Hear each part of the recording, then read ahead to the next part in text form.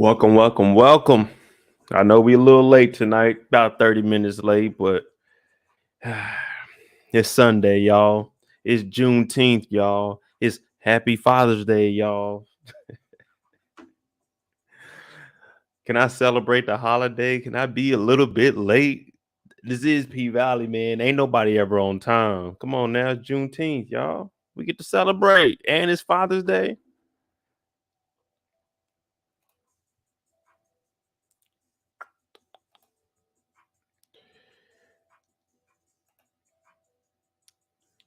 But we got PValley episode 3.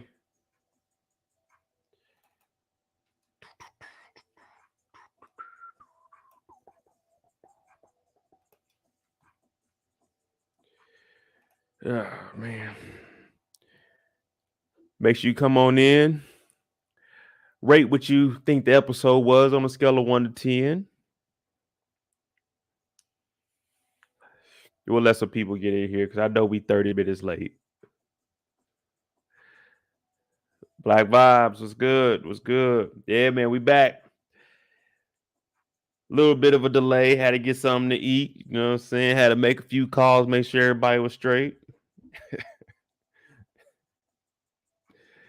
Nah, we started late tonight.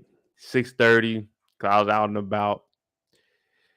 I was like, man, we just gonna take it easy tonight. You know, we relaxed tonight in the pink. You know, I actually dressed up for a little bit because we taking the show on the road. It's the Dirty Dozen tour. We ain't gonna be nowhere fancy, so I ain't gotta worry about wearing a suit, no tie, no bow tie, none of that. Just something simple because you gotta get ready to throw them hands. You out in these strip clubs out here in the South. Well, shit, nowadays you can't even throw hands because they throwing shots. And we seen that tonight too. What's up, Kendall?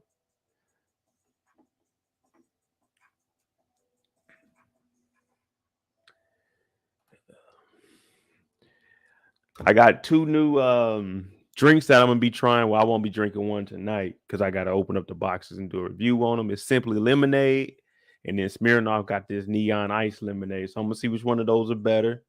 Then I'm gonna compare them to the Trulies. Whatever one makes it, man, that's what I'm gonna be drinking on my lives. You know, I need something to just get me over the hump.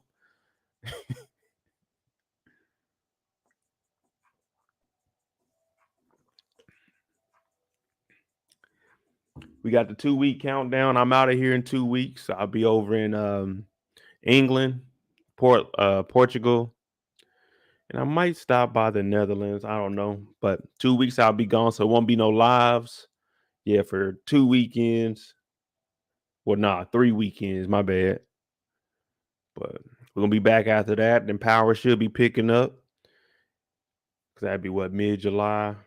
Then we got like a month before power. Either way, rate what you guys think this episode was. Scale of 1 to 10. Was the episode what you all were looking for? Now I know you guys may not all seen the trailer for next week, but we got y'all boy Diamond coming back. You know what I'm saying? Diamond coming back to the pink. We got new relationships building. Duffy might forget all about what her name? Gidget. He about to forget all about that. Trill says scary hours. Hey, I don't have nothing to do with this YE Hoop character. Scary hour is nothing. Everything is, you know what I'm saying? Let the sun shine in. Chrissy said a 10, a 8, a 9, 8.5. I give it like an 8, 8.5, maybe. Y'all girl Mercedes, I've been hard on her. We've been talking about how broke she is, and she almost fumbling the bag. She almost fumbling the bag with Coach and Farrah. She better get her act right. About to blow big bag. Now it's unfortunate she got to this situation where she got to deal on that big bag. Well, we're gonna jump into it. We might start with Mercedes tonight. She has been turning her life up a little bit from all the previous rants we had about her being broke, but there were some broke moments in this episode too. So we ain't gonna let that just slide. But there was some broke moments for you, Mercedes. I don't know. I'm just an optimistic nigga. You know what I'm saying? I'm just optimistic.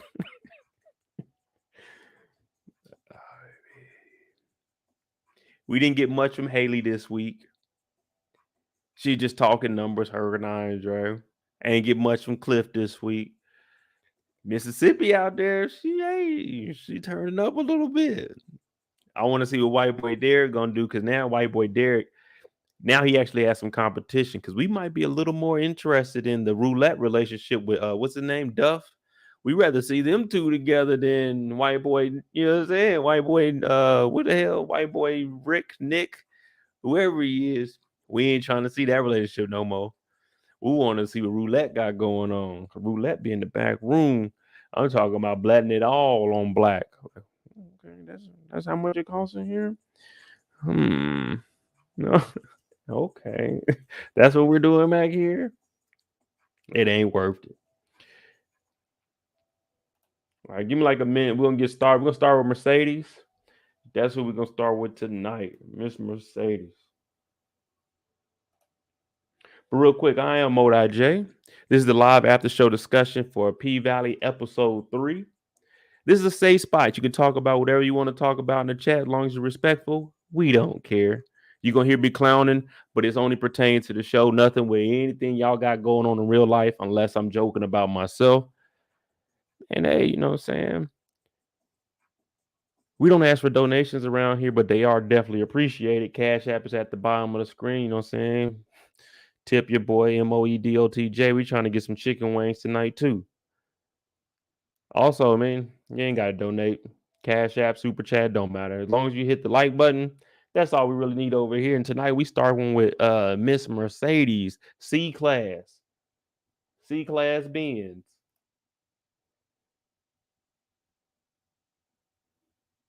Let me see what we got. PValley, nope.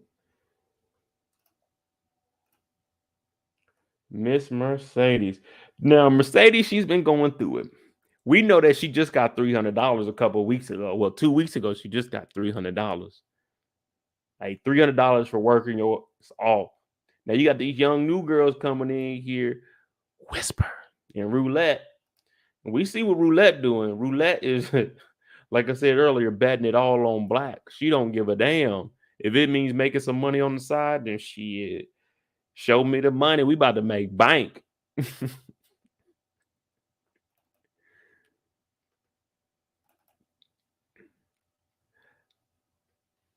Oh, man, where we at? There we go. Starting with Miss Mercedes. I told you there was a broke moment for Mercedes. And that was here where her bag was not, it wasn't half empty, it was half full. Now, we know what Roulette's over there doing. When you hear me say big bag, that's right there. What's up, Dina girl? Blanton Truth. What's up, your queen? Yeah, she making big bag. Now, what these fellas are throwing off like that down in Mississippi, I don't know if y'all should be blowing through money like that down there in Chuckalissa. I just don't think y'all should. It just doesn't look smart. But Roulette's over here making a bag. You know, them stimmies are going, they going through the mail to your house, to the bank, cashed out, and in the strip club. And most of them ain't even going to the bank to check to cash these checks. They going down to the little corner store where they take $10 to $20 off every 100. You didn't got your $1,200 stimmy, but when you go get it cashed out, they only give you back $800. You're like, damn. Oh well.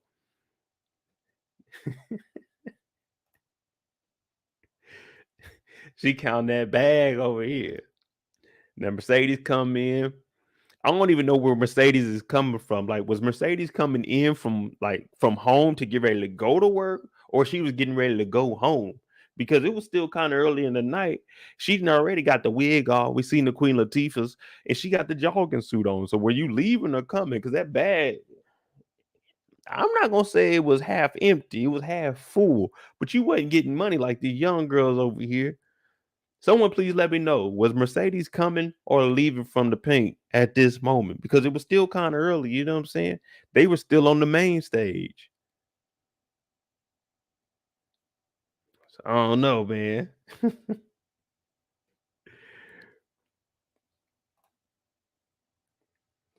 What's up, bro? What's up? He's there breaking all Uncle Clifford's rules. Yeah, they got these rules in place. Don't no one care in there. Don't no one care. Uncle Clifford got all these rules. Can't do nothing. For just last season, we see Uncle Clifford in the damn kitchen acting a freaking fool with Lil Murda. Come on, Uncle Clifford. You got to abide by them rules too. Remember, you only a 15% owner. Well, 31% owner now, but that's a whole nother story. But Dina girl said she was going. All right, so she going. She didn't got, you know what I'm saying, cleaned up, took the wig off, kept the ice in. But, you know what I'm saying, that bag ain't gonna be coming in when you got that arm tape on, you know what I'm saying, to keep your stuff together. Shout out to everybody. Golden State Warriors won since the last time I spoke to y'all. But when you showing up with the same color tape patch, that's when you know Mercedes, she going all out. Y'all remember all that money she was spending when we looked at her bank account? That's because she said, "Ooh, I want to accessorize. I got a yellow car. Oh, I want the yellow strengthening tape." Like Mercedes, you just need to get the regular black. It's gonna save you about 20 to 30 cents per, you know what I'm saying, per inch. I think that'd be a good investment. She's showing up, going straight to the dance studio, knowing good and damn well going into this raggedy ass dance studio, she need to have on a long sleeve shirt or something. All these wires hanging from the ceiling. And now she over here, she looking at Tarika's picture. She looking at Tarika's picture like Wolverine be doing, looking at the old times. Like, dang, I wish I had my daughter here, but we all know Shell ain't about to let that go down. And now I understand. You remember when all the kids were saying, "Oh, we can't come back to the dance studio because our parents can't afford it." And the other girl says she want to make sure that it's all safe. She was talking about the safety of this place. This is a fire hazard. This is a, a safety hazard. It's a health hazard. The CDC needs to be notified. Everything. They ain't even got no hand sanitizer stations in there. Nothing. This is not a place that you wanted to be dropping your kids off to.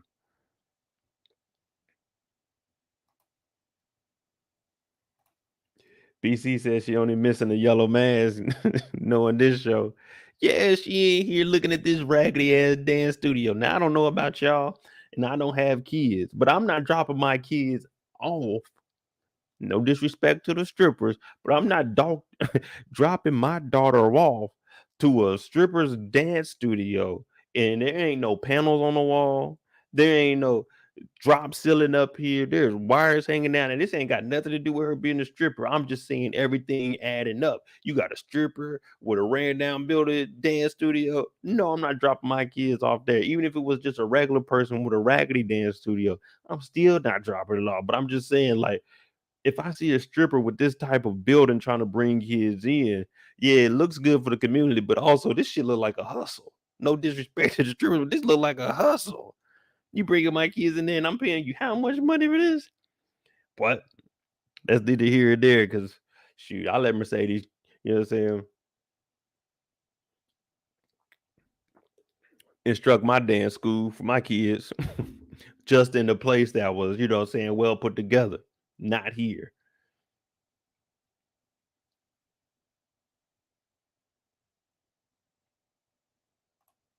Curver said, "Do we think Roulette suppressed Mercedes pole dancing, or is it tied?" I don't know, man. We didn't really get to like.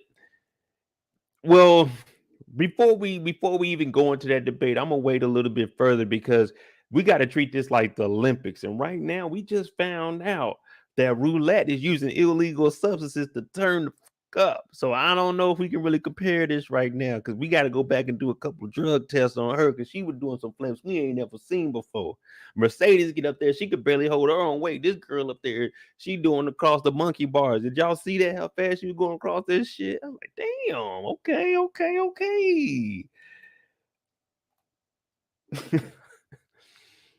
But yeah, back to Miss Mercedes.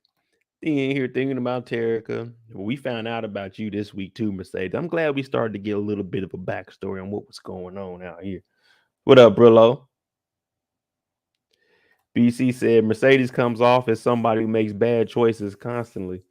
It's going to hurt her at some point. That's why I was asking y'all. I really wanted to know what everyone thought about the whole contract that we're about to get into. How do you think it's going to play out? Because I'm seeing something with Farrah starting up, and we're going to get into that because we about to jump all the way into Mercedes. Pause, not like that, y'all. Come on, let's keep it PG today. It's Sunday. Happy Father's Day. Happy Juneteenth. Y'all better be out there celebrating the right way. 240s, either that or double cup.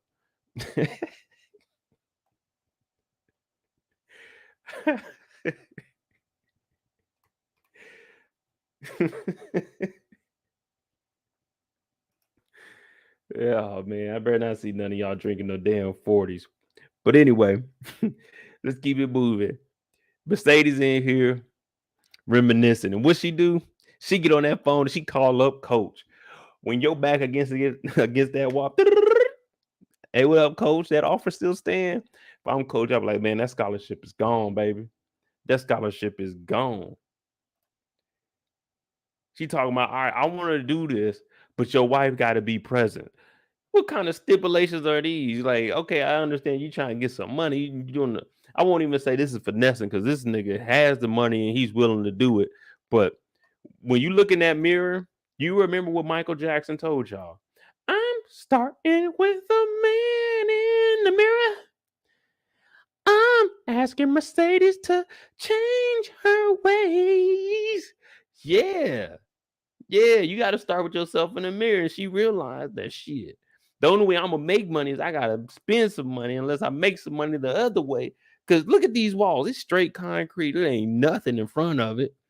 It's all getting peeled off. Like, was people putting this stuff together? Because if we were renovating it, these mirrors should have been the last thing you bought. The only way I can justify buying these mirrors so early is if, hey, it was a once in a lifetime deal. They talking about you can get all 10 of these mirrors right now for $500 instead of, saying like the 2,000 or 3,000. It's like, all right, you got to take it at that point.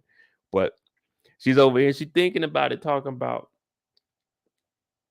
does that offer still stand? You're like, yeah, I mean, shoot. Yeah, it's always there. But then we found out that they were putting contracts and stuff together. We just said that Coach became the number one guy on PValley. When it comes to anybody on PValley that is a man, Coach he's top dog right now. No one is outdoing top dog Coach. That's what we call him. TDC, pause.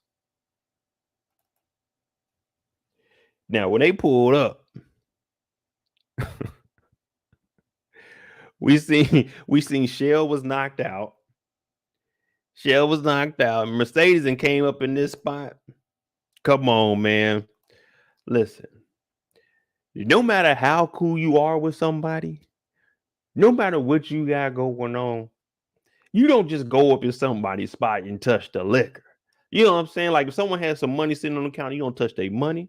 Now, if somebody playing a video game, depending on how cool you are and what game they are, you don't touch that controller. You don't change a nigga TV. And you don't come in and touch nobody's liquor or weed. You don't just come in that thing. She looking like, oh shit, pull up. That champagne ain't for you. That champagne is for husband and wife, not thing on the side. Mercedes came in there and started pulling up. Said, what? What? She over here snapping selfies whenever I got a hotel. Hey, put that phone down. Don't be taking no pictures off my balcony. You ain't paid for this shit. Don't be taking pictures of that. Don't be, hey, I don't get now. If we go out and you taking pictures of your food, I don't give a damn because I got to eat. But I paid for this hotel. I got this suite. Don't be, hey, yo, whoa. My liquor bottles. That's my weed.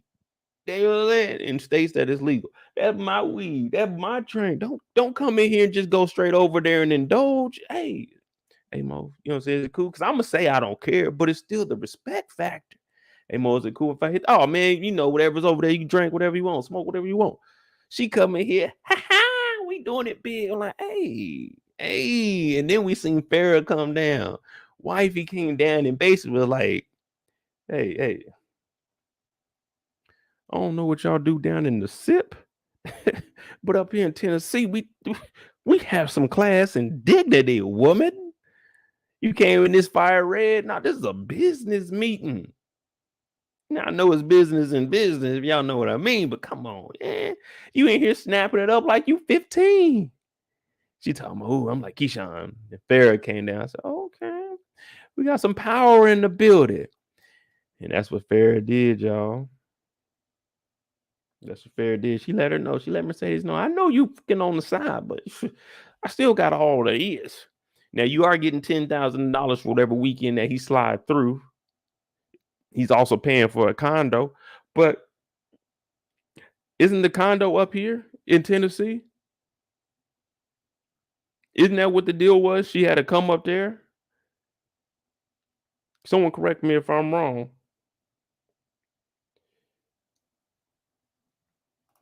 Yeah, that's what I'm trying to say. Isn't the condo, doesn't she have to come up to Tennessee for the condo? And whenever he comes over and they use it, that's $10,000.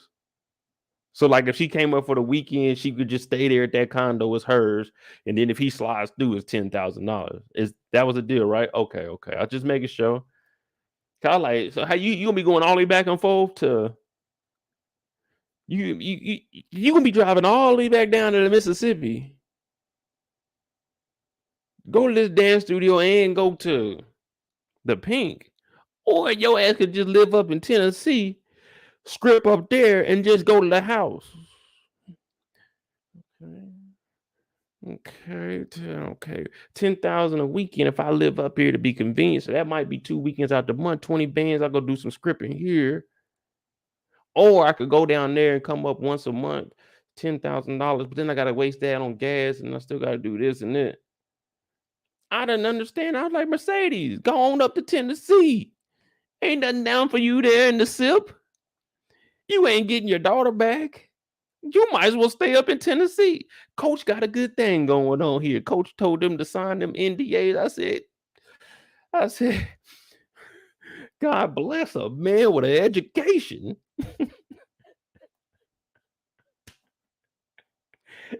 He said, the hell with this. No, I'm going to get permission from my wife. I'm going to put this shit in writing. That means your ass can't say nothing. He over here drinking. We ain't never seen Coach smile this much at his wife. Farrah ain't seen a smile since the day they got married. This nigga so happy. Mercedes is over here. That nigga looking at the contract. Look at his lips talk about it. Ooh, sign your name on that dotted line, Mercedes. Ooh. He talking about, I can't wait to sign. She over here signing up. So, okay, Coach. Coach over here doing it. I said, Farrah, you got a little bit of educational background on yourself too. You know what it is. You're not leaving a relationship. Why leave and get half when you can stay and have it all? Even though he ain't laying it down like he's supposed to, because he want the younger thing, the more flexible thing. You know, the one that do that thing with the leg that go up that way, because he want that. She said, I ain't leaving. You get this shit on the weekend. Now we can switch though. I don't want to be no scripper, but we can switch. She said, I ain't leaving none of this shit. I just know your ass. This is exactly what she was thinking in her head when she handed over that contract and say, I know your funky ass ain't getting all of this and your ass ain't gonna say shit. Like, damn. Can't even say something. You mentioned something about Coach or Farrah, they on your ass. Yeah, they gonna garnish wages. They gonna do everything. Them NDAs, boy, you could throw in anything. And she ain't read shit. She signed on page 3, page 5, page 47, and page 63. Ain't read damn one of them pages. 63 pages of a lot of fluff and BS, but it'll be one page that say, if you say anything, all your possessions will be signed over to us. She ain't read a damn thing. Just jumped up in that contract. I said, well, this look like it's gonna get a little bit ugly for her in the long run. What up, players for keeps?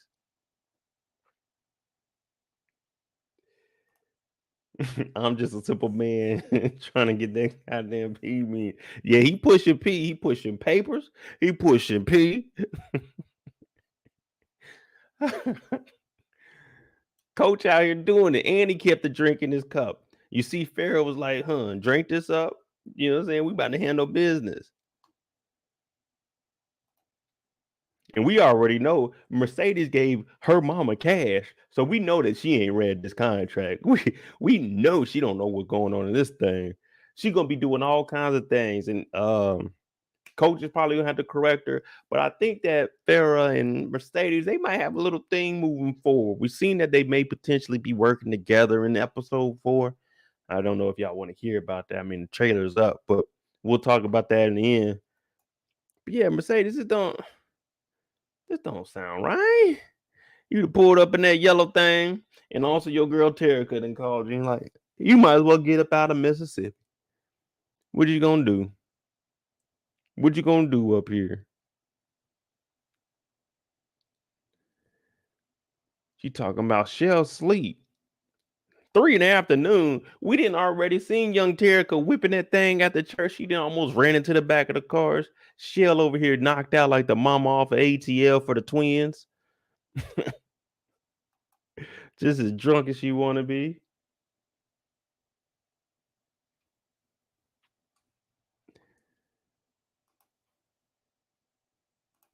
BC said Farrah's motives are suspect. Yeah, I want to know if y'all listen to the recap. I said there's like the basically, you see, they basically did the same storyline that Aunt Viv had. He was like, oh, that's back when she was a photographer, a professional photographer. She's like, I'm still a photographer. He was like, you know what I meant. And they were arguing over the dummy shit for like 4 episodes. Look, yes, you were a professional photographer at one time. You were a professional painter at one time. Your ass stopped. You're not a professional right now. Right now, you're in between that gray area. Fell the fuck off and professional. She talk about, I've never seen anyone notice that about my artwork because it ain't there. Mercedes is just trying to, you know what I'm saying, soften the cushion because, hey, she ain't trying to blow that $10,000. She just got a phone call from her daughter. Come on now.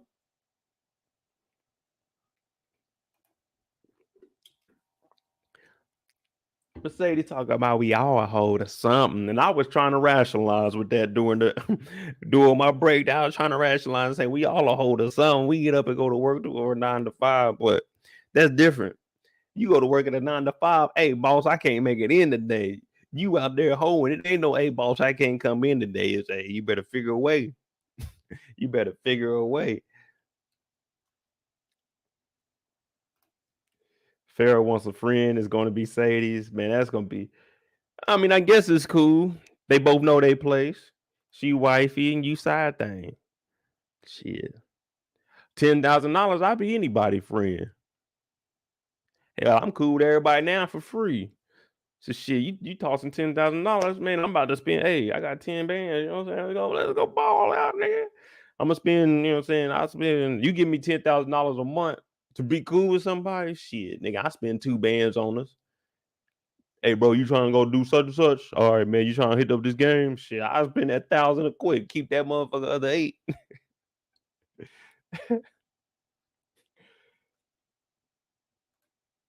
Farrah is mesmerized by Mercedes, which makes it weird and dangerous. Yeah, so speaking of that, did you watch Mercedes' face and Coach's face when when she came in there? They both looked over there like, what you want us to do with this? Because we already know Tarek has been calling. This is it.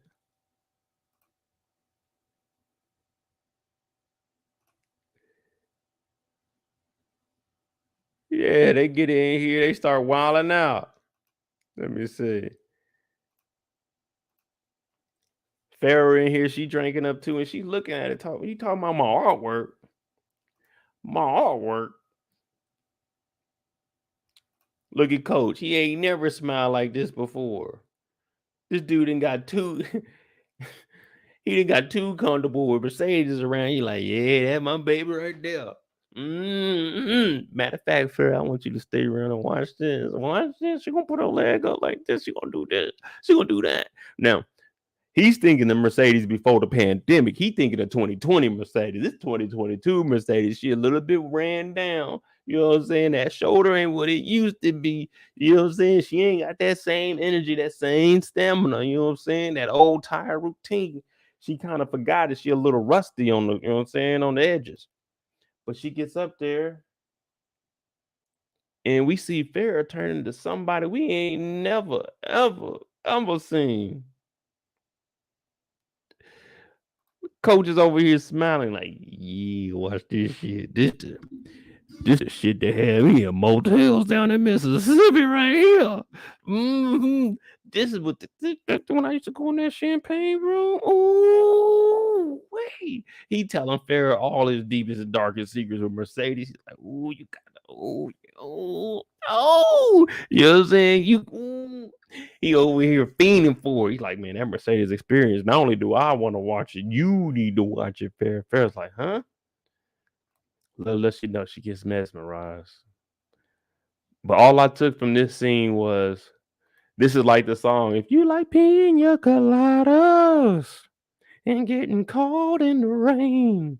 Now, if you don't know what that song is about, it's about a man and a woman. They kind of went separate. Then they ended up writing about what they liked, and it was in the newspaper. And then the third verse, they both met up, and it found out that both of them were writing about what they love. It was just they were so close to realize that we both love the same thing.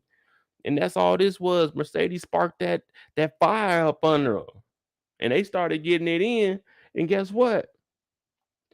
She mesmerized as hell. She's like, okay, let me see. Let me see what we doing over here. Tarika keep calling, too old for that ringtone. And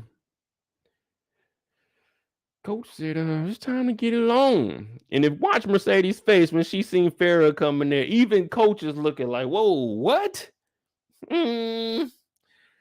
That's it. We're done here. They both looked in disgust. They turned around and looked like, oh, what is she doing here? Oh, brother. It was fun until now. Farrah back there, she's exposed herself. Even Mercedes is looking like, what? Look at Mercedes. She's looking like, what? Really? Really?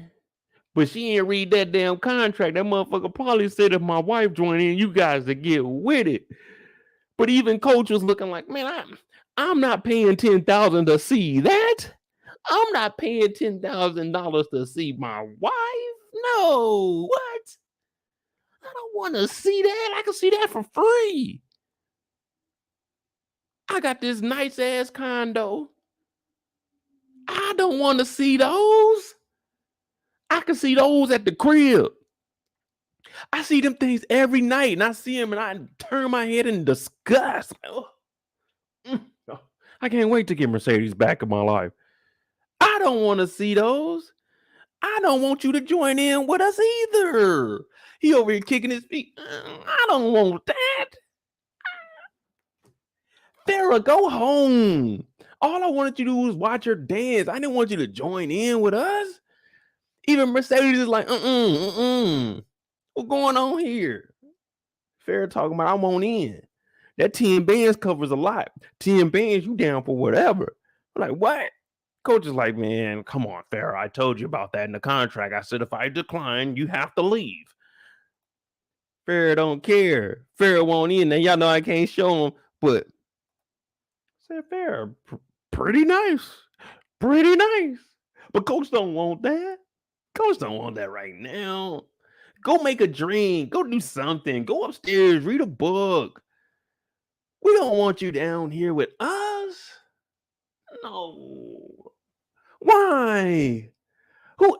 Everyone raise your hand in here if your wife comes and messes up you when you in the man, you doing your thing and your wife come in and mess everything up. Raise your hand if that happened to you.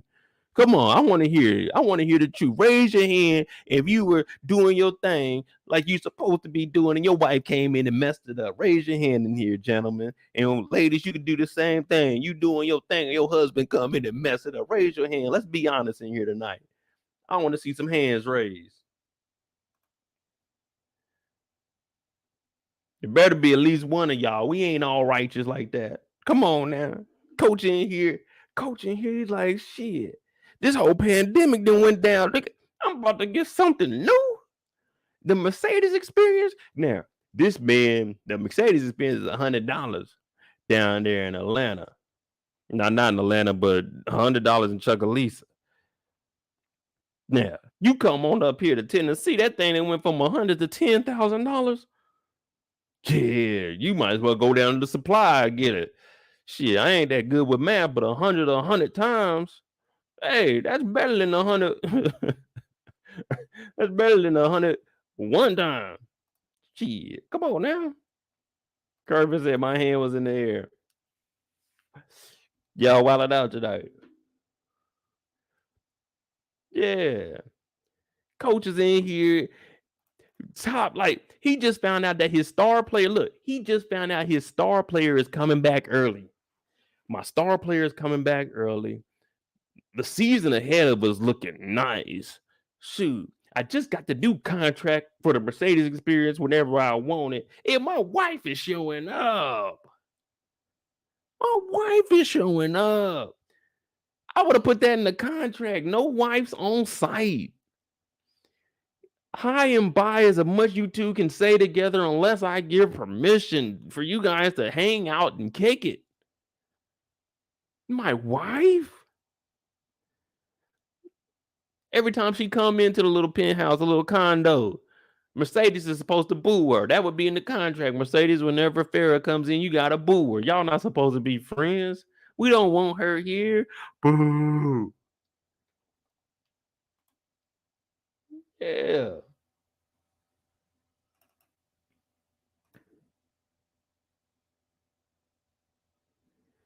Now they ain't here getting it in, but what did I tell y'all? This whole scene had to happen. Because what did it do? It brought Coach and Farrah back together. Remember, she said she wasn't getting no kind of loving. She wasn't getting no allowance.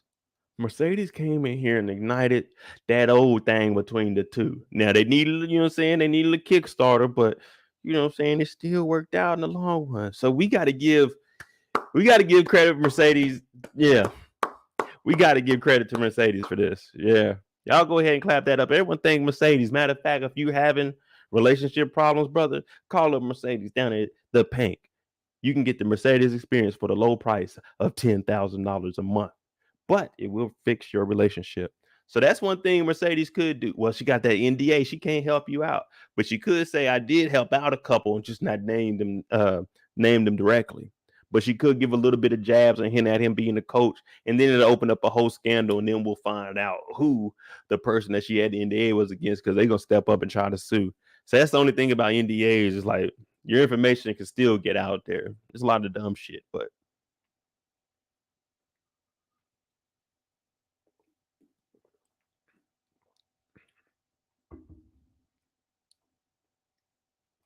yeah, Nicco, such a humanitarian. Yeah, we need to have Mercedes can fix it. Mercedes fixing lives one at a time. Now, Tarika, she done got pulled over. We already knew she couldn't drive. I told you when she pulled up on Mama Benz, aka Miss Patrice, she was whipping that damn thing. They got up there. It's like, all right, cool. How many boxes you need? Okay. But her ass got arrested for driving, and Shell's ass was drunk in the back seat. Like, where are you going that you got? Did Tarika pick up Shell and drag her big ass to the car? Like, hey man, come on, get in the car. We gotta drive you somewhere. And where were they going at that time of night? I just be like, Auntie, but Shell, you just gotta stay at the house, sugar. Like, we can't go nowhere. Where we gonna go? I ain't got no money. Your ass drunk. I was just at the food bank earlier today. I ain't got 4 boxes of food, nigga. This thing said 1 box per car. They got 4 boxes. She said I'm picking up for a neighbor. They got 4 boxes. I don't think y'all heard me. You supposed to get 1 box per car. She got 4 boxes. I'm picking up 1 from my neighbor too. So that, in my book, 1 plus your neighbor equals 2. How you get 4 boxes? But this is why I told Mercedes, you should probably just think about staying up in Tennessee. You should probably think about staying in Tennessee. There's too much shit going down in Mississippi. You got to keep going down there and bailing a nigga out. They didn't call you. What? You talking about you working, but you could have been working at the strip club. You up on the pole, or you on your back because you didn't fail and hurt your shit. You wouldn't have been able to answer your daughter's phone. So she had to stay in jail overnight.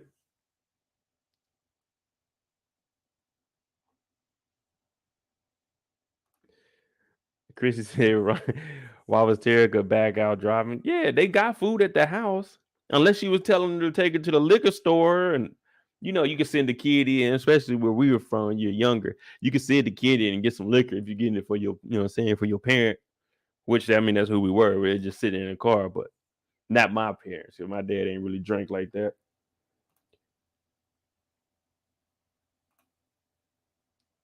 Tamika said the same thing when she telling her to drive to the liquor store. That's what I'm saying. Where were they driving at that time of night? Coach over here doing his two-step with two things. Coach got two things going on over here, and he got interrupted by his wife and by his side missus, his side mistress, girlfriend, whatever you want to call her, kid. Like, damn. Mercedes will be getting ready to leave, and if I'm Coach, I'm like, give me that stack. You leaving a little bit earlier than I thought, so.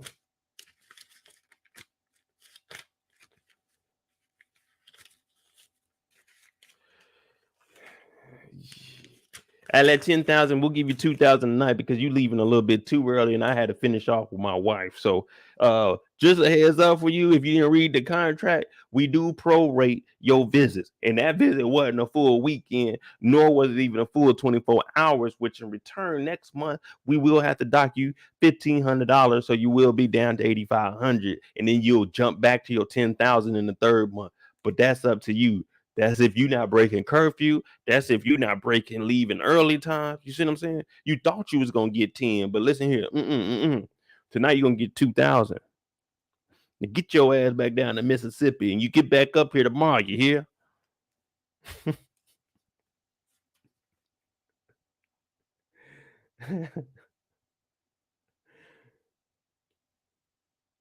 Yeah, you gotta cut Sadie's off at this point. Mercedes and came down. Would y'all pay Mercedes the full 10,000 for this first encounter, or am I just being stingy? Am I being stingy, or is that good business? This was just a 30-minute event. You know what I'm saying? You kicked it. You drank up my liquor. We kicked it. You danced for about 15 minutes. We heard some kids songs. You ain't getting the whole 10,000 for this first encounter. Am I wrong for that? Because I'm not giving the 10,000 for that little hour escapade. You know what I'm saying? 10K is a lot of money. Even if I had it, 10K is a lot of money. But we get to hear the truth about Mercedes when she was growing up. You know what I'm saying? So she done drove all the way back down here.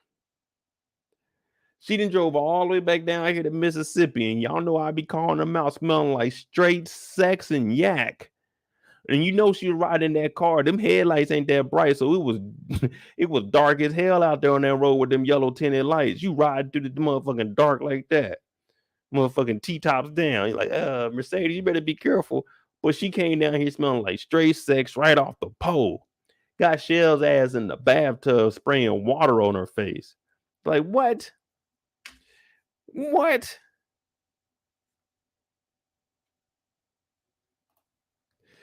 Kendall said, you know that I'm frugal. $10,000 for an hour event? No, it ain't no way. She lucky I'm giving her ass $2,000. I should give your funky ass $500. I ain't even get mine off. But that's a whole other story because we gonna take that shit out the back end, Mercedes. But she gets here and I'm looking like, man, Cortez, what? See, I can't even say what I want to say because of the age of where Mercedes was at, but I'm looking at it like, Cortez, you went from Mercedes to this? Cortez, let me talk to you, brother. Now, I know you didn't do no ID check. We're not going to spend a lot of time on this because it was wrong. She lied. He ain't double checked. Everybody's supposed to check, but y'all, hey, kids, y'all can't be lying. Cortez, I don't know how the fuck you going to figure out back in 90 something, but you got to do something. You see, I'm over here counting up the check because I'm thinking of how much money I saved from kicking Mercedes out. But Shell in here talking about, you think I want to look at his mistake every day? Call Tarika a mistake. A mistake. That's disrespectful. But if it's the truth, yeah, you know it is. They say a drunk man tells no lie. Hell, a drunk woman in the tub tells no lie either. She ain't here cracking up, and we found out that Mercedes got knocked up, and see, it was different. I had to let women discuss this because I don't want to. Y'all not hitting me with shit.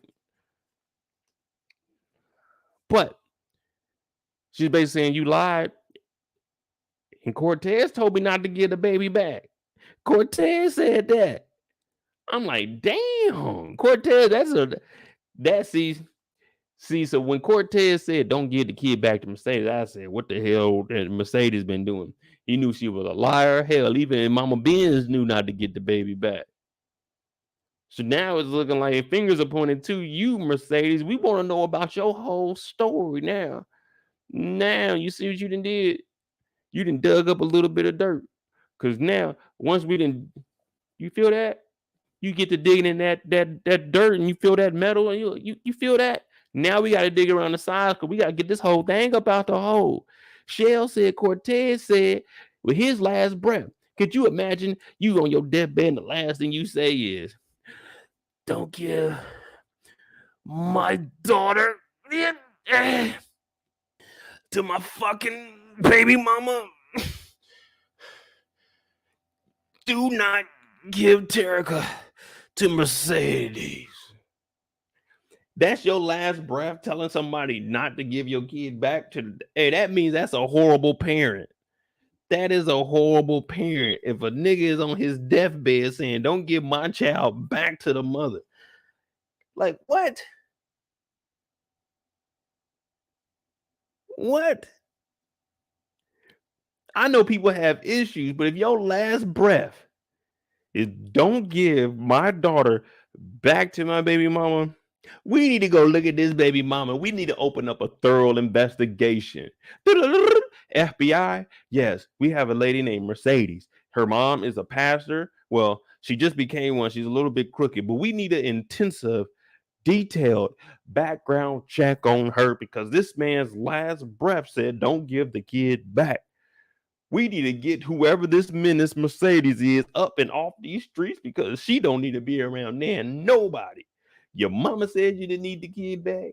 Your baby daddy on his deathbed said you didn't need the baby back. Even Shell said, I don't want to look at this mistake every single day, but I got to. And she did it. She did it because she believed what Cortez said was so valid that she stayed loyal to a dead man that wasn't loyal to her when he was alive.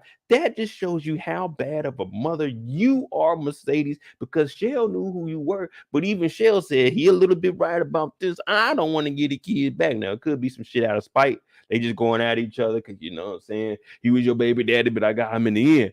Or it could be Shell knowing that Mercedes wasn't really that good of a mother. And also, she did waste some of her life. But what did she do? She gave that child a better upbringing, even though she suffered. So when she drove herself to drink, we were like, Dad, that's fucked up. You an alcoholic. But imagine taking care of another kid that wasn't yours because you promised somebody that you wouldn't get a kid up to someone else that would harm them. And now you done wasted all your adulthood, 15 years on a little motherfucker that ain't yours. And now you wonder why you ain't get to live and you in the bathtub getting sprayed down at 3 a.m. because your ass was drunk and had an underage kid driving you. And the baby mama that came over here, you had to tell her in her face that her baby daddy, the one that was fucking around while he was alive on you, made you promise him to take care of the kid so she wouldn't get it back. That is a bad mom. If y'all connect that whole circle and listen to what I said, I broke that shit down to a T. To a T. And we ain't even finished counting that check that we just saved from Mercedes. You know what I'm saying? We going all night. We going all night. We going all night. Yeah. Don't rob me, y'all, man. It's like 8 ones, a 10, and a 5, man. I'm broke. Don't come up to me thinking I got something on me because I don't. I'm throwing all this tonight in the pink. Yeah, Chris, you right. Prayer claw. I ain't gonna lie to y'all. I did that one. When you think about how you got to, oh man, you got to be doing something horrible if all of that is true. If that nigga with his last breath was telling you not to give the kid back to the kid's mama, it might just be you, Mercedes. I don't know. I don't know. It might just be you. But even your mama said you didn't need the baby back.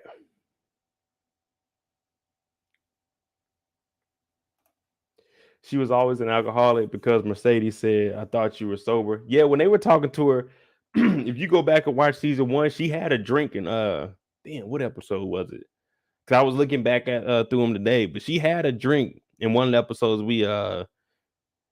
You see, they said something about her drinking, or they showed. I can't remember, but it referenced her drinking a little bit. So, shit, I mean, it is what it is. But she was in there cracking up. Tarika heard the whole thing. She's standing against the wall, like, "Hey, man, why are you sitting there listening to that? Get out of there." That's why they say kids don't need to be in grown folk business. You don't know what's going on, Tarika. You don't know what's going on at all.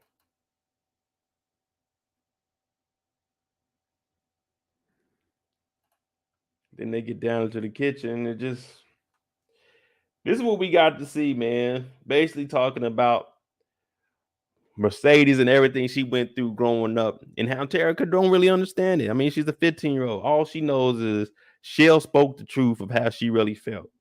Now, was Shell wrong for that? I don't think so.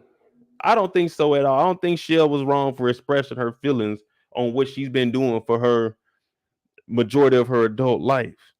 Being a mother to a kid that isn't hers, like that's a huge responsibility, especially if you ain't got no kids. Now, if you got a kid of your own, I mean, it's still gonna be tough, but at least you know how to take care of a kid. It's like me. If I got with somebody and she had a kid and was like, "I want you to take care of my kid," on her deathbed, I'm looking at it like, I don't think I'm qualified for that. I don't know if I could. I mean, it's different if it's my wife, but I don't know if I'm qualified for that to take care of a kid that's not mine. Like, and I don't have kids. What am I like? What am I supposed to do? I don't know. Hell, I barely watch kids now. I don't know how to take care of those kids, let alone take care and raise somebody else's kid. She did this for her whole life. Shit, y'all think I drink now? I'm be toe up. I gotta try to stay sober because I gotta watch a kid. Like, I mean, I can't be messing up my sleep. Today I had 11 hours of sleep. I tell you, I slept so good. I went to sleep probably like I got done recording all the episodes in the trailer for episode 4 around like 2 this morning. I woke up like 1 this afternoon. I said, shit, what a wonderful type of day. I can't watch no kid. What I'm gonna do? I'm in here. Now I can whip up some Similac. Now I know we got a short, but I can whip up some. I did that with my nephews. I can do the Similac. I can change some diapers. But now I got to get up and I got to actually cook nutritious meals for these kids. Like, I'm over here trying to make it happen with Pastor Woodbine's damn box truck lunch shit. I'm trying to make it happen. I got some cornflakes in here. I don't know what the kids are allergic to. I don't know. I didn't go to none of the doctor visits. I don't know how to take care of a kid that ain't mine. I don't even know how to take care of a kid that's mine. That's why I ain't got no kids. But now I gotta come in here and raise a kid, and not only that, I'm raising it on my own. Like, look, little man, it's gonna be tough out there. Like, what kind of motivational speech am I gonna give a kid? Like, he's 3 years old, 4 years old now. Shit, I mean, at this point, shit, he's 3, 4 years old. It's my kid now, but I'm saying in the beginning, I can't trust. I ain't watching no infant. Infant, that motherfucker get to crying. No. I'm like, God damn, I don't know what to do. I got to FaceTime my mama. She talking about, oh, baby, you doing good. He's going to cry a little bit. You'll get the hang. I'm like, Ma, I ain't trying to learn how to do this shit. I'm over here drinking out the baby bottle because I'm trying to, you know what I'm saying? That Similac make a kid strong. I'm like, shit, let me get some of that energy, little nigga. Powering up off of Similac. Talk about why is she sleep at 3 in the afternoon? Why is she sleep at 3 in the afternoon? She had to take care of Tarika ass for all them years. She got PTSD. She got to drink. Every time she look up, Tarika in trouble doing some shit, acting just like her mama. Because her mama said, I knew you was my baby because you were doing all that hollering and shit. So we already know that Tarika got those Mercedes traits of hollering and shit. So she in the house, Shell over here working her ass off. Every time she looks at you, she got to think of Mercedes and she got to think of your daddy. She's stressing. And look where she living at. Look where she living at. Nice ass house. Cortez, they, you know what I'm saying? They helped her out. But I ain't going to lie to you. That house may be paid for, but them bills is high. Now she got to start digging in this shit because she got to take care of Tarika. She got to manage the money for her because it don't look like she can work because she's inebriated every time we see her. So it's like, man, it's a lot of stuff going on right here. You know what I'm saying? It's a lot of stuff going on right now. Tarika driving the car, tearing up the brakes. Every time you look up, you got to get in the car and get the brakes changed because Tarika, like, damn, Tarika, ease up off them brakes. Shit. You see that car up there? That car is stopped. Ease on it. Don't slam on it. Don't wait till you get up on the tail. Ease in it. Man, that's stressful. It's going to drive you to drink. Now, who agrees with Shell? Was Shell put a 1 for yes, a 5 for no? Was Shell right for expressing her true feelings to Mercedes? A 1 for yes, a 5 for no? I think I really do think that Shell was right for, you know what I'm saying, expressing her feelings on everything that was going on. Basically, what she's saying is, Mercedes, I know you a fuck up. Cortez knew you was a fuck up. Your mammy knew you was a fuck up. The court knew you was a fuck up. Get your shit together so I can get rid of this kid and you can get your daughter back. That's what I really took from it. It's like, I've done everything I can to help raise your daughter. It's at some point, it's up to you to decide if you're going to help out or not. So this makes Mercedes 30 years old. She had Tarika at 15. Tarika's 15 now. 30 years old Mercedes. Do something. Now I know you up in Tennessee slanging that thing for 10 bands. And I heard you only made 2,000 tonight, but you got to do something. You got to help out something. Come on. Come on. You talk all this shit you want your daughter back. Do something. You got to do something. I know you working hard. You trying to bounce back from your mama taking your shit, but do something. Come on. Help us out something. Do something. And the reason I asked about this contract is because I don't think that this contract is actually something you want to get yourself into.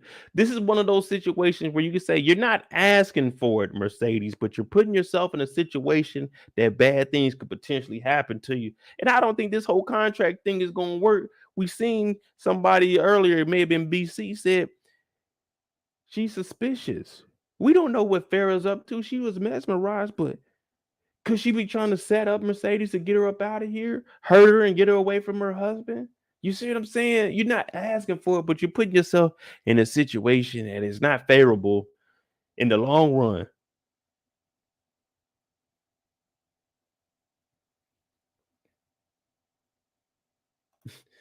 She said she only got 3 years left. Homegirl gonna be out there. Hell, at 14 years old, because this is supposed to be 2021. So at 14 years old, Tarika was turning up.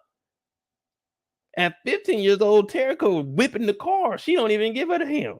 So it ain't no telling what Tarika doing at 16, 17, 18. She might be bucking.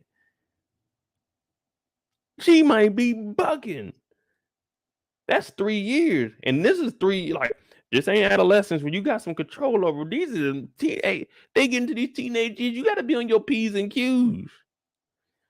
You be in here on live, they kick my door in, little 14, 15-year-old kid come in here, start choking me out and shit. Y'all over here laughing, think it's a joke. Hell no, you gotta watch out for these kids.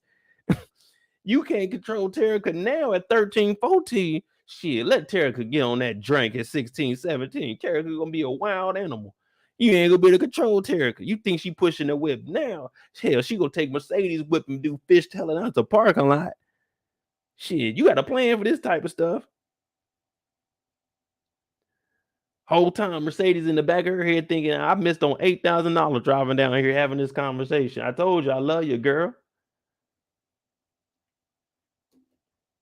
See, Tamika says she'll probably run away before then. Yeah, man, that's gonna be some tough stuff. Trying to watch a 16, 17, oh man, hell. That sweet spot is like 3 to 6. And then after 6, they start getting a little bit too smart. It's like, hey, how'd you know that? You gotta watch the kids, they turn 6 or 7. And you're like, damn, y'all a little bit too smart for me around here. Tarika looks like she'll fight Sadie's. I don't know. I won't say it's a good fight because that's a mom and daughter. I got my money on Mercedes. It just depends on how that arm is. If that arm give out for Sadie's, Yeah, it's gonna get ugly for her.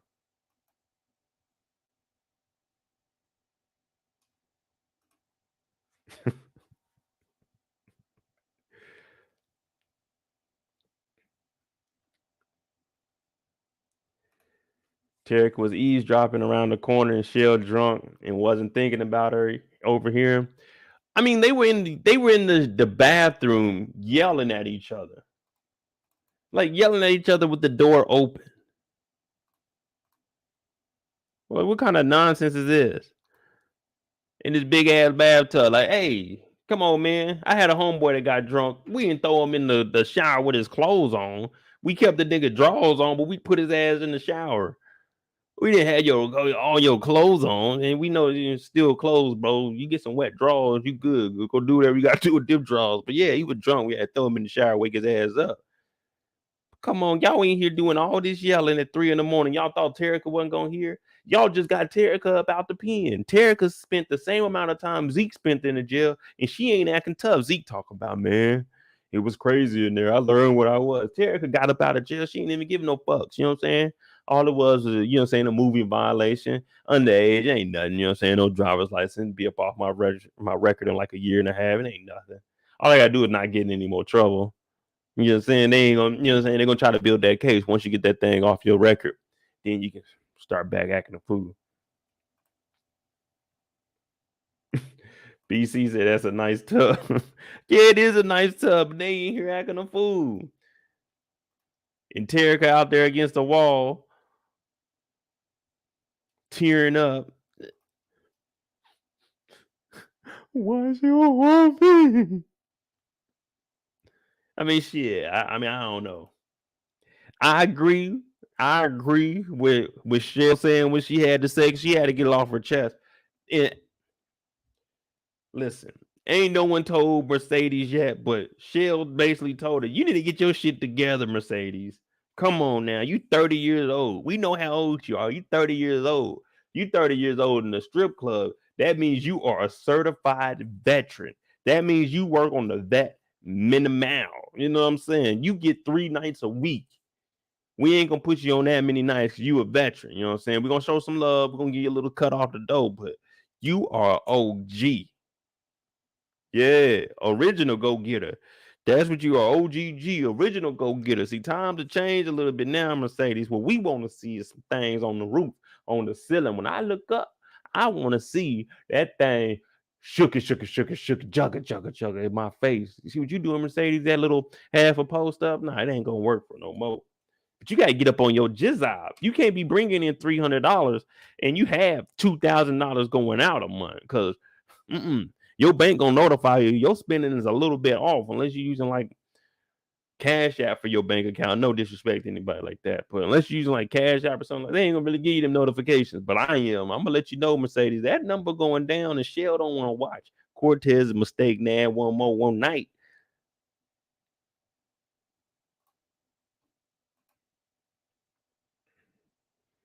But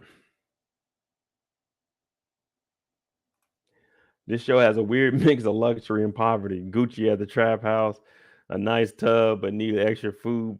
Yeah, I mean, no, the only thing I can say about that BC, the only reason I think that they went to the food bank was because Shell was drunk.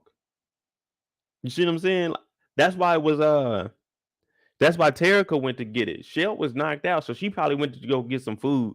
So that's why she was getting it for free. That's what I'm assuming. Because Shell, she got money. She obviously got money. She buying liquor. So I just think she was knocked out. That's why she took the car because you know what I'm saying. She ain't been buying food. She been buying more liquor.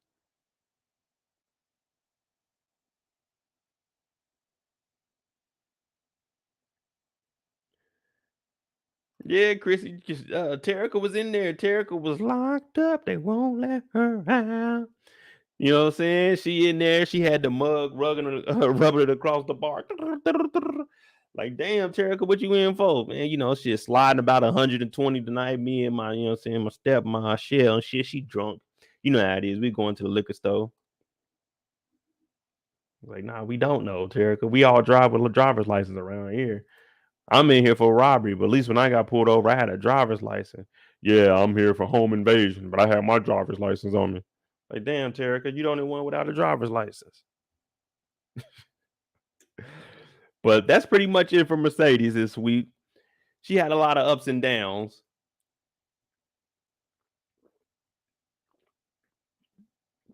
But before we move on, what do y'all think? What do you think about the contract?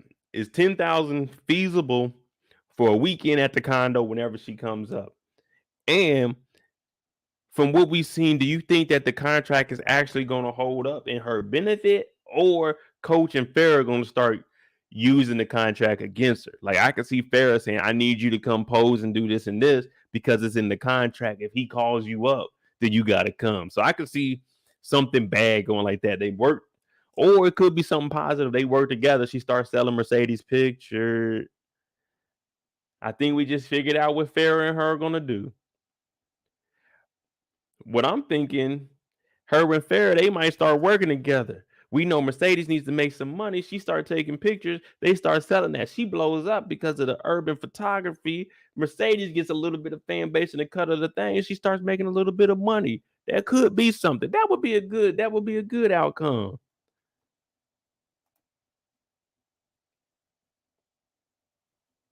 Oh no, Chrissy, I ain't drinking nothing right now because I got 2 new drinks I gotta do like a review on. I'll probably do 1 box tonight. So I gotta be semi sober before I start it. So you know what I'm saying? I don't get toe up trying to record that shit.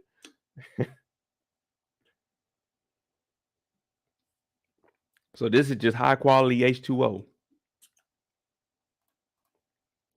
But does that include the wife? If it does, she need to up the price. I mean, we don't know. We don't know, Tamika. So it could still just be Coach's thing. But what if Farrah goes and say, hey, I need Mercedes for this? He's like, oh, okay, for what? She's like, okay, I need to take some pictures. And then he says, hey, I need you to come up and Farrah be at the house. So I mean, for $10,000 or some photos ain't bad. You know what I'm saying? I done sent some photos, some risque photos to some women back in the day. Hey, if it get out, I ain't got no money. I ain't paying nobody to take them down. I don't give a damn. Here today, gone tomorrow. Who cares? But $10,000 to take some pictures with Farrah? Shit, I be snapping them pictures every time I come with Farrah. What we need? We need to get. I can get 2, 3 more outfits. We come up here. We get this thing cracking.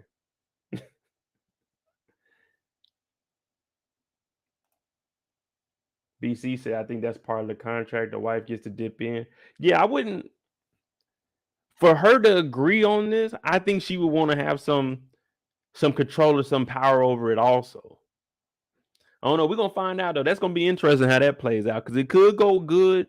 It could go good for Mercedes and Farrah. They do build like a little partnership. They do some photography, or since this is PValley, they could end up clashing, and Farrah's just setting her up to get her up and out the way. I don't know, man. We got to watch. We got to watch and see about that. Miss Sharon said, I don't think Mercedes got the 10. Yeah, we didn't give her no 10 because she left early. We gave her $2,000 and said, come back next month. What is it? April, May? Yeah, come back June 3rd. I want you June 3rd to the 5th. She said, I'm busy that weekend. No, you're not. That $10,000 said you ain't busy at all. Now you can go ahead and play. I'm not always there when you call, but you better always be on time. That 10,000. We got this NDA. Hey, you better show your ass up June 3rd to June 5th, or we on your ass. I heard about that little dance studio you bought. Say less. That shit mine. I heard about the little yellow car you be riding around. Say less. It's mine. I know where you be staying at a little bitty house. Say less. That's mine. That's all in the NDA, girl. You better show your ass up June 3rd to June 5th.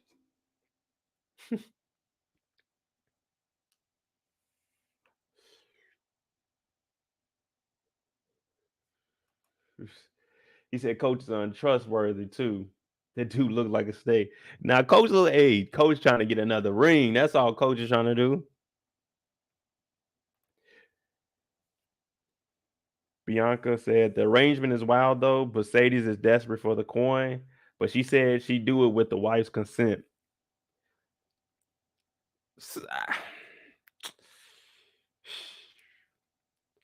I get where she's coming from, but even if coaches, if Farrah said no, I don't think Mercedes would turn it down. Mercedes would just not go up to Tennessee. He just had to come down to Mississippi. But Kerwin said, like I tell you, Mo, she should have got a lawyer before she signed the contract. Yeah, but I guess in her head, all she's thinking is it's just gonna be me and Coach. You know what I'm saying? When she got up there, that's what she thought. She went in there and popped that. Well, she didn't pop the champagne, but I just like to make the. She went in there and got the champagne. She flicking. She thinking it's about to be. She thinking it's about to be sweet. Yeah. She thinking it's about to be. Come man, let's play together in the bright sunny weather. Let's all go to Gullah Gullah Island. Gullah Gullah. That's what she thought it was gonna be. It ain't sweet up there. Farrah won't in. You hear me knocking? Well, let me in.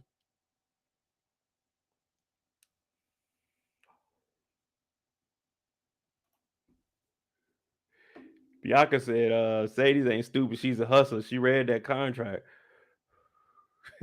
Shit. She was drinking that drink. They were sitting there chilling. They said sign on page 3, sign on page 5, sign on page 47, sign on page 63. So that's just 63 pages in the contract. Then there was the non-disclosure. I'm sure she didn't read all of that shit and actually comprehend on what she can and can't do, what she can and can't say.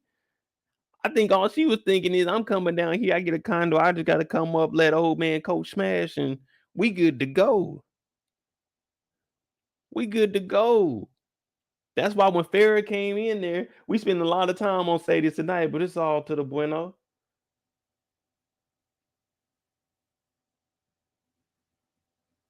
Yeah, where's it at? That's why when Farrah came in there, Mercedes was looking around like, hey, yo, whoa, I didn't sign up for this. I didn't sign up for this. Coach is looking like, oh, yeah, I forgot to tell you, Farrah got some rules in there, too. It say if Farrah won't in, Farrah gets in. That was part of the non-disclosure.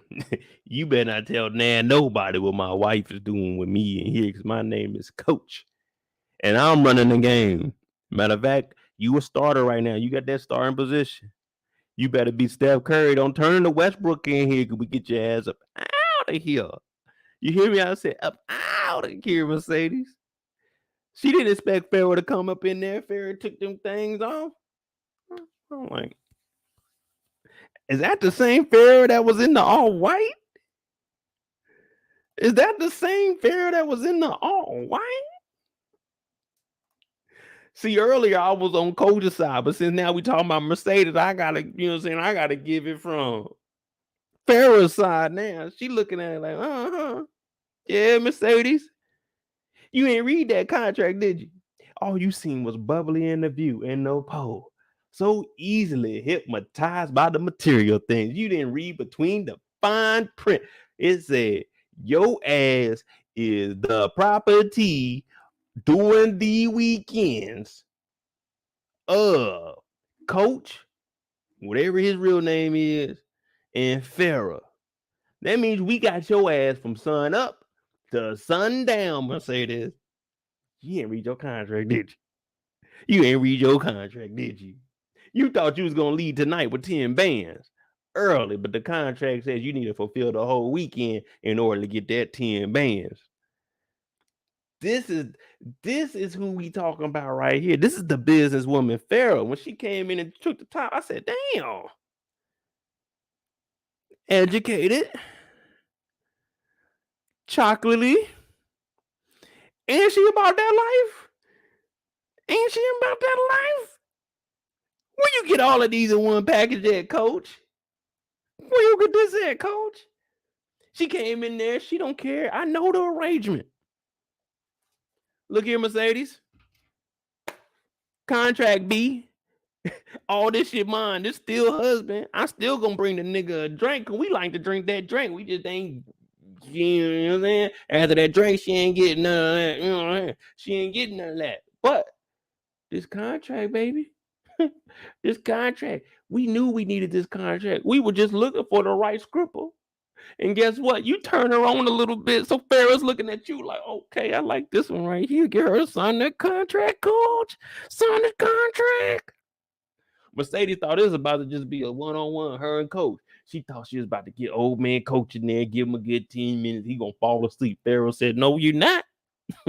Not for no 10 bands. We going all night. And I'm joining in. Look at her. She looking at her like, what? What? You over here talking that slut talk too? She over here talking that slut talk too. She said, who took this picture? We never took pictures looking down on men because we always looking up at them. Farrah looked over and said, you nasty. We can't say that on here, but look at Coach's face. Coach is grinning like hell. Coach is like, I got this shit in the bag. I got this in the bag.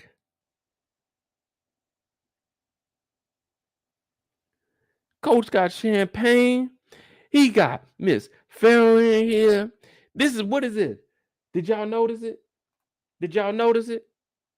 Good. All white.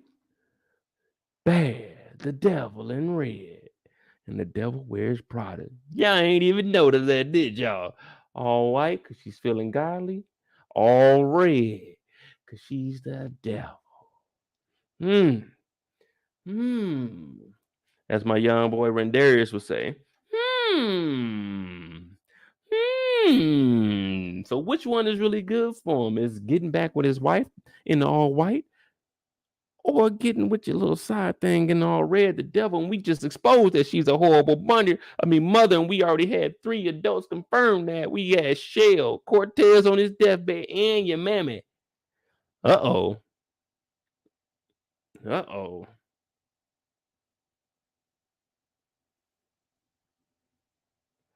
don't know. We got the angel and the devil over here. Y'all ain't even noticed that, did y'all?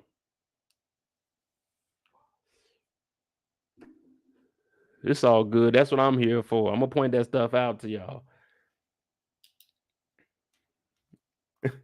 Kid said, feeling godly, don't make her godly. Hey, you ain't got to put my name at the end of that. I ain't got. Hey, feeling godly and being godly, that's between you and the godly people. I ain't no God. So I can't butt in. All I'm saying is what I see. Hey, put on all white because I'm feeling godly. Yeah, that's all I see. Mercedes wore that red because what did she say? Ooh, wee. She was thinking, I'm going to come in here. I'm going to show off. We're going to sign this contract. She didn't even know it was going to be a contract. She didn't even expect Pharaoh to be that thorough. You know what I'm saying? Contract, B. And then she joined in.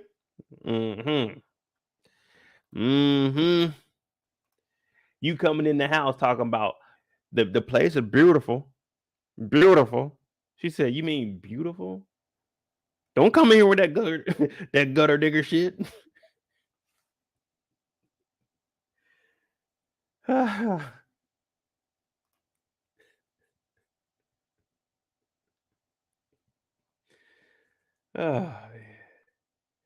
want to see how this fair relationship turns out. We got to move on past Mercedes. We didn't did a whole hour on your ass, girl. Now, you know we love you, Mercedes, but you know what I'm saying? We had to go in a little bit on you.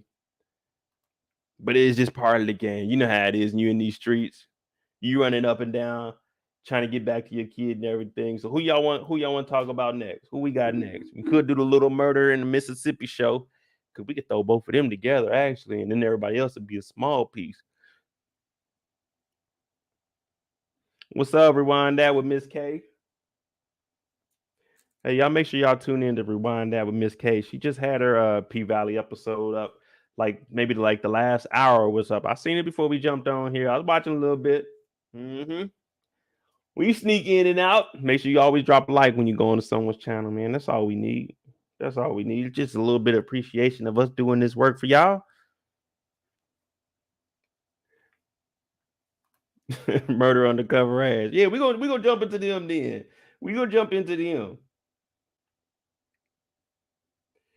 Because that concert, Well, I won't say it's a concert. That tour, this is what I was really, the only thing I was really worried about. I mean, we knew Mercedes needed to get money. We knew Mercedes needed to get money before the season even started. We all established that her and JP are twins.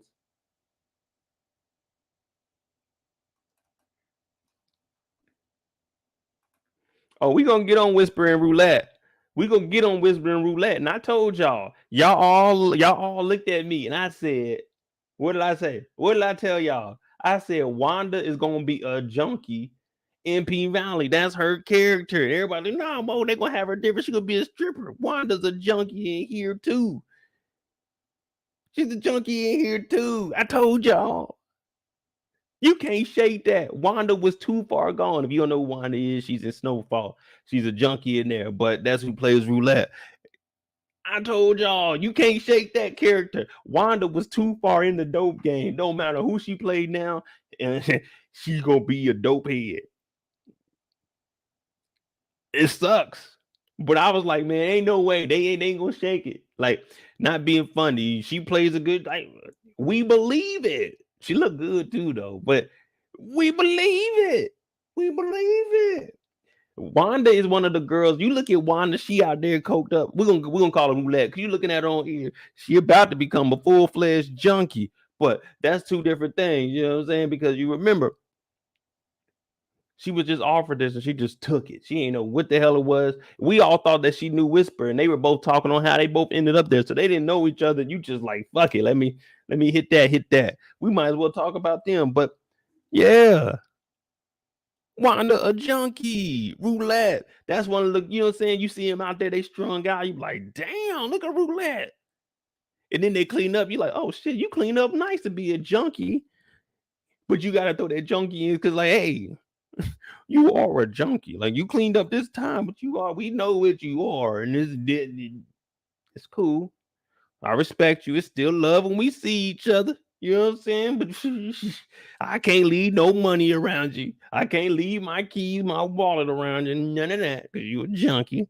You know what I'm saying? Like, yeah. Man, she on here. We got to get back to the tour, though, because Roulette taking over the Pink in Mississippi and Lil Murda, they taking over the road. Yeah, we're gonna get on Mississippi. Now, we on the road, we kicking it. You know what I mean? We getting it in. And it ain't nothing better than a dope boy picture. You know, she gotta have a fly ass car. You know what I'm saying? You gotta have a girl. You know what I'm saying? You gotta have it all. But before all of this started, if any of y'all been to the South, this is how it is. You know what I'm saying? We go to Virginia. We used to drive up there because I told my daddy I ain't riding no whip all the way out there no more, nigga. I'm a fly.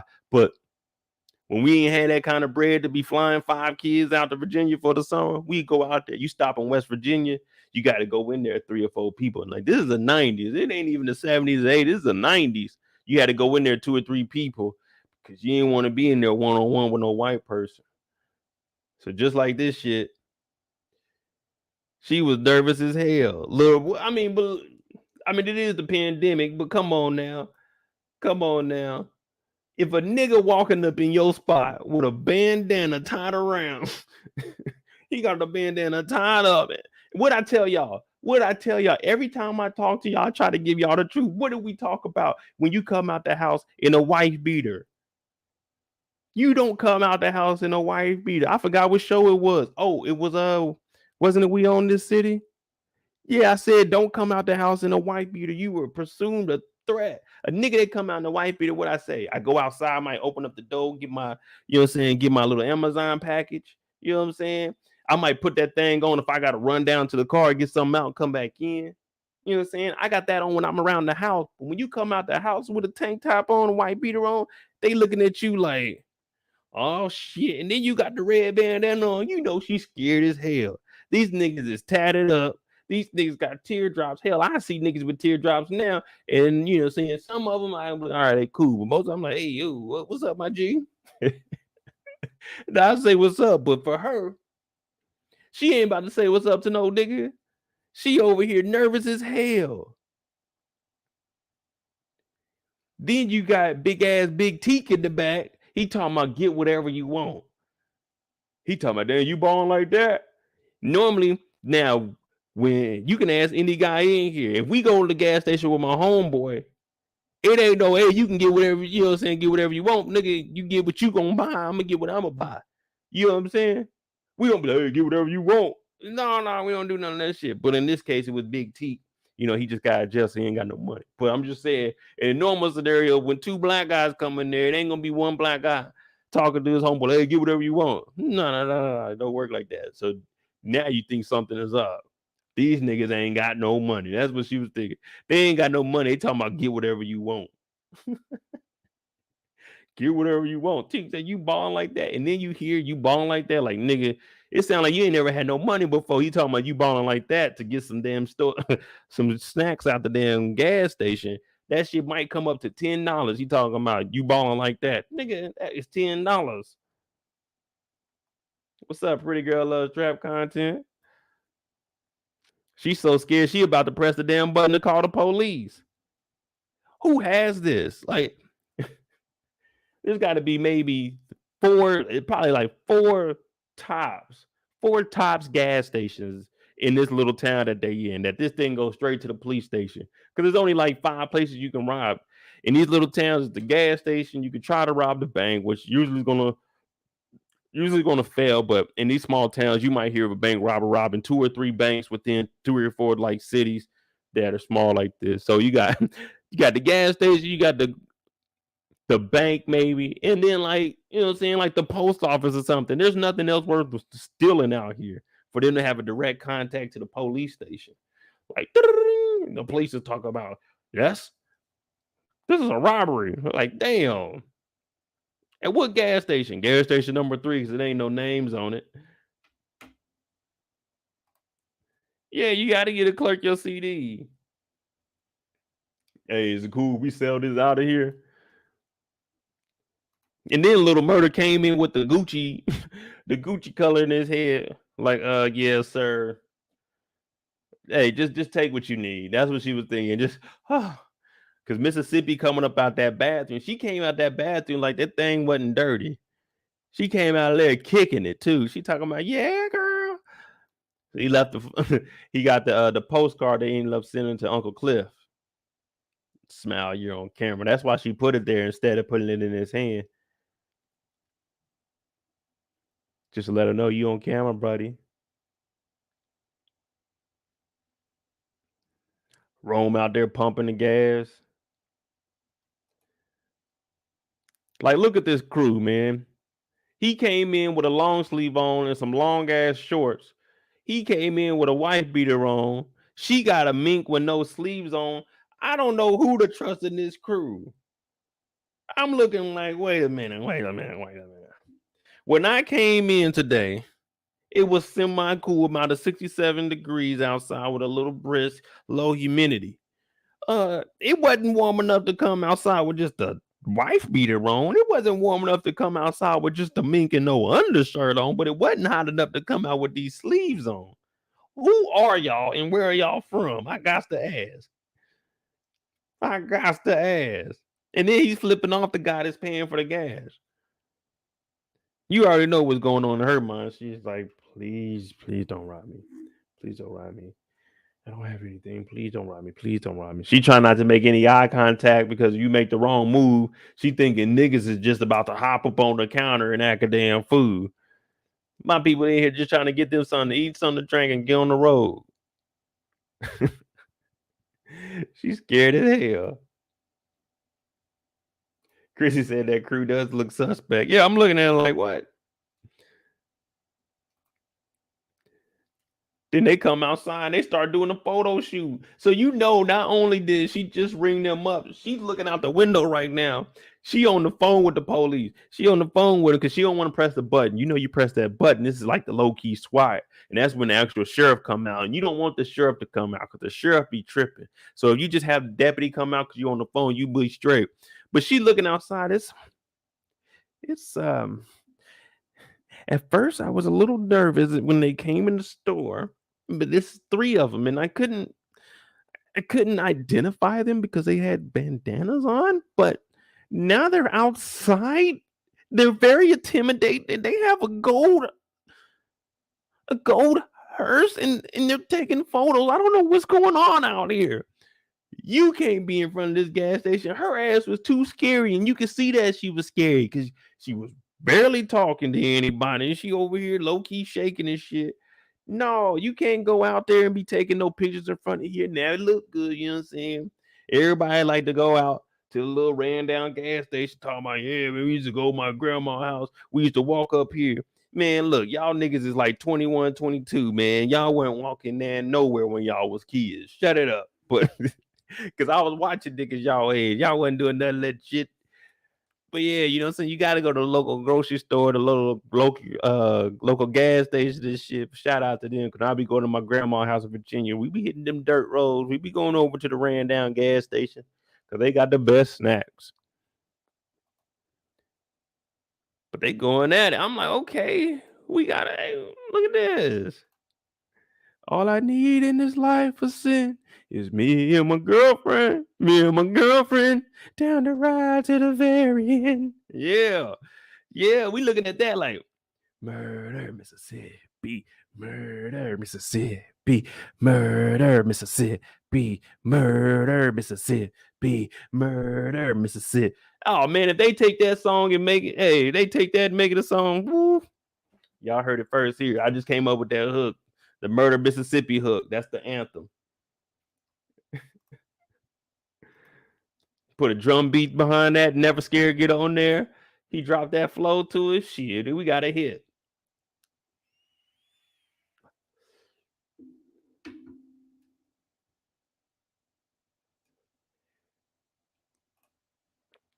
But yeah, they out here. They going in. Like, it's a good looking couple though. I tell you, like, it reminds you of that movie. What is it? Damn, what the hell is it? Something is Slim. There's a black dude and that black girl. That's what it reminds you of when they were riding off. They had killed that cop. But yeah, they match, you know what I'm saying? They a fly little couple. This will work. Queen and Slim, yeah, this is what it reminded me of when I was looking at it. This relationship will work though.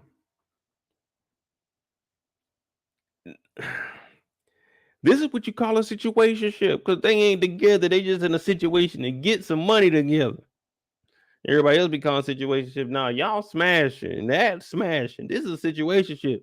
They in a situation together. You know what I'm saying? But they ain't doing nothing together. Well, I was like, okay, this could work. They going on tour now. I don't know how long that gimmick will last. You know what I'm saying? You'd have to eventually like boss it up. You know what I'm saying? You'd have to do something. You'd have to boss it up. Now I know y'all starting from the bottom, but then you could turn it into like how Gucci and Keyshawn is. You do that like they do. He got her everywhere. He got his wife everywhere. Now this relationship could work. That's what the people want to see. The only problem is these young niggas. What I tell y'all about Little Murda name? Your name Little Murda. You gonna have to prove it. You walking around with your chest out. You big dog. That's what you making us believe. Yeah. You whoop the nigga ass. Your name Little Murda. You coming up in our city in a hearse like you running some shit. You have to prove that. So you not only as Little Murda, you got niggas that trying to check you when you come in their city. You got real dope boys. You got real athletes. You got real real dope boys, real athletes. You got real niggas with real money out here trying to get at your girl now. So it's gonna be a hard way up because we see that fame is getting to Mississippi. Y'all may not have acknowledged it yet, but Mississippi is letting that fame. I mean, of course, she blowing up like she thought she would, but that fame, that fame doing something to her.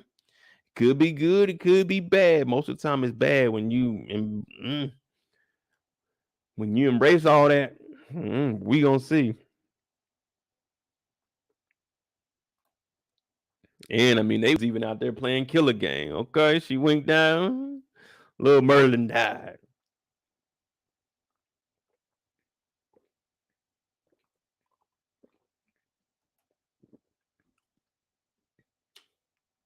Well, at least they out there having fun though. That's all that matters. That's all that matters.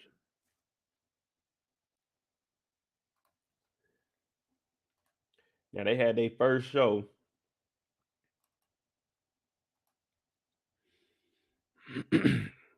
Blue Guap Empire. They out here taking pictures. Numbers is going up.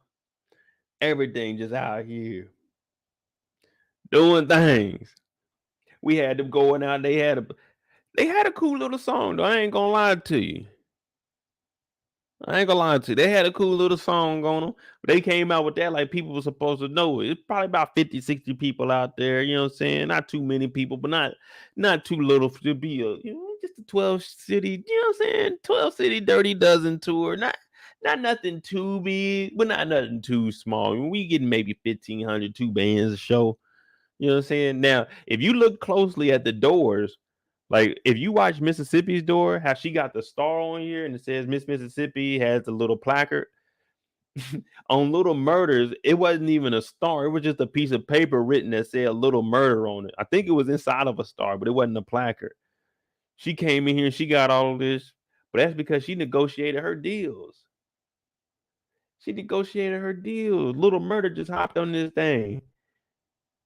You know how Negroes is. Hey, all I need is a spot to lay my head. If I can get some money, they talking about 2,000, and they'll pay for the expenses. Shit, give me that 2,000, man. I'm saying with everything they got me in, especially starting out like this. But if they talking about you can stay here, it's gonna be 500 out of your 2,000 check. Hell no, man. I want my whole 2K. I can't be on the track flex and talk about I'm getting to a show and niggas find out it's only 1,500. They're gonna call you out for that. You gotta be real out here.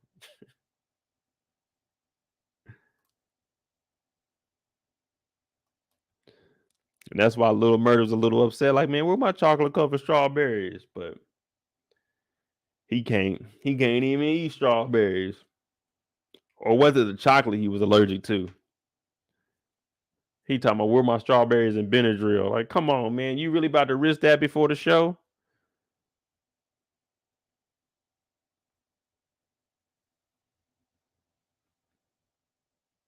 Chrissy said it looks like they hit about 6 or 7 spots on the tour. Yeah, I was wondering that. Because they said week 2 starts. They said week 2 starts the next week. So at least from right here, it was week 1. And we seen 2 performances. So what, 2 in that week? Probably 2 in that week, travel days. I don't know. I want to know how much they making, though. Come on, BC. He doesn't need a strawberry. He is. Hey, man. I mean, can't you see the band's in love? Oh, man. So they out here turned up. They got everybody lit. They talking about, yeah, week 2 of the Dirty Dozen tour kicks off next weekend in Memphis. All right, cool, bro. I got you, man. We're going to be up there. I don't know if you want us to drive or you want us to drive up to Memphis. What you want us to do, bro? We came to this show here tonight. We ain't got money to be going up to Memphis to see you again. You ain't had that many tight songs. I mean, your shit was straight. Don't get me wrong. You know what I'm saying? I ain't no hater or nothing, but you ain't had that many songs for us to be going up to Memphis following your ass around like, oh, shit, this nigga's the next one. Oh, no.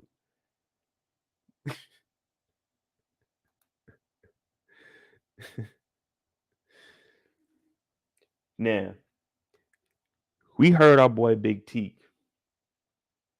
Big T talking about, whoa. When did Pico start wearing the blue and gold? Like, I mean, ever since your boy whooped on him. So for Big T, this is when we seen that loyalty was very, very big for him.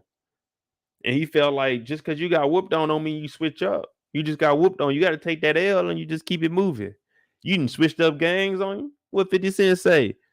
Switch sides on me. Let niggas ride on me. I thought we were cool. Why you want me to die, homie? You switch sides like that?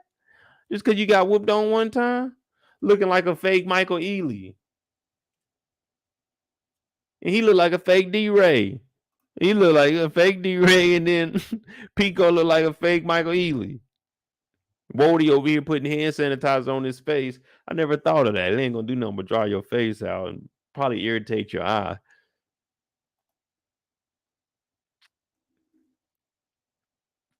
But Rome trying to keep the peace. Rome like, hey, bro, none of that, man. None of that. We chilling tonight. He like, yeah, we chilling, all right. Ain't gonna be no problems. And this is old dude that was in the front seat. And what was he doing? I won't even. If you Pico, this dude, you like, hey man, stop dick riding, man. Why you riding him? Because he was like, hey, man, this song is straight, man. You know what I'm saying? He got Mississippi with him. You know what I'm saying? So he ain't hating. He just like me. I'm like, man, some of your shit straight. I ain't got nothing against it. It's straight. But you with Pico, man, you ain't supposed to be, you know what I'm saying? Pico's supposed to be beefing. Pico's supposed to be putting some money on niggas' heads out here. But he talking about, nah, man, that song actually, when I listen to that little murder, that motherfucker like get money to me. You know what I'm saying? That like get money to me. Pico don't like all that. And now Rome is trying to squash the beef because he needs the tour to go on. We already know Woedotj. He's like, hey, bro, I ain't got no issue with you. So Woedotj showed him up front, like, even though you got into my artist, I don't have no issue with you. That's between y'all two. Me and him do business. Now, usually that goes down in real life. Now, time to time, you'll see, you know what I'm saying, the manager get knocked off for no reason, and he was legit neutral. But right now, we got to keep things on the wraps because we got to continue with this tour. You know how mad white boy Derrick would be if he found out that the tour was canceled because of Little Murda? I already don't like how Little Murda look at her.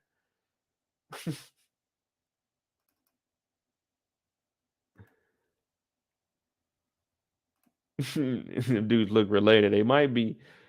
No, hey, for real, I couldn't even see what y'all was talking about because I was over here going on. He do look like a fake Michael Ealy. Hold on. He look like a fake Michael Ealy.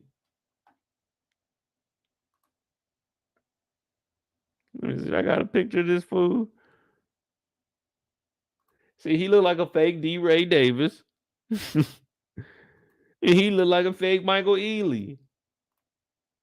Look at him. That's a fake Michael Ealy.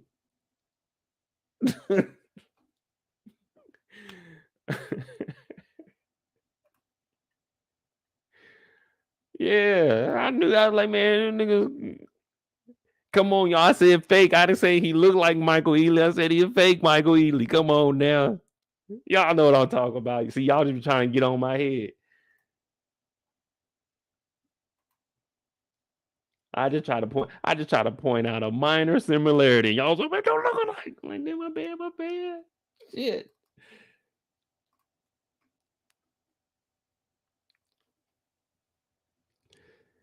So they pulled up in this hearse, man. I don't know why my damn slides all backwards and shit, but they outside now. Rule number one, if you making some money, well, even for regular people, don't be outside the club out here, especially out in the South. You know, these niggas is packing. You know them. Well, we're predominantly talking to black people, so we're gonna just keep it on our shit. But don't be outside with all these niggas. Niggas is throwing up signs in your pictures. You don't need to be in the picture with them niggas. Come on, man. I know it's your family member and all, but hey, bro, that ain't what my page is. You know what I'm saying? Like when I'm posting a picture of me and my family, you know what I'm saying? No gang signs, brother. You know what I'm saying? But you ain't about to be outside, especially nowadays. Don't be hanging outside the club doing this shit. Go out, get to your shit, and go. If you gonna mingle inside, and then when you get out, get the fuck to your whip and go home. Or get you an Uber. Don't drink and drive. Get you an Uber. But they out here, they big kicking it. Now this thing right here, Miss Thing right here bumped into Mississippi. She knew who Mississippi was. Let's be real. She knew who the hell Mississippi was. She bumped into her to try to go viral, to try to get something started. So she into Mississippi so she can get on one of these these podcasts. Yeah, me and Mississippi, we've been beefing. And come to find out you were the one that bumped into Mississippi. You doing all this ruckus for what? You done bumped in Mississippi. She over here working. This dude right here sobered up quick as hell. You remember this nigga was just in the picture throwing up sets. Look at him. Well, he wasn't throwing up no sets. He got these hearts on his face. Well, not on his face, but they on the side of it. And look, as soon as the girl came over there and got bucked, look, he went from smiling to her getting bucked. He like, hey, I don't even know Mississippi like that. I was just in the picture. No, nigga, get bucked, nigga. Get in there.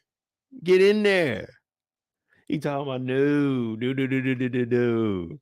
Mississippi, and she on live too. So you know everybody in the live, they talk about, girl, bitches be disrespectful. Ooh, you better than me. Like, man, y'all be talking that shit. Y'all ain't gonna do that. That go for men too. Some nigga was trying to argue with me on Instagram last night, talking about show me some money. I was like, nigga, why the fuck would I show you some money on fucking the internet? Block, nigga. The fuck? Go back and forth with you about something. I don't care how much money you got, nigga.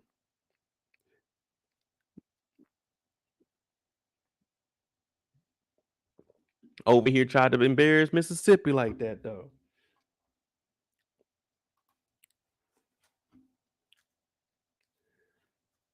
Then they got over here, and you seen like a whole crowd pull up like this. It's over with.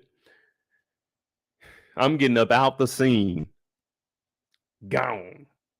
GOWN. Gone. Now, we already see where this was going from the meetup. When they ran into each other at the bar and we seen Teak and Pico talking, we already knew what this was. And he was like, man, don't disrespect the girls, man. And then Pico got a little carried away and said, you ain't even this type. Everybody looking around like, what does he mean? Nah, he ain't tight. You know what I mean? Oh, yeah, he like Mississippi. He don't like this thing. Pico like, nah, he like something else. But Teak, he ain't trying to hear that. And out of nowhere, you just had a DJ randomly turn on some Crime Mob. They ducking and bucking in the parking lot. Now, the DJ ain't turn on that music. It was just the music that was on the show. But, you know, I'm joking around. But that would have been tight if a DJ would have came out and turned on that Knuck If You Buck. Because they back here going at it. Bing, bing, bing. And I already told y'all all this shit. It ain't worth it. Don't be sitting outside chilling and mingling. This ain't 2001 no more. This ain't 2005 no more. This ain't even 2010 no more. Niggas is getting the bucket almost every night, especially in the parking lot when you see it's a group of niggas. A group of niggas. First, you're going to see the crowd getting drawn into it because everybody want to see some ignorant shit. And then when niggas get to shooting, everybody want to disperse and people talking about, I got ran over. Well, why did you run your ass down there in the first place to watch? You seen a whole gathering of niggas. I know all 100 of these niggas don't know these 100 of niggas. I know maybe that group of 5 know maybe 2 other people in this group. That group of 10 know they 10. I know them 12. Okay, look like they wearing the same shit over there, so I know they together. None of these niggas know each other. And a lot of niggas in one area after drinking equals terror. I'm talking about niggas is about to get to fighting. And I done seen it firsthand. I used to be in that shit when I was younger. But nowadays, if I go out, I'm getting to the Uber and I'm getting the fuck up out of there. Y'all niggas not about to see me getting my ass whooped accidentally because I'm watching some shit. Some other niggas is fighting a nigga hit me because he think I'm with these niggas. Because it just happened to be like some 3 light-skinned niggas. They just assume that I'm with them. I'm like, hey, nigga, I ain't got nothing to do with them niggas. The fuck y'all talk about? And then, not only that, y'all outside in the back hanging around a hearse. A fucking hearse with a rapper named Little Murda. I'm not hanging out with nobody with murder in their name. I'm not hanging out with niggas riding around in a hearse. I might take a picture with the hearse, you know what I'm saying? Cause shit, it's a yellow hearse, it's a gold hearse. You ain't seen no shit like this. But I'm not hanging out in front of the club, behind the club, with some strippers, with a rapper named Little Murda in a hearse. Ain't no way I'm hanging out in the back of the club to even start with. I don't give a fuck who's behind that club. I'm not hanging out behind that motherfucker. Then you want me to hang out with a nigga named Little Murda that ain't got no shirt on, and it's kind of cold out here because a lot of niggas got on long sleeves. This nigga just got on a motherfucking vest like he 50. They out here bucking and everything. This dude in the middle of the crowd just shooting. This nigga with him, I mean, he's standing in front of him. They ain't aiming. These niggas are just shooting, spraying and praying. Spraying and praying they don't get hit for doing this ignorant shit. All we see is this dumb shit. Don't be don't be around this shit. It ain't worth it. I done had a car hit like 3. No, I had my car hit twice for some shit that was going on in the club we was at. Man, this shit ain't worth it. Even if you don't get hurt, just being traumatized. Just imagine you just chilling. It's 2, 3 in the morning, and you out there, niggas get the that motherfucking heart rate about to get up so goddamn fast, and you ain't prepared for that. You ain't did no kind of stretching. You was in that motherfucking club singing your heart out. You singing your heart out. You kind of tipsy and shit. Y'all thinking about getting some food. You ain't ready to get that heart rate up like that. You might fuck around and pass out there. You get to sweating all that liquor out of you because your adrenaline is up because some niggas down the street don't know how close it is doing some dumb shit. Just like on Boys in the Hood when they was all sitting out there on Crenshaw. Nigga get the buck and you don't know where them shits is going. And them motherfuckers gotta come back down. You like, God damn. I ain't doing this shit no more. And then your young dumb ass be out the next weekend doing the same stupid shit. The same stupid shit. Shit, man. Last week was crazy, man. They got the shooting. Oh, they ain't gonna shoot 2 weeks in a row. They're gonna have more security up there. This is true. We know how this shit works. It's gonna be security up there for like 2 weeks, and then that shit gonna disappear. It's just to keep the shooters down right there. But yeah, we young and dumb. We right back out there. But you won't never ever hear me talk about, yeah, man, let's hang out up front. No, nigga. When it's time to go, all right, boom, dap y'all up. We might say something, but then we up and out. You ain't hanging around. Some niggas get to fighting in front of you because niggas just get to fighting out of nowhere. I'm looking around like, damn. I went to this place called the Mini Boss. It's like a little arcade type thing. They got like arcade, they got a bar in there. So I was in there drinking. I'm like, shit, the world didn't open back up. I'm out kicking it by myself. I got about $80 I can go spend. Y'all know I'm cheap as hell. I went like $80. All right, back get like 3, 4 drinks. I'm in this motherfucker. I kid you not. Right in front of that motherfucker is the little bus stops across the street. The little tram track goes through. These 3 bums got to fight. And I said, what the fuck is going on here, man? Like, what the hell? It's just random shit. It's probably like 9:30 maybe. I went out one even. I'm like, what the fuck? This shit is wild out here. That's another situation where I always tell y'all, you're not asking for it, but you're putting yourself in a situation that might not end up good for you. I ain't out here doing no flexing. You out here, these niggas don't care if it's real gold, fake gold. As long as that motherfucker bling, they want it.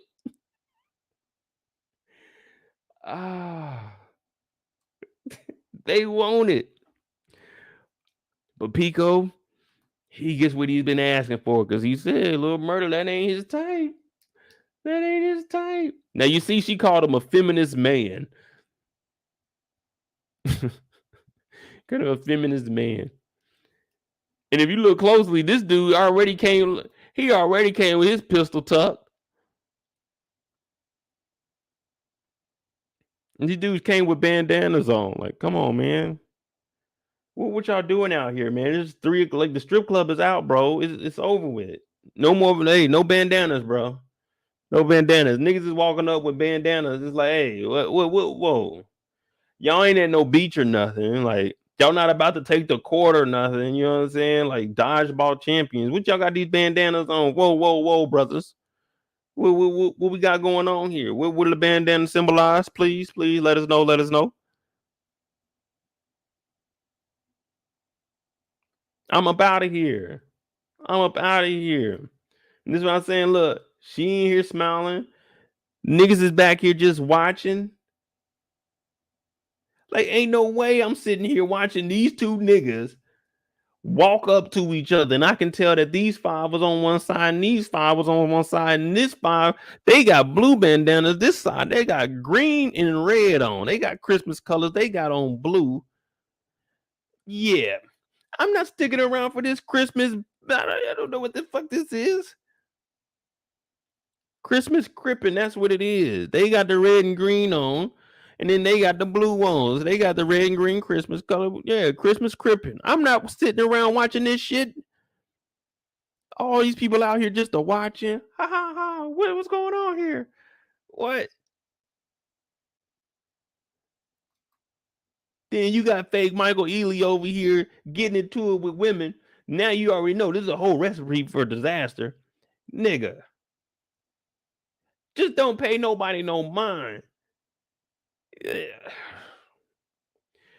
He arguing with a chick and then another nigga stepping up. This is nothing but getting the brawling. We see this all the time. This is nothing.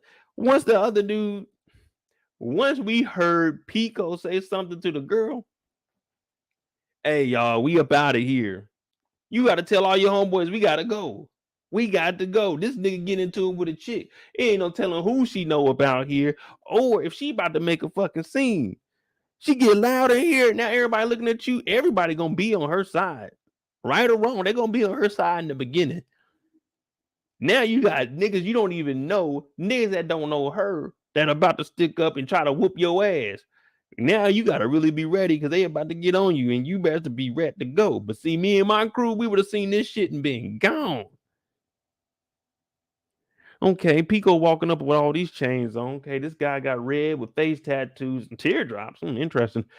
Okay, they're walking up. He's arguing with a girl. He's stepping up. Oh, yeah, we gone. Because as fast as I was saying that, next thing you hear pop, pop, pop. And what did we hear? We seen a fist flying, and we heard pop, pop, pop. Like, come on, man. It should be happening that fast. One night of just chilling. We on the road. Pico on the ground getting his ass whooped.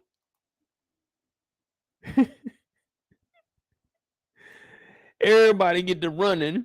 The girls know good and damn well they can't run that fast in heels. Look closely. This dude right here, I don't know if y'all noticed that, but if you watching the fast motion, this dude right here was using this nigga as a shield. He was holding him the whole time. I'm like, what? Hey, man, as soon as we get out this shootout, I'm whooping your ass, nigga. Using me as no fucking shield. What kind of shit is that? He over here holding you on your hip, guiding you into the bullets. Nigga. And look at her. She just running in front of the bullets.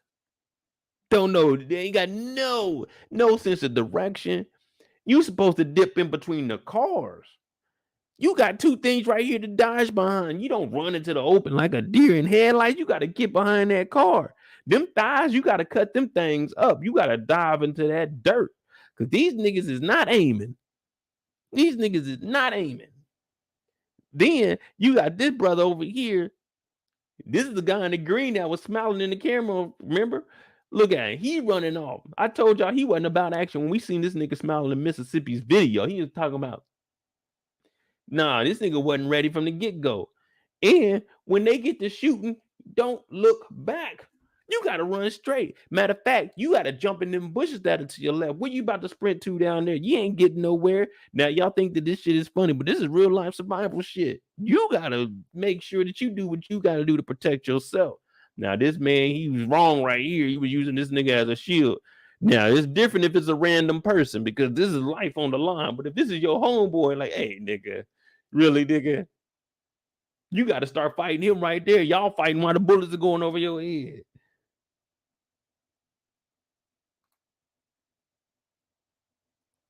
Fuck all that. You gotta get up out of here. Look at this nigga. He got low too. Remember, he was one of the bandana crews. He was on the right. He got low. This guy over here shooting his gun in the air. The nigga in the red on the other side shooting at y'all. This nigga shooting in the air. Oh, it ain't scare time no more. This is wartime, brother. This is, you need to put that motherfucker to somebody's chest, not up in the air. That ain't protecting nobody. That's leaving your whole upper torso open. He's shooting up in the air and he got another gun back here with the wooden handle on it.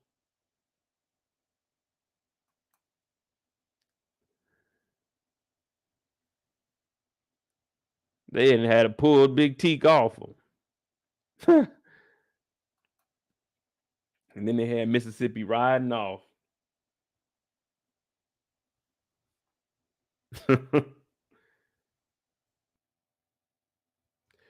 Mississippi riding off. But this is what I was saying, though. So they got about this fight. You riding around in this big-ass hearse. Everybody know who in it because the flyers are out. We see it on Instagram now. We see it on Instagram.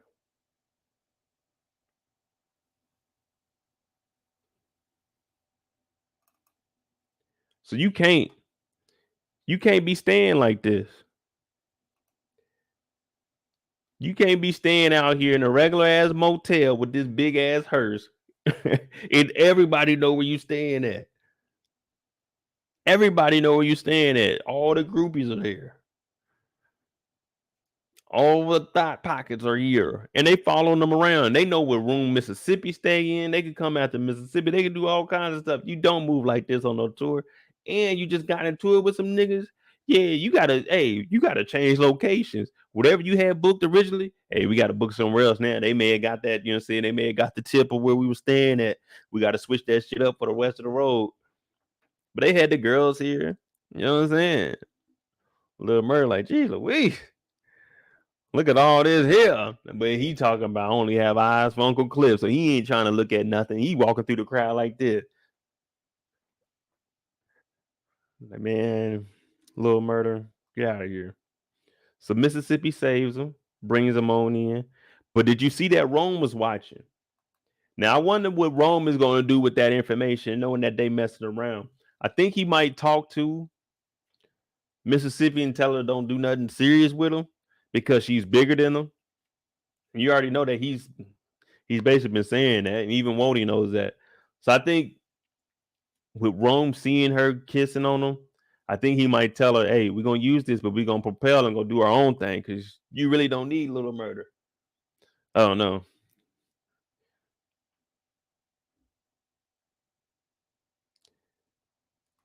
So I think Rome likes her. Yeah, I can see that. I can see Rome liking her and trying to set things up to get her away from Derrick so he can have her on his own.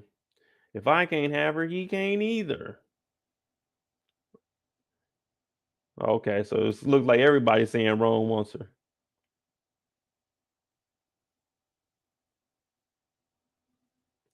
I don't know. We're going to see because the whole tour, I'm seeing it's going to be just like this a lot. Now, of course, we know what happened here. He actually starts writing on the postcard to Uncle Clifford. But with the tour, I can see that the whole relationship between him and Uncle Cliff, I was going to say Uncle Murda, him and Uncle Cliff is going to come out. Because there's no way. They just had to hide it from Big Teak when they opened up the door. So, I don't know. He talking about, I guess I miss you. Like, what? Nigga, what? What? You ain't even got to know what to say to know you can't say that shit. I guess I miss you. Hey, man.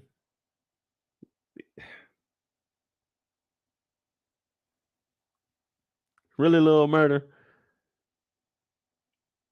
Really? And now you got her in here, greasing your scalp. She got to come up with the lyrics for you to write to Uncle Clifford. She got to do all your work.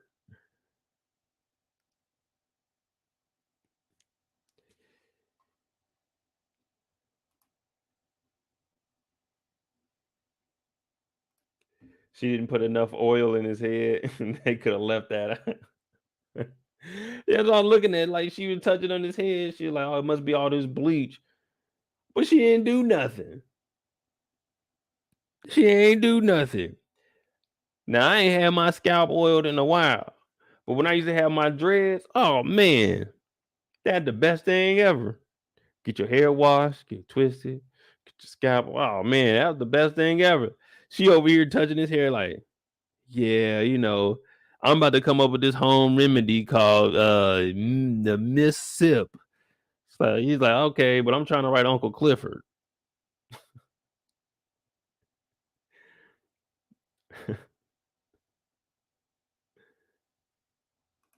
K Kitty said, H Kitty said someone from UPS is gonna find them postcards. Man, if somebody if somebody at the post office takes them postcards out and try to expose them, that's gonna be some funny shit. Like it's just a random nigga at the post office. Hey man, little Murda. Oh, he got that song when I get up out that bit. Wait a minute, why is he writing Uncle Clifford? This ain't no business. This is a postcard from Little Rock. We need to expose this. We need to take this down to Miss Patrice.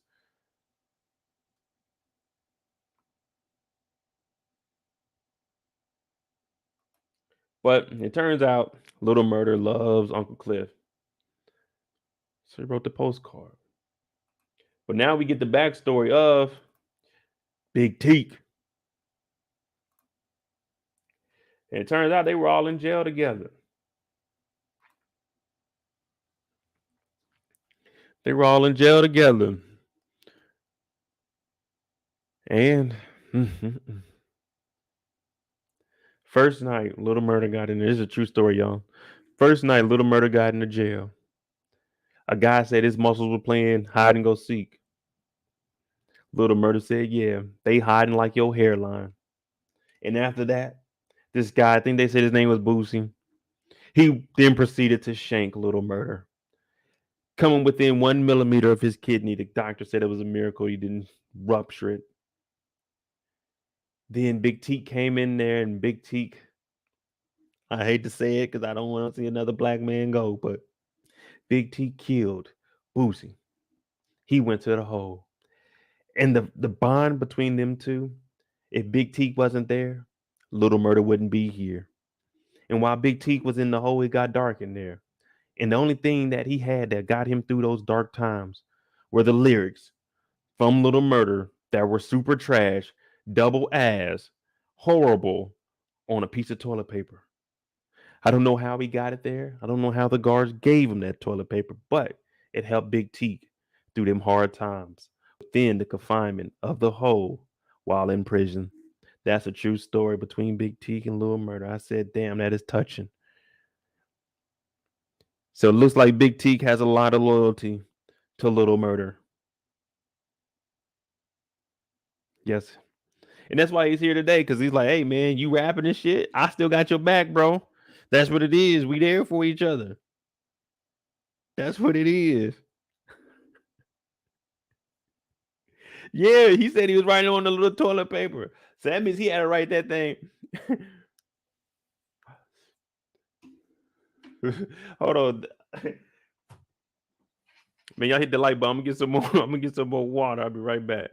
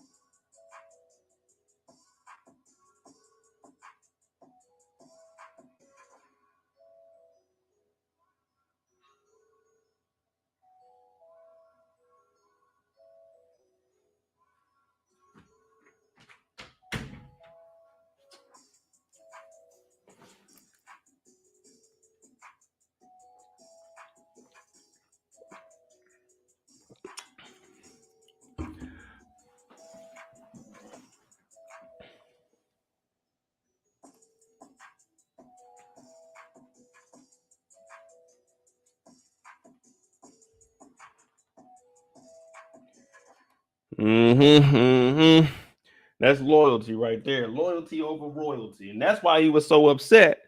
That's why he was so upset with old boy Pico for switching sides. But this is how close they are. I went to go get for demonstration purposes. Now, this right here is just a little 2-ply. No, this is 3-ply. Yeah, this is 3-ply. It's just a little 3-ply here. Now they in prison, so they ain't got the 3-ply. They got the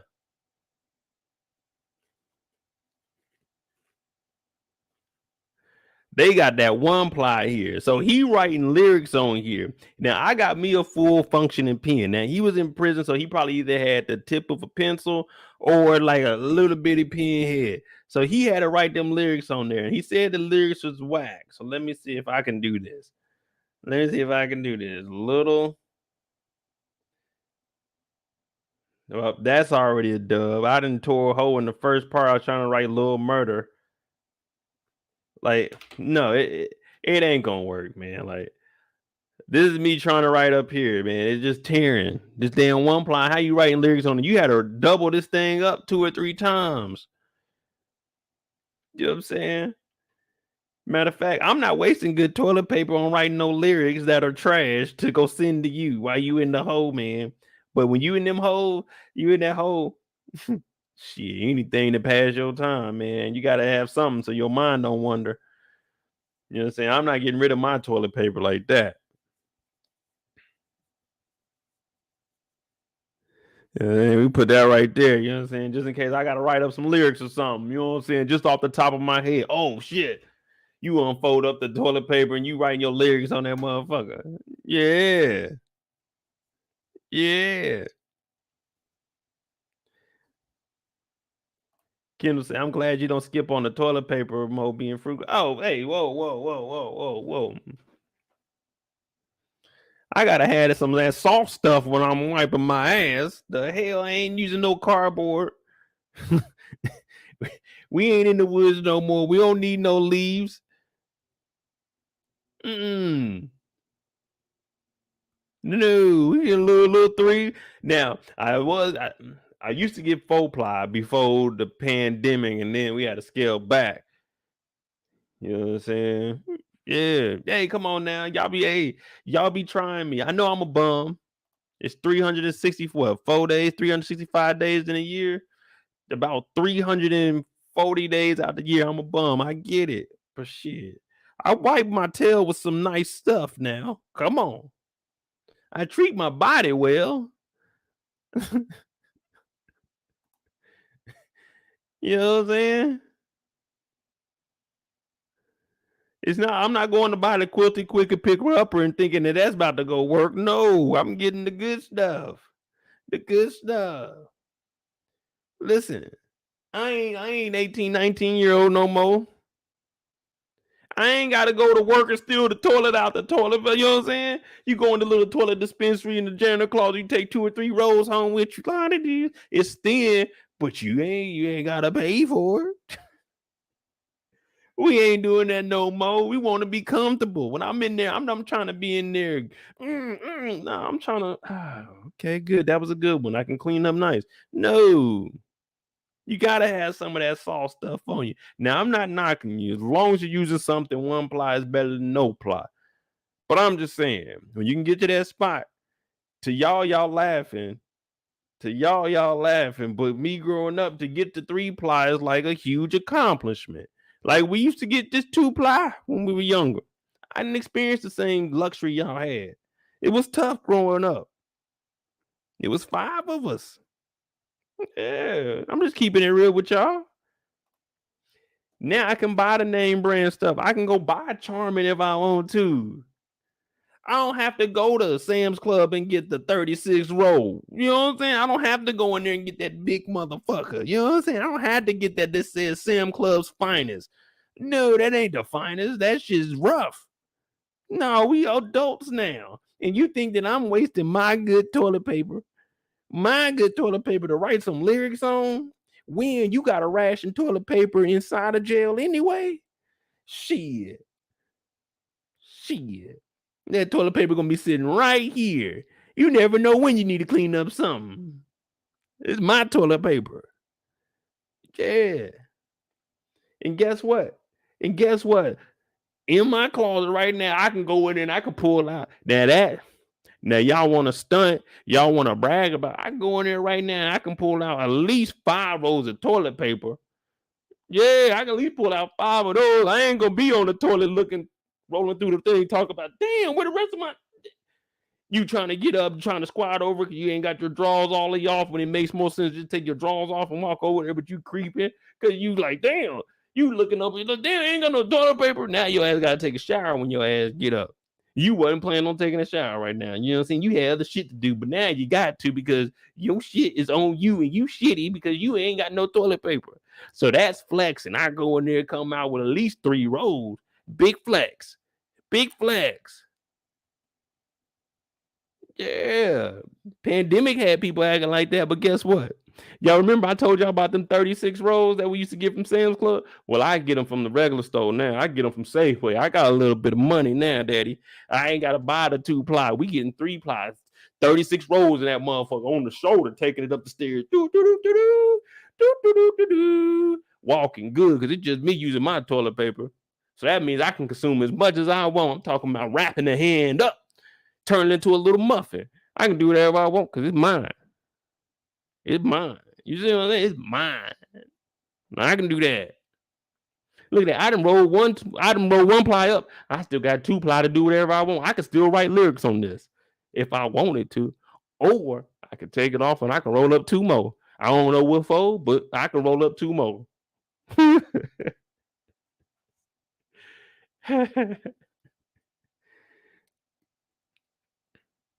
Yeah, man. They're using toilet paper to write lyrics. Not me, though. I'm using toilet paper to clean up.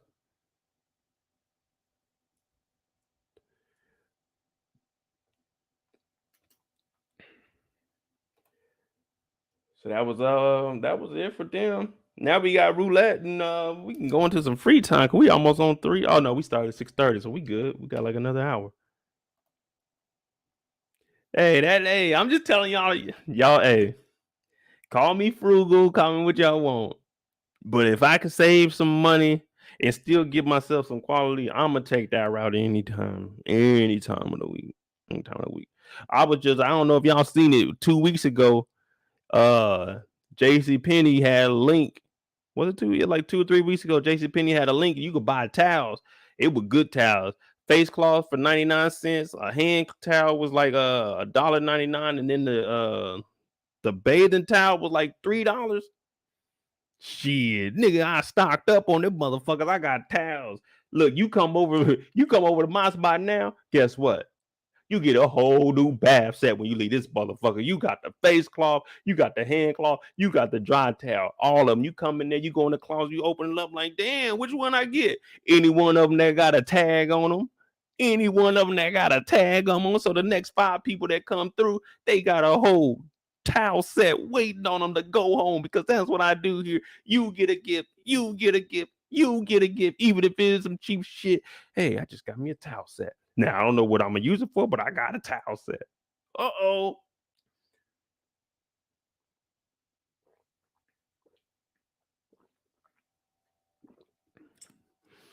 My mama come and visit. Oh, my mama. So y'all hear my mama. She's so simple. Oh, really? I can have this? This is nice. I bought my mama, I bought my mom and dad when they came here last time. I bought them a towel set so they could use when they got here.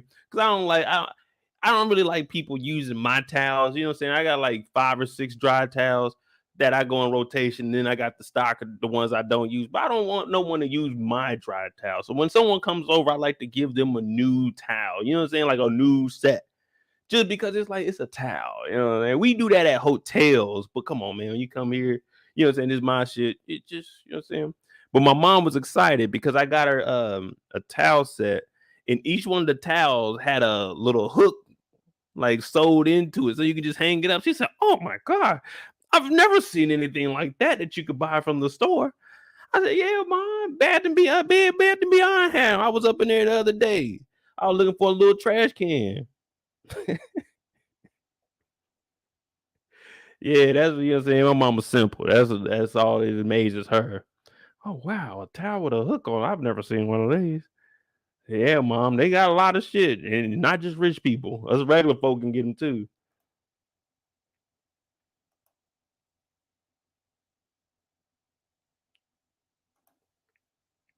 Yeah. So like I say, Kendall, when my brother come out here, I think my sister and brother-in-law talking about they gonna come out here, and then I think one of my homeboys come to visit. Oh yeah, so that means I still have one whole set left. Like, bow, ooh, yeah, there you go. And then you got your little set. You know what I'm saying?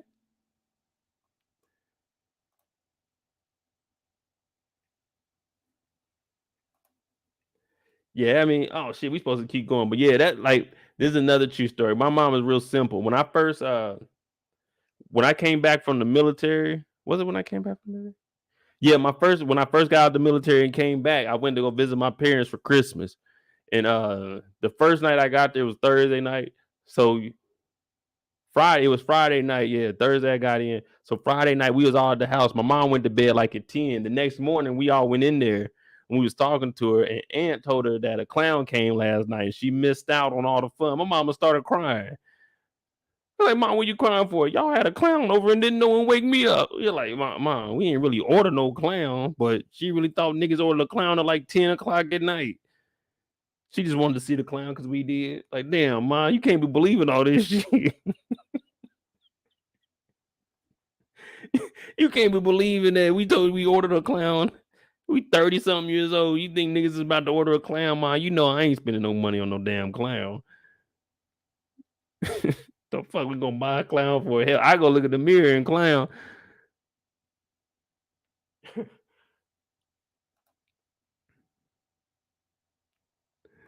Dina girl said Murda's next single is toilet paper and postcards.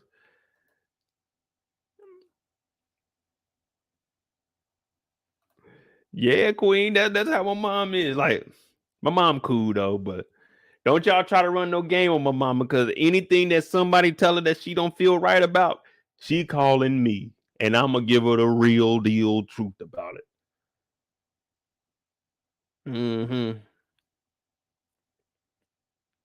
We don't do none of that goofy shit around here.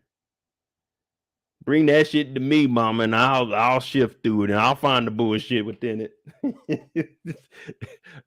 Hey, Julia, such and such call. They want to do this. Like, hell no. Tell them niggas to call me. And I'll do the talking. And you'll be on the phone with me, but I'll do the talking. I don't know if y'all mama used to do that. My mama would call something, like if we had something that we needed done. My mom would call and say, I have my son on the phone with me. Julia, say something. I'm like, yeah, I'm here.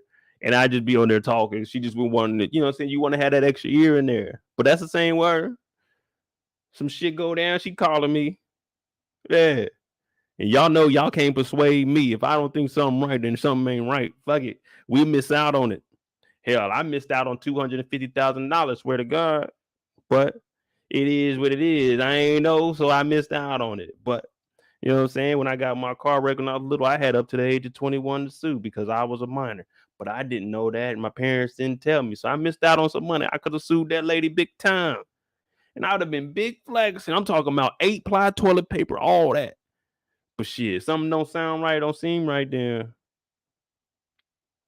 It is what it is.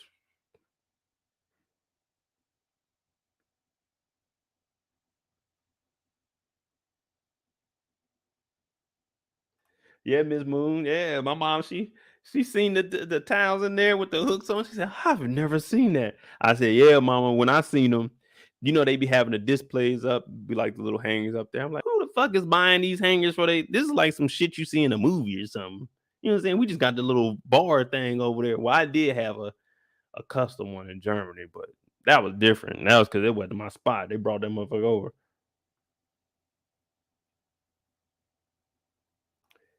Yeah, Kendall.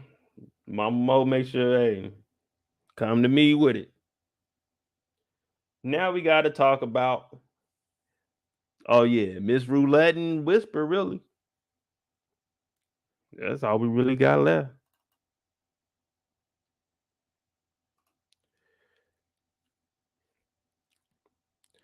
Oh yeah, me and my mom, we get along. Shit, me and my pops, we get along with shit. I mean, I'm cool with all my parents. I can call them, just talk about whatever. It don't matter.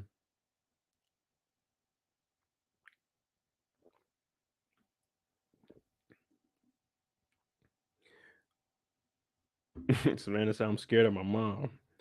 Damn, that's unfortunate. I'm not scared of either one of them because I mean, I ain't gonna do nothing to piss them off to make them do anything. That being scared would be an emotion.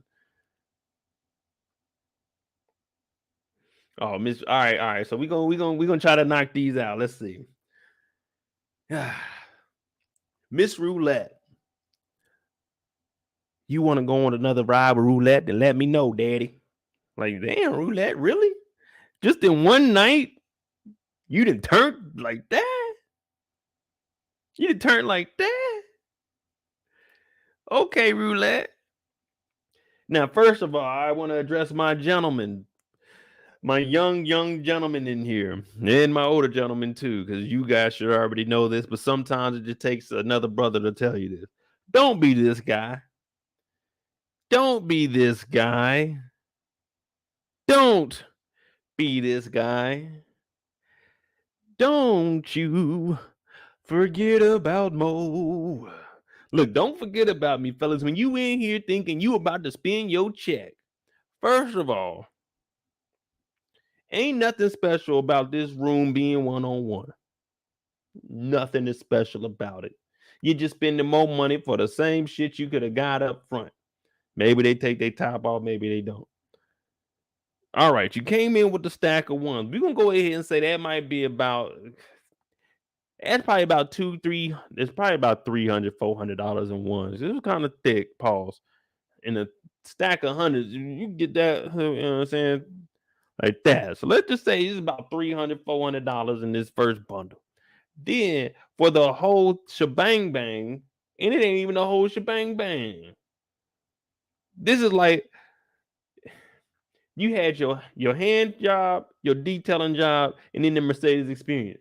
This ain't the whole thing. You would think the Mercedes experience is the whole thing. This is more like just a hand job. And he dropped even a bigger bankroll. She talk about a brick. I would have said a brick of what? A brick of fentanyl? You ain't getting a brick of money, nothing up in this motherfucker. Hell no. Your toes hanging over the edge of the heels. Yeah, your toes is hanging over the edge of the heels. You talking about a whole brick? A whole brick, my ass. Giving no whole brick for shit in this motherfucker. This amount of money right here should be enough. This should be enough. This nigga pulled out some 20s. He pulled out the dub stack. So you know it's about 3, 4. Nah, it's gonna be more than 3. If it's all 20s, it's probably a cool 35, 4500. I want to say 5, but I ain't believing that. That's a little too thin.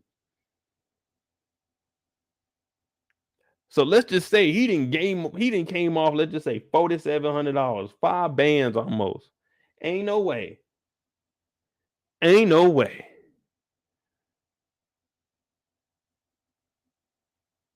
Yeah. Y'all didn't even notice that these toes was hanging over that. I had to point that out to y'all. Look at that. That pinky toe right there on the cusp. But then it start hanging off up here, right here now. She talking about, I don't know, there's cameras in here. But I think this is what's going to backfire on her. I think they're going to go back and look at the camera because we heard in the trailer, somebody had called her out. Those extracurricular activities. You know what I'm saying?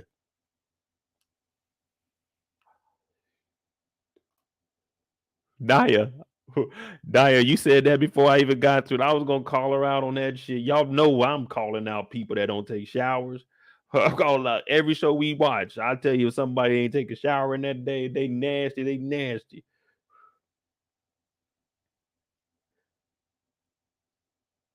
Where that motherfucker next one at? Yeah, here we go. Damn, why my shit out of order? Oh, first thing when you heard when the girls are back there, they watching the Instagram live story. What would you hear? Wherever Mississippi go, she always stirring up trouble. They be hating their ass off. Mississippi done made it up out the pank and they just hating their ass off. Everywhere she go, she starting something. Yeah. Yeah. What I tell y'all, and everybody gonna be on Instagram talking about, girl, you better than me. Be hyping motherfuckers up on the internet. Don't do that shit. Niggas be getting their ass whooped in real life because this internet shit. Don't do that. They talk about, yeah, wherever she go. But when Mississippi come back, I bet they ain't gonna be talking that same talk. They be like, girl, you were looking good out there on the road. Because she coming in bringing in that big dough.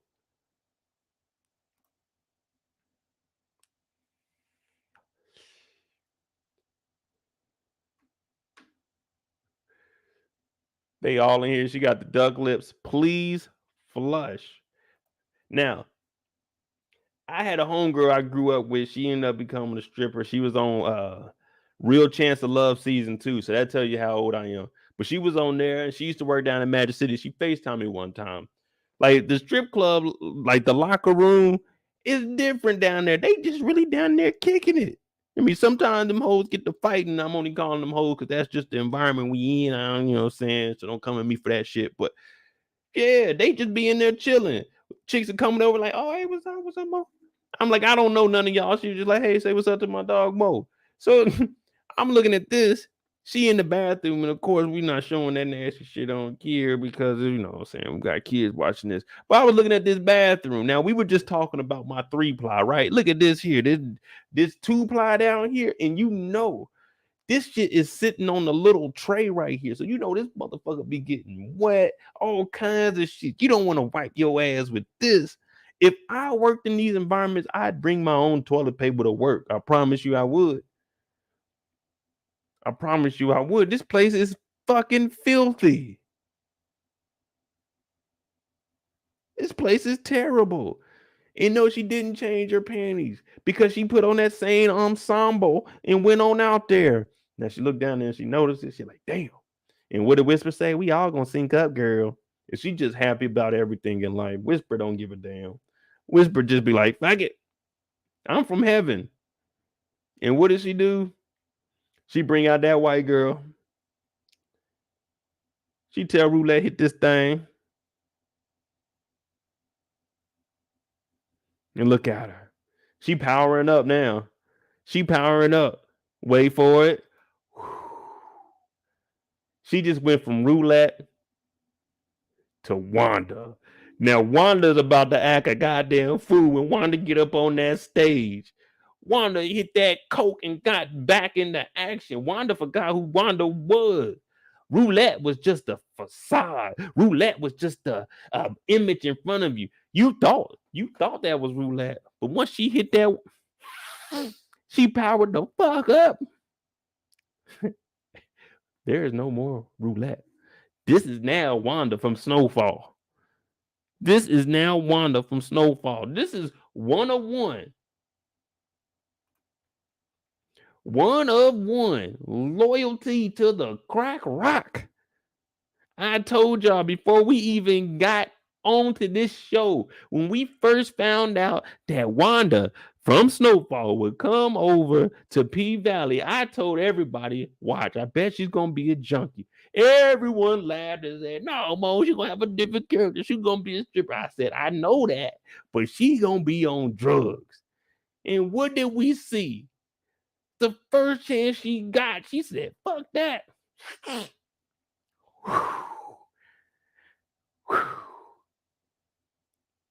Damn, Wanda. Damn. See? That crack so bad, it'll follow you through shows. It'll follow you through shows. Ain't no escaping it. It ain't no escaping it. Once that get in your system, it ain't no shaking it. It ain't no escaping it. And let's go watch Wanda turn the fuck up and go get some bank. Yeah, let's Wanda go get some bank.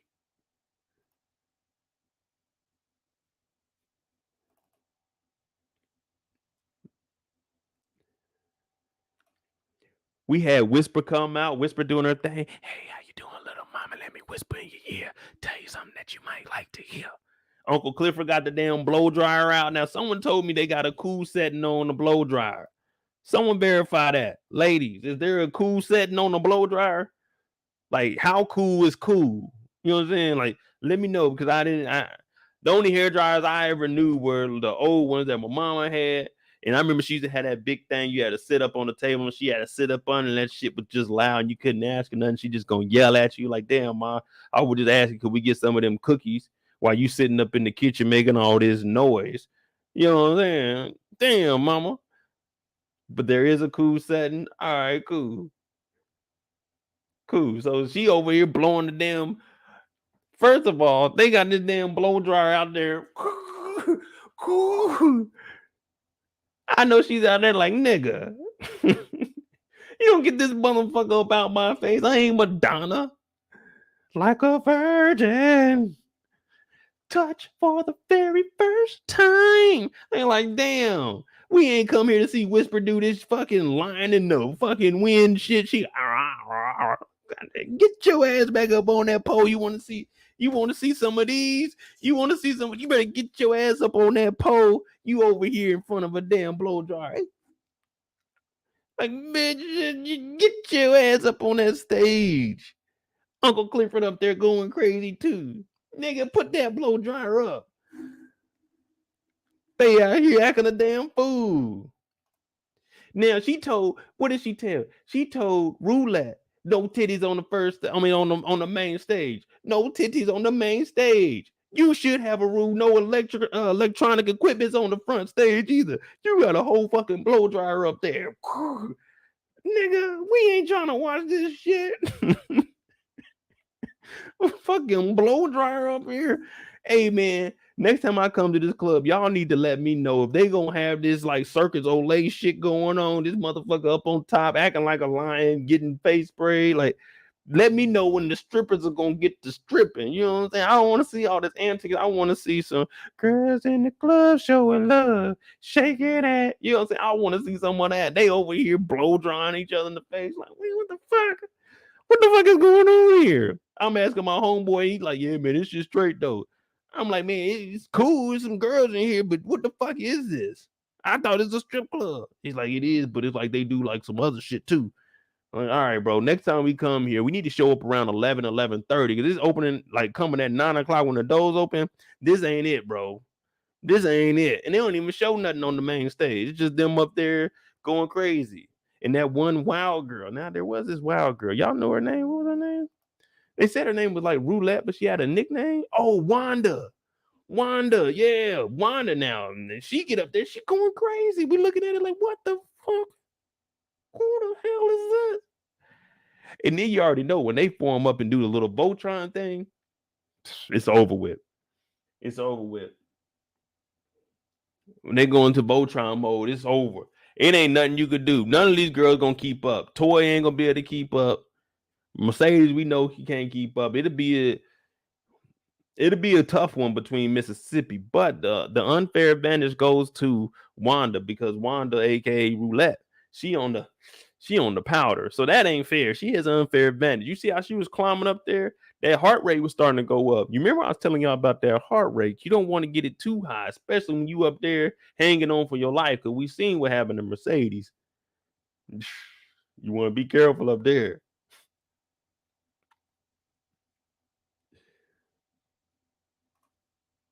Yeah, nah, I seen that. Big Bone then worked her way up from the bar girl to dancing in front of the counter to I'm the DJ now. We get this thing lit. Uncle Clifford was hating at first. Uncle Clifford didn't want her. Uncle Cliff talking about, nah, I don't know about that. You can't just come with no playlist. Man, don't nobody care. Don't nobody be in the club right now listening to see if the DJ gonna mix something up. Most of the time, the DJ playing music, you want them to finish the whole song. These motherfuckers will play a verse and go into something else. You're like, hey, nigga, we can't get that rhythm down. You know what I'm saying? We trying to enjoy the night, but you changing up these songs a little bit too fast, brother. Slow that shit down. Hey, just like Pinky told the driver, you hitting them corners a little too hard. Slow that shit down, nigga. Hey, you hitting them tracks too hard. Slow that shit down. Especially you hearing some new shit. You done went to a new city. You hearing some shit that they rapping. You like, damn, what the fuck this is? This shit sound hard. Them motherfuckers switch the song. Everybody knew the song except for you. You can't ask nobody, hey, bro, what was that song? Oh, that nigga, who the fuck are you? Oh, nigga, I just want to know what the song was. No, you can't do no shit like that. DJ, slow that shit down. Give them like two verses at least. Shit. But then you want to play back that ass up the whole fucking song. Niggas ain't got energy like that no more. We ain't 18, 19. We ain't trying to hear back that ass up a whole fucking 4 songs. Play that motherfucker one time. We know it's a classic. But play other songs a little bit longer so we can at least hear them. Get these niggas some exposure. Something. Shit. You know what I'm saying? I'm like, what song was that Mercedes was dancing to? Oh, it don't matter because by the time she came down the pole, it was over with. Damn, what Roulette dancing to? Up, don't matter. They done remixed this shit. Oh, she done took her top off. Like, damn, DJ. Damn, DJ, slow that shit down.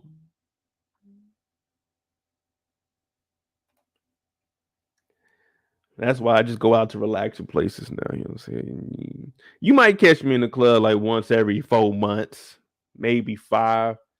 You might see me at a little, you know what I'm saying, a little lounge or something chilling, sipping. You know what I'm saying? She ain't gonna see me out much.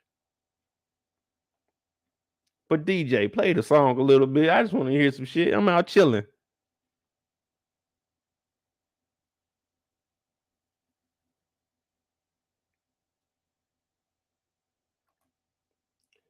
What else did we have about Miss Roulette? Oh yeah, we got Roulette meets Duff. Now, white boy Derrick, he got some competition because we got another white boy back on the scene, and Duff is back. Now, if you don't remember, Duff was the guy that was dropping off packages for Big L back in season 1. That was the first time we seen that Big L was doing something on the side. You know what I'm saying? He was actually getting them things and they putting them off in the street. He was dating the white girl, Gidget. Gidget gone. And now this fool is trying to get his life together out the dope game, get Gidget a ring. Now, men, Gidget's out there in Arizona. All the way out there in Arizona. They all out here in Mississippi. Forget about it. Forget about it. You going up and out your way for nothing. Forget about it. And even our girl, Whisper, she said ain't nothing wrong with smashing a stripper. It's when you try to marry him, is when you go too far. And everybody's like, yeah. So hey, that just a heads up. That wasn't me that said that. The show said that. People like, you stripper, you do whatever you want to do in life. I don't give a fuck. But they on the show said that, hey, you go too far, you marry a stripper. You know, I mean, that's risky. Y'all do what y'all gotta do, your due diligence. You know what I'm saying? Is she the one for you? She the one for you. But Duff, you don't need to get into nothing. Right now, we seeing that Roulette is a hustler. Roulette is a hustler of hustlers. Roulette didn't already flip the whole game in one episode, hustler. Now, for you to be involved with her and you trying to get back with Gidget, this ain't no good look, brother. This ain't no good look. Ain't no good look at all. And then, what she do? What she do? She talking to him. She done pulled his knife out, talking about, like, no, sugar. Mm-mm. Mm-mm. You not putting no knife to my face and getting in my teeth. Ain't no way. She told me ain't nothing wrong with smashing a stripper. He's like, oh, I know, but I was just talking about your dance moves.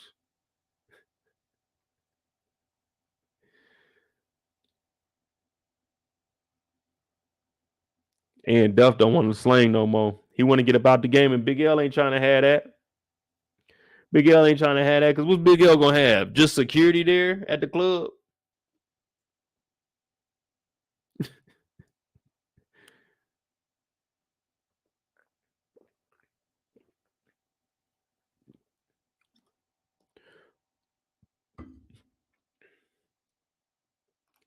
Roulette had too much going on. I mean, Roulette, you wildin', man. I want to know how far they gonna take the drugs. You know what I'm saying? Like, are they gonna continue her to be on it, or it was just like this one time and maybe she's like, nah, I'm cool on it, because it looks like she's gonna probably get into business with Big L and our boy Duff, especially with seeing that it was Oxy. So she could probably get on that. They could. I mean, it depends on what storylines they want to go with. If they want to show like how some strippers they get caught up into the drugs to cope with getting through stripping, they could do a storyline like that with her. I mean, that could play out. But I don't know. I don't know what storyline they're gonna go with her, but I think next week we're gonna see she might potentially be getting kicked out. And that could lead her into working with Duff and Big L to try to make some money. I don't know. We're gonna see.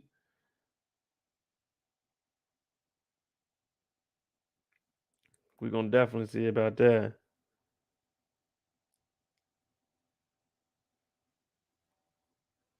Might say I feel like they typecasting that girl. I mean, maybe, or I mean, it. I think you got to look at it as, especially this day and age, we got more black push than what we used to. So if you got an opportunity to hop into another syndicated show, like, well, not syndicated, but a show like that's going to have a backing like this on STARZ, then I think it's best for you to just jump into it because it's going to open up. You know what I'm saying? It's gonna open up more networking opportunities for you, and you'll be running around more black people that have influence and power. So jumping straight into it, you going from Snowfall, which was number one when it was out, to PValley. I don't know what the ratings are of this, but to jump into a consecutive number one, and this is a larger role than what she had at Wanda. So you know that check might be significantly larger. So I mean, it could be a good upgrade. And you think about it, what if it is just for one season? Boom. I could just be doing this to fill in the gap between me getting to something better. I mean, I don't know, but she does a good job with it though. And like they said, she accepted the role. So if you did feel that way, then don't do it. But shit. I mean, there's only so many roles you can put me in. It'd be like, man, you know what I'm saying? you you casting me for certain roles. I gotta be a black guy. You gotta make me a dope boy. You gotta make yeah. You gotta cast me as a black guy, heterosexual black man, either a dope boy, a shot caller, a businessman. You can make me a bum. I'll be a bum in the movie. That'd be cool.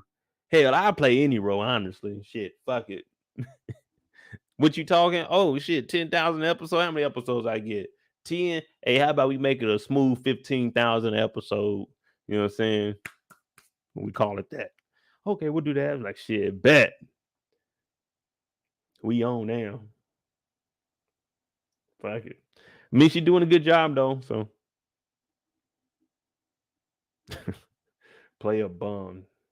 That'd be cool. That'd be cool. I just show up to work in shorts and a sweatshirt like I normally be in, and just, hey, what am I changing into today? Like shit, you can honestly just wear that, you bum ass nigga. See why hoop? You missed what I said. You missed what I said. I named it out. I said a heterosexual man, and then I said a dope dealer, a businessman, a shot caller, and then I said I'd play any of the roles. So hey, I should block your ass. Hell, I even play a cop in the movie. Hey, get down, nigga. Yeah. I'm like, damn, that nigga Mo arresting people now. He taking that job too serious. I'm like, no, nigga, it was just a movie. Could I play a butler?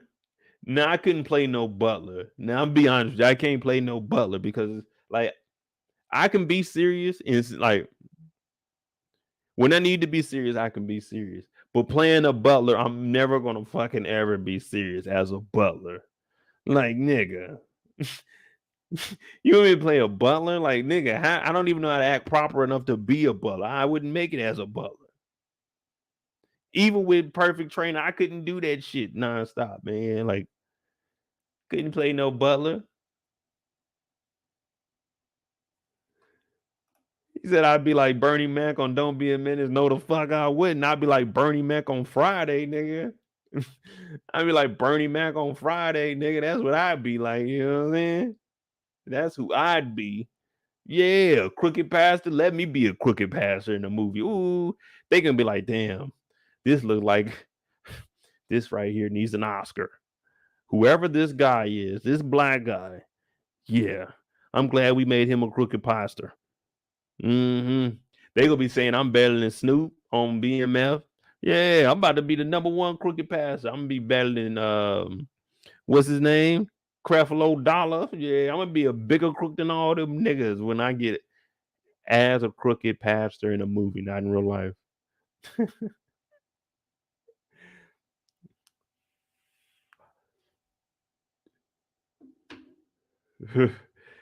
A valet driver? Yeah, I'll be a valet driver.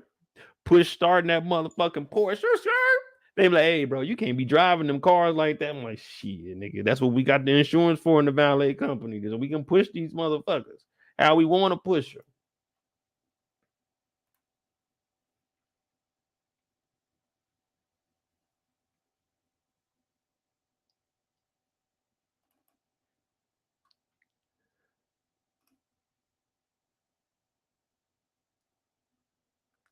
Do I consider a sponsorship prostitution?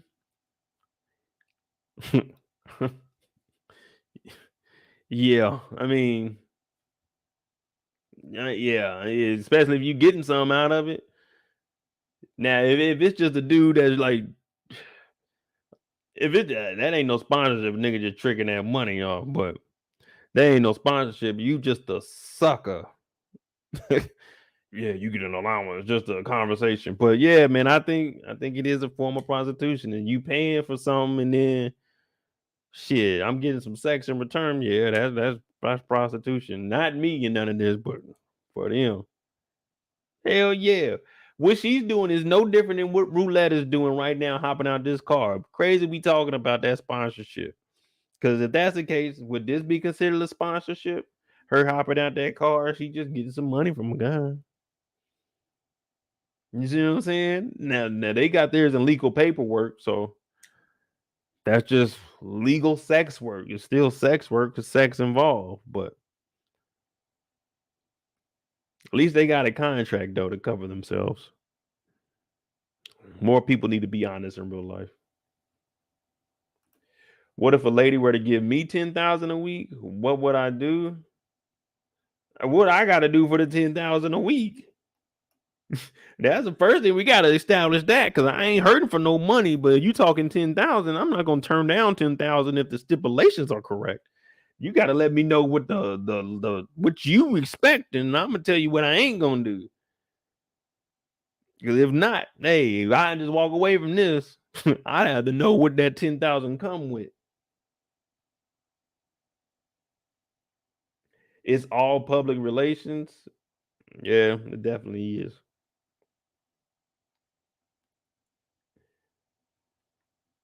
JT said Coach is going to lose his wife. But yeah, 10 bands. Shit, 10 bands. She can't be no older than.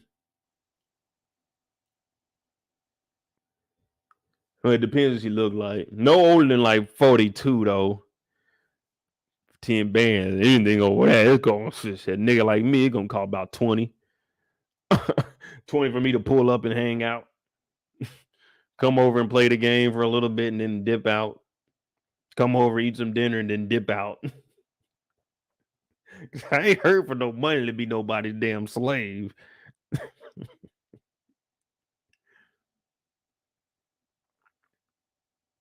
What you doing today, man? I gotta go see my old lady. Man, that old motherfucker. Man, she paying me 10 bands. Like, nigga, you sound like a sucker. You sound stupid as hell, man. Yeah, but it's 10,000. All money ain't good money, y'all. It ain't. Now, I'm telling y'all, I ain't trying to turn down no 10 bands, but that motherfucker gotta be the right stipulations. Like, I ain't doing shit with you. We ain't going nowhere. We can kick it at the house for like an hour. Other than that, man, shit. Fuck it, I'm out. None of that. None of that. And I make it so ridiculous because guess what? I don't expect it to happen, and it ain't gonna happen. Some old lady coming up to me. Out of all the niggas in the world, she come to me, hey, you know what I'm saying? I'm trying to give you an allowance. Oh, you don't get your old creepy ass away from me. Yeah, just because we in the same age bracket, we both adults. That shit creepy as fuck. You think I want an adult taking care of me? You know, I could take care of you. You still one of them young, good looking ones. I said, hey, man, I mean, you cute and all, you cool, but you better go find one of them 21, 22-year-old knucklehead niggas. I'm not about to be up under your spell for 10 bands a month. Hell, I ain't had a job that paid a nigga 10 bands in a month. You think I'm about to work for your independent ass for 10 bands a month? You better get the fuck on somewhere. The fuck you gonna do for me for 10 bands a month? Why you got 10 bands a month to be giving away in the first place? What you doing illegal? You can come up with 10 bands and give a nigga some bread like that. That's the kind of shit I'm thinking of. First thing probably like 10 bands a month. Nah, that shit don't sound right.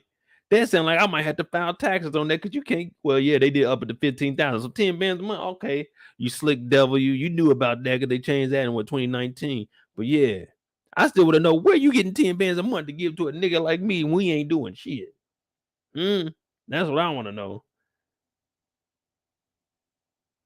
Yeah, but y'all don't be thinking about that stuff. That's what I be thinking about.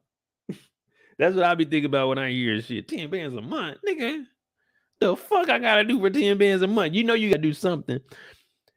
It's hard enough to get $100 a week for doing nothing. You think you about to get 10 bands to do nothing? Like, let's be realistic.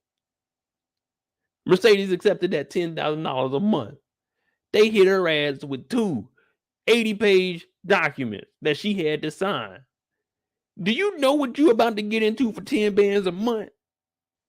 Do you know what 10 bands a month in Mississippi is? That shit like 15,000 a month in Mississippi. That motherfucker about to stretch and Chuckalisa. That motherfucker about to be long. 10 bands a month. You think you ain't gonna have shit to do?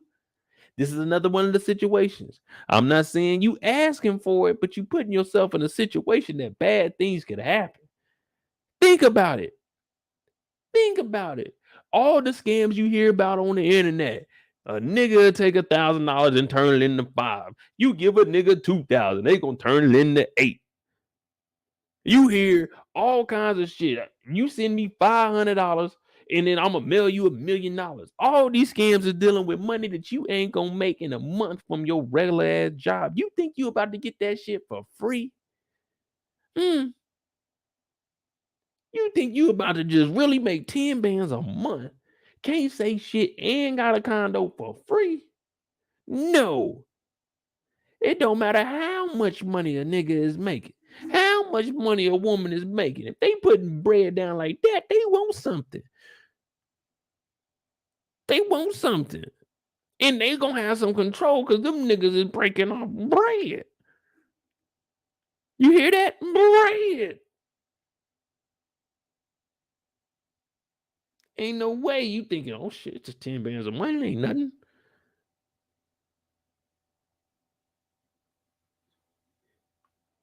You ain't getting away with 10 bands for nothing.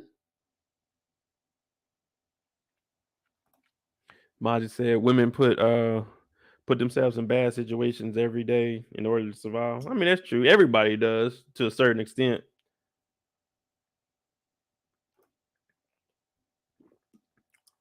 But you heard my logic. Fuck that.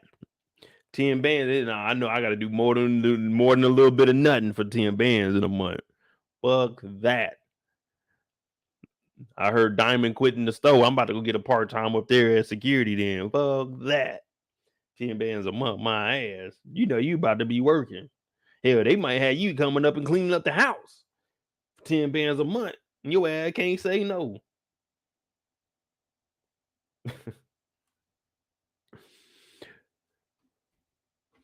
But then she sees Big L and Duff. They actually dropped the box in the Oxycontin. It didn't dropped out the bottom. Oh, they had oxycodone. I thought they had oxycontin. Oxycodone. Not bad though. But we see that our girl Roulette, she ain't tripping. She just told old boy if he want another ride, hit her up. Cause she don't give a damn now. She making that bread. She got the light up heels on, and she sees them drugs back there. Oh yeah, it's on now. She gave a wink because she's about making this money. She's about making that bank. So now she just has a plug on the dope. She just has a plug on the dope. Here we go. Here we go. I don't know how that's gonna play out though.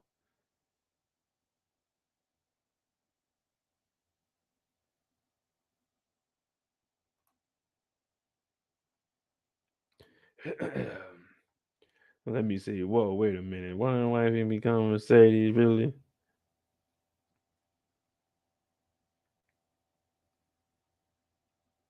Mm-mm. What y'all think?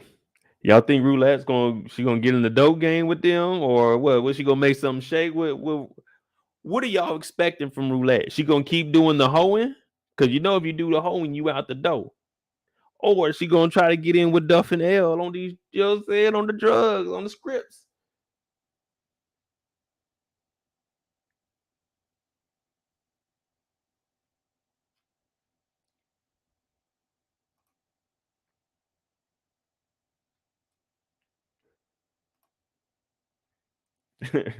Roulette gonna get iced.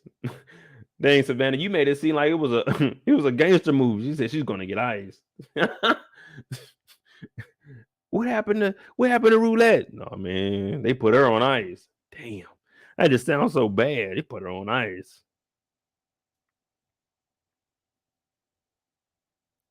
Yeah, Roulette don't care. She gonna make that money any way she can. They need to get on out there. Hey, they need to have that pink tour. They get that pink tour. The only thing, let me see. If you had the pink tour all stars, you'd have to do Mississippi, Mercedes, of course, Roulette, and Whisper. That's gonna have to be your 4. But you gotta hype everybody else up because the hype behind Mercedes and already died down.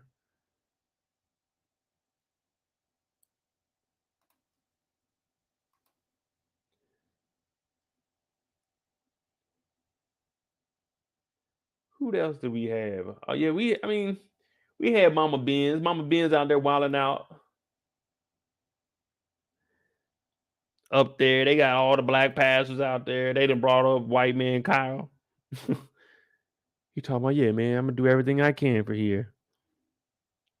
Mama Patrice, hey, Mama Patrice is stepping up. Other than her doing, y'all gonna hate to hear this. Other than her doing the Lord's work, she ain't did no wrong. And the reason I say other than doing the Lord's work, she done stole money from her daughter, talking about it's the devil's money anyway. She running money up and through that church. Y'all see at the end that money counted, but the like damn. Boy, when you go into a church and they got the money counter, they got the money, they can count them things by the hand. I think the neighborhood is selling dope. That's what I'm looking at. I'm looking at the church like ain't no way.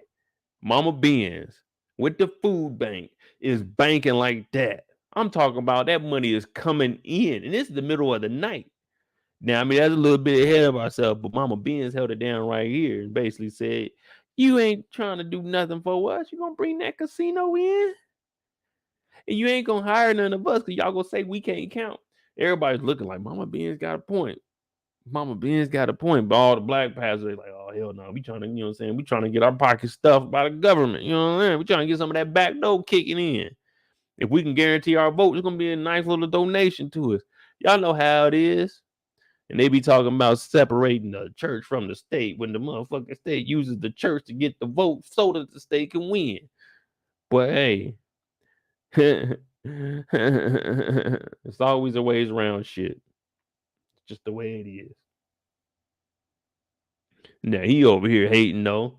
You could tell that chicken dry. The greens didn't even look like they had any moisture on it. They just been sitting out and all the liquid then evaporated up off the greens. You ain't got none of the juice on the greens. That's how you know everything dry. Ain't no flies out here either. That's another thing. If you got a barbecue and y'all got the food and stuff outside, ain't no flies around, and y'all ain't out there yakking them, that means y'all food ain't good. The flies is only gonna come to the good food. If you ain't got flies around your food, you gotta swat them off. That means you ain't did right in that kitchen. Just a FYI. Because if the food got the right around the season on it, them flies gonna be there. They gonna be a hunting. And they come out of nowhere. You gotta have somebody over there with the fan just coming by like, hey, hey, honey, you better cover your plate. You know what I'm saying? Them the kind of churches you want to go and eat at, but you don't want to come to something like this now. Now this is way deep down in the South. And when I tell you down in the South, I mean deep down in the South. They got all their food laid out right out here in the gravel. Now, where we go to church at, like in the country, like up in Virginia and stuff, it ain't like that. You get the food on the inside, then we all got to go outside. It's been a while since I've been there, but yeah, they got all the food lined up outside talking about, oh yeah, this is the annual. This is the annual. Everybody shows up to this. They all out here big kicking it, listening to it. Yeah, Mama Beans calls them out like, no. Listen up, people. Y'all trusting these white folk too much. Y'all trusting these white folk too much. You heard some of the people talk, but she laying down the law. We knew that she had a little bit of power because she's starting to get a voice out there too.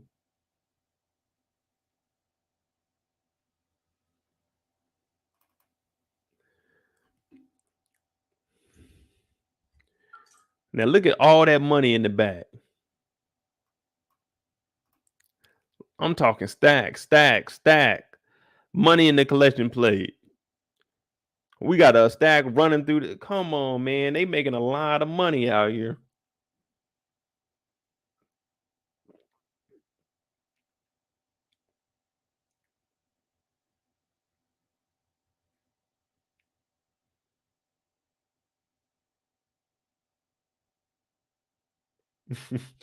Hey, we're gonna get on Andre and Naya. I mean, not Naya. You are Naya. We're gonna get on Andre and Brittany after this, man. We just talking about this church real quick. We're gonna knock out everybody. We get some free time. Oh man. But they got a lot of money back here. A little bit too much money to be making at 9 p.m. at night. But you look at her assistant. Her assistant ran here so fast, like I tried to stop him. And they made it up in the door. She said, overseer, nigga, I ain't talking to you. They coming in here quoting church scriptures. Something about thy neighbor. I'm listening to it like, hey, man, what are we really here for? The sheriff got his mask on with it. Anybody, I told y'all this when we was watching We Own This City. Any officer that sits with his hands in his belt buckle, or the nigga got his hand behind his vest like this, nigga, you're doing too much. No one stands there like this or like this. You're doing too much, nigga. The job ain't that serious. Y'all niggas then walked in on Mama Patrice in the back of the church to give them some paper to shut the building down. You coming in here like you a tough guy. Nigga, what were you gonna do when you came in here? There was no reason to come in here and even act any sort of tough. Like, nigga, we coming in here and giving them a paper and telling them that, hey, the COVID restrictions mean that you got to be socially distanced, running at a 50% capacity. He in here like, yeah, I'm the law. Hey, overseer, nigga, we ain't talking to you. We don't give a fuck what you talking about, nigga. This ain't got nothing to do with you. Intern mayor's in here. You done mess with the wrong neighbor. Mama Benz, I said, Mama Benz, I know you ain't using that language in the house of the Lord, are you? If I mess with the wrong neighbor, you done fuck with the wrong bitch. I said, damn, Mama Patrice. Mama Patrice, you can't say that. You can't say that, Mama Patrice.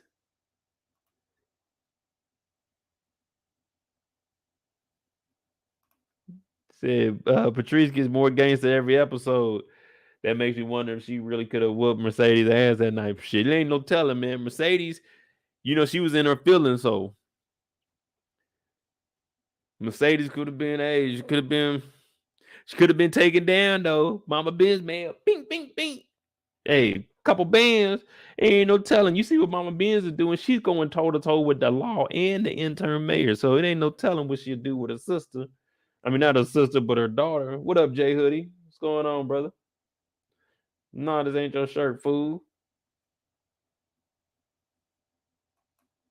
Said Patrice cut him down in church. Yeah, hey, let him off softly. But the thing is, look where she's at. Look at the thresholds. She's back in the office area. That's technically not part of the church.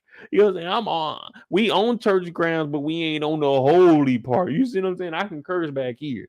But once I go through that threshold into the office or into the front, I gotta cleanse all them sins from me anyway. So hey, it is what it is. You know, it is what it is. Yeah. Our Father without him. Like, yeah, I'm just my bad. I made a mistake, man. I just got caught up in my emotions, but I was trying to protect the house of the Lord. Please forgive me. I'm like, all right, cool. I forgive you for that. I understand where you're coming from. But yeah, Mama Ben, she getting the gangster now. We're gonna have to see how this turns out for them. Cause they were up front going crazy. When I tell you they pulled up with them bands like that, shit. Couple thousands in the night.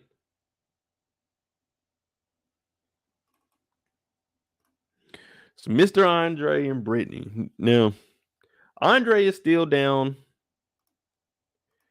Andre is still down in Mississippi. Now, why is he still down in Mississippi? Because he's taking over the house. He's trying to run some things, and he also heard that the wheel got pushed back a week. So since the reading of the wheel got pushed back a week, you gotta physically be there, especially if you want to start taking action as soon as possible. Because as soon as you get the wheel read to you, then you can start getting things, and you'll know everything that was left behind for you. So that's why he's trying to stay there. Now Brittany's asking him, "When are you coming back?" And he's like, "Man, I just gotta take care of all this stuff." Now she's a doctor. What up, the greatest? Now, she's a doctor. And that's exactly what I was getting into, H Kitty. She's a doctor. And this Negro is ruining everything that he got, chasing after a stripper. You read my mind. At first, I always thought she was a nurse. She's a whole doctor. This nigga down here in Mississippi chasing after some tail. Some tail that lost everything that you worked your ass off for. Your godfather is gone and you ruined his stuff because you were chasing after Hailey, aka Lakeisha Savage, aka Hotham Knight. You still chasing after this same old monkey when you got a doctor upstate, like Naya said, that got an unfinished basement she was standing in, so your ass wouldn't catch the C-19 while you playing the game, and all you had to do is pick up almond milk, nigga. Even I could do some simple shit like that. Shit, she a whole doctor, nigga. I'm retired at the house kicking it. She want to work, okay, cool. But shit, if she wants some fucking milk, she working, nigga. Go pick up the milk.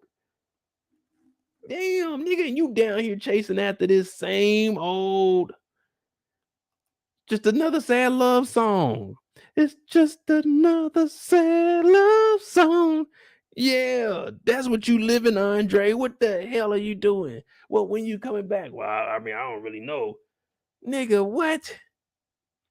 Ain't no way. I'd be like, look, I'm going home. I'm gonna be back for the reading of the wheel, and I'm gonna get the fuck. I'm not trying to stay down here. Niggas is bucking at the end of the night. Yeah, this is where I'm from.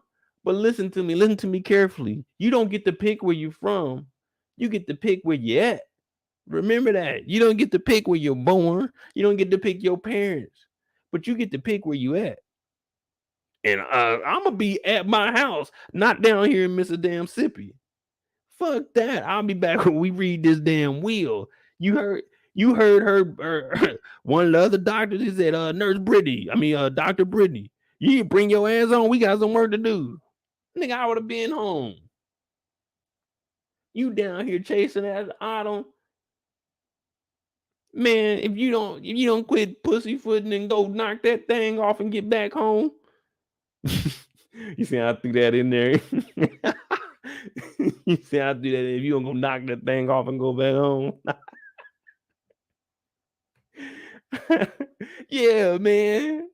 Quit playing around with it. You chasing it. Y'all getting this close every time, talking. You at the strip club at 5 a.m. talking about, I just want to thank you for helping me out through all of this. And I would have never went to the funeral without you. Let me just hold you. You should let me love you. That's what he started humming in her ear. She like, hey, nigga, what's wrong with you? But he ain't trying to go home. He got a whole goddamn doctor at the house. This nigga ain't bought no almond milk. This nigga been gone. He ain't played the game. He ain't did nothing. He ain't calling to check her. You know that she called him because she's at work on her break. So you don't just call a doctor. A doctor calls you. So we already know how that going. This nigga Andre is fucking up. Y'all always be thinking I don't go in on the niggas, but I be going in on the niggas. Andre, your ass then drop down to JP's level. You could be broke or you could be ignorant. This right here is just complete ignorant. She's even talking about, I got a position for your ass up here. Nigga, I wish somebody would be like, hey, I got a position for you. I ain't gotta apply for this shit. It's just a position open. Shit. I'm out this motherfucker. I get to go to my house. I got even more bread that I'm stacking for a cool ass job that I ain't even have to apply for. The fuck? To be chasing after some stripper that bought a strip club from an auction that's struggling, and I just knew she was struggling. I knew the struggle. I seen the struggle. I knew she was lying about shit, but I'm gonna continue to chase after her ass.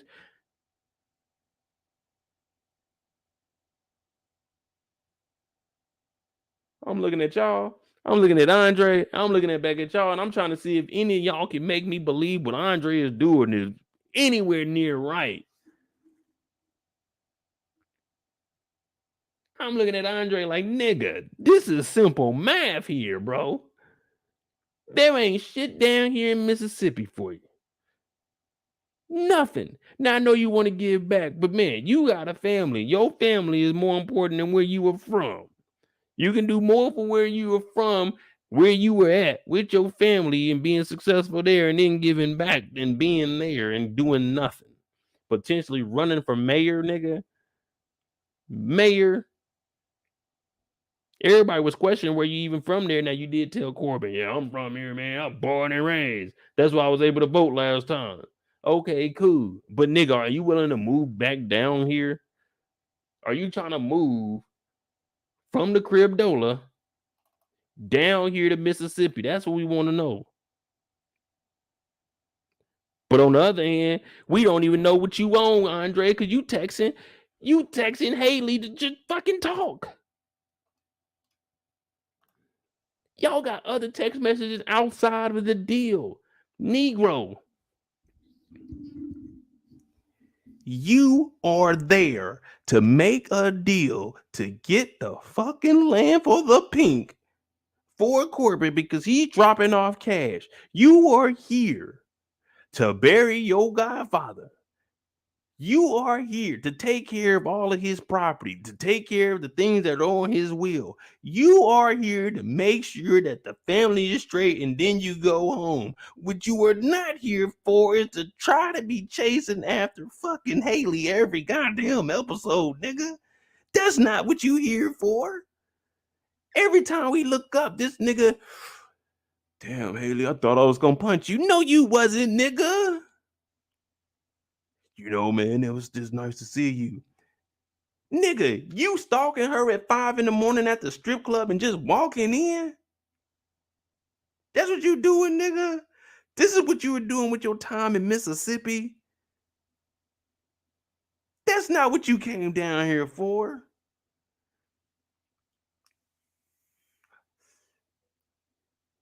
You still want to make that deal? You know, 10 million, that's a lot to ask. Nigga, wait her ass out. You know the business game. Wait them out. They ain't making no money.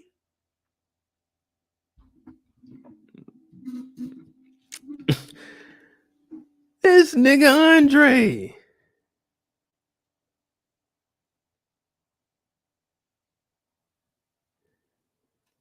And then look how they texting each other. Hailey talking about staying put for now. 1 million ain't even a tip. So she's shooting subliminals at you. She's trying to get your ass worked up to make you think that you about to get some. And then you gonna end up giving her $10 million. See, she about to trick you about your game because you ain't been in Mississippi long enough. You done been out the hood too long. You about to get finessed over here. But she's sending these subliminals. So now you thinking about, ooh, man, there's still an opportunity. No, nigga, cut it out.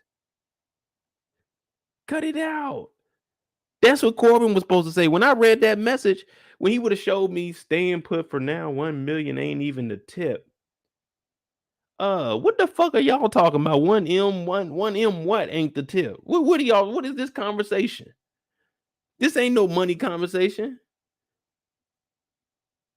Like whoa, if someone else sees this message, I'm not thinking business. I'm not thinking how much is the strip club going for? Staying put for now, 1M ain't even the tip. The tip of what?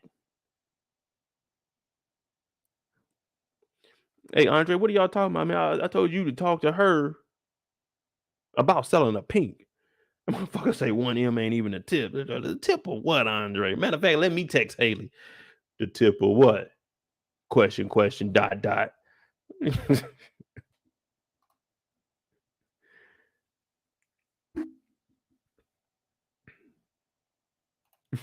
Tiffany said, Andre don't want to leave the hood.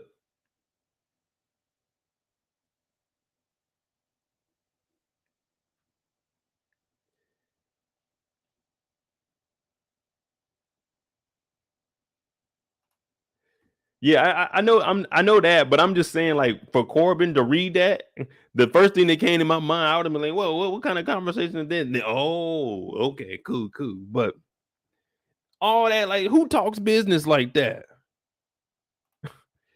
Yeah, I want a big dick offer. I'm like, we ain't offering that around here. We offering cash, ma'am. I don't know what you think this is, but my body is not an object. My body is not a toy. Talking about we want a big dick. What? Whoa, hey. I did not know that was going to be the discussion today. I thought we was buying some property here and even exchange some commerce here. I buy a building from you for cash and you give me the building deed. That was it. That's all I came here for. I don't know about no big dick contracts, none of that shit. But no, you're not getting us with that one. Just to make it clear, I didn't say anything to do with that. That was all Hailey.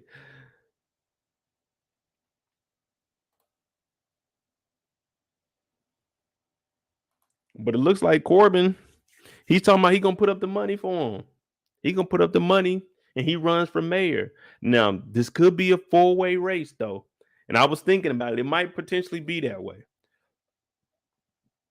But I don't see Clifford taking it serious. So I say a three-way race. Of course, Wayne, was it Wayne Kyle? Yeah, Kyle, well, whatever. The Kyle brothers, Mama Benz, and then damn, was it Andre? I can see those three being the ones running for it. Maybe Clifford might start, but I think Clifford's gonna probably back out. And Clifford and Hailey, they support Andre. What y'all think about that? As far as who could potentially run for the mayor, I think it's gonna end up being those three: the Kyle brother, Mama Benz, and Andre.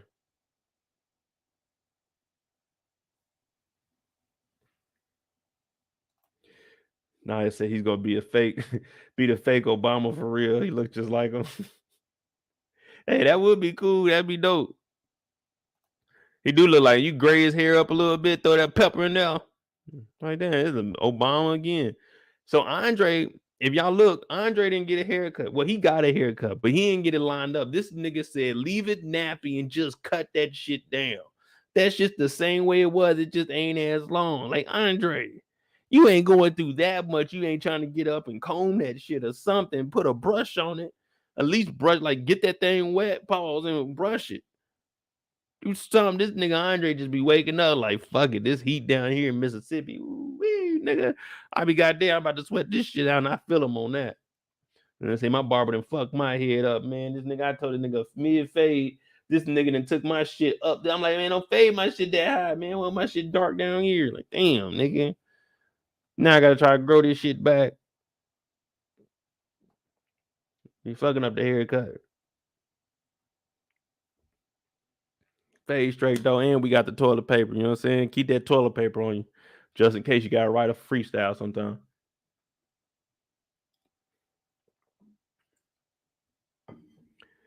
But yeah, Andre out here chasing dreams, man. Chasing tail that ain't even worth it, bro.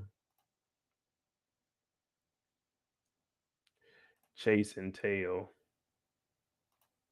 But that's pretty much it. Unless y'all got anybody else y'all want to talk about. Cause I don't, who else was it? Mama Benz, but we pretty much talked about her. I mean, Hailey and Clifford, what they all they did was come up with a DJ and they split the money differently now.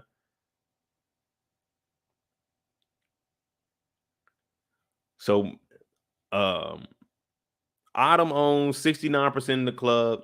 Clifford owns 31% now. So you see when they started talking 10 M's, Clifford changed up. Hey, you remember at first it was where the girls gonna go until Autumn said we split 10. Clifford was like, oh, that's 3.1 million. Let me look around real quick, make sure ain't none of the workers in here. Fuck them hoes. That's $3 million. 3 M's. We up. We up. You know what I'm doing with 3 M's? Not a goddamn thing. 3 M's, I'm up and gone. I'm out the country for sure. Ain't no more waiting. Ain't no more waiting. I'm buying that land in Costa Rica and that land in Thailand. We just gonna speed this process up from a 5 year to from a 10 to 5 to a, hey, we do this shit tomorrow. We get $3 million. We done. It's it. We reached the peak of life. They were like, Bo, that ain't a lot of money. Shit. Watch me stretch that motherfucker. That motherfucker 3 mil gonna look like 20 on me. I'm like, damn, that nigga been living good off that 3M. You goddamn right.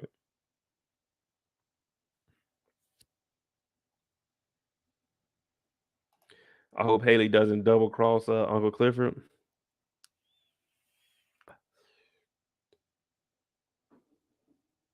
I mean, there wouldn't be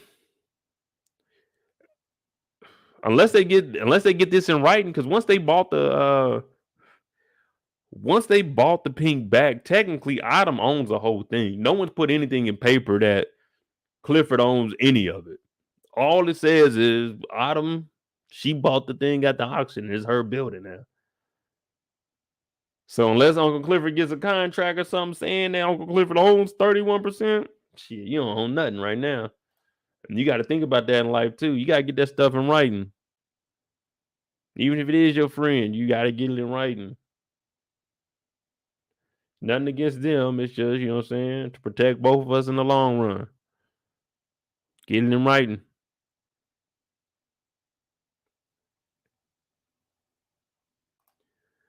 She been throwing her power around lately, so it's possible. Yeah, that's true.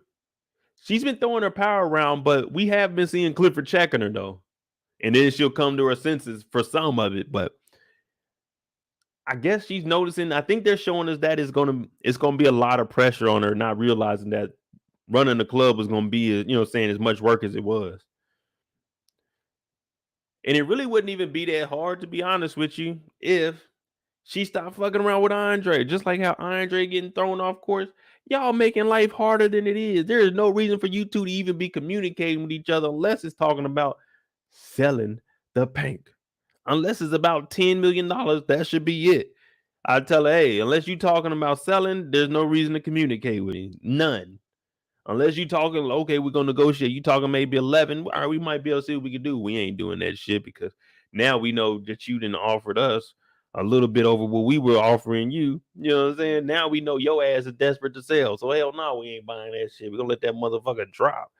But that's just a little bit of negotiating one-on-one. Now we know you need us. You thought about that 10M. You talking about maybe 11, but nah, there's no reason to talk to Andre unless it's about business.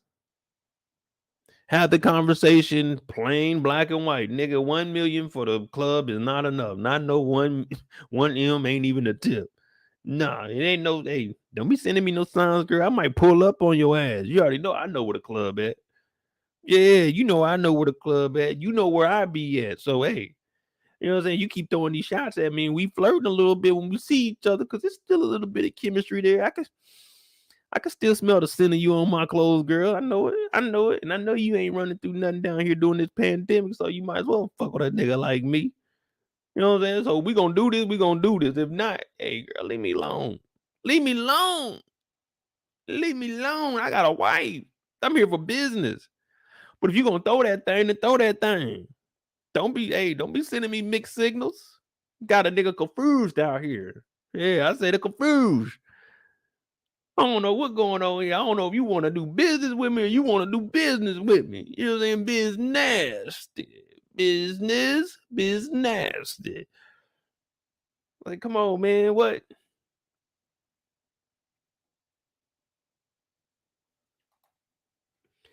For real, why was Hailey so obsessed with Andre after losing a child, running for her life, and hiding in a rundown club? Shit, I don't know, man. Andre on some other shit. She said her Sierra prayer. She got her an Andre. She said her Sierra prayer. She left the streets. She got her an Andre. That's right. We did see Pico get his ass whooped twice. So now he can't even wear blue and gold no more. But whatever Hailey then did to Andre and whatever Andre did to her, these two, I just don't get it. I just don't get it. After the first season, there's no reason ever in life I would ever talk to Hailey again if I was Andre. This motherfucker was in your computer taking everything, taking pictures of shit, fucking up your deals. Nigga, that's your job. That's your livelihood. Now, I cut somebody off just for stealing a couple of dollars from me because, hey, I ain't got it like that. But god damn, your job? Oh, no. Now, I'm a nigga. I'm a little lazy sometimes. Everybody is when they go to work. But, hey, don't bring your no working ass around me, nigga, because I do enough work to get by while your ass is up under it. Nigga, you doing so bad at work, I know you been in trouble. You know, like, I'm at the bottom. So if I know anybody getting in trouble, that means a nigga is up under me. You know what I'm saying? Like, they may have had me up here on like a level 3 or some shit like that, but I was really a level 2. I was right above the bottom. You know what I'm saying? I did my work. I didn't go above and beyond, but hey, don't be bringing your non-working ass around me, because if you already look bad and I already look bad, nigga, we get together, we ugly. We ugly. Them two in the corner, nope. Them niggas that we know they ain't doing no work, and y'all could actually be doing work. But ain't no way I'm hitting up Hailey. She didn't cost me my job. I almost messed up what I got at home with my wife. I got a doctor at home.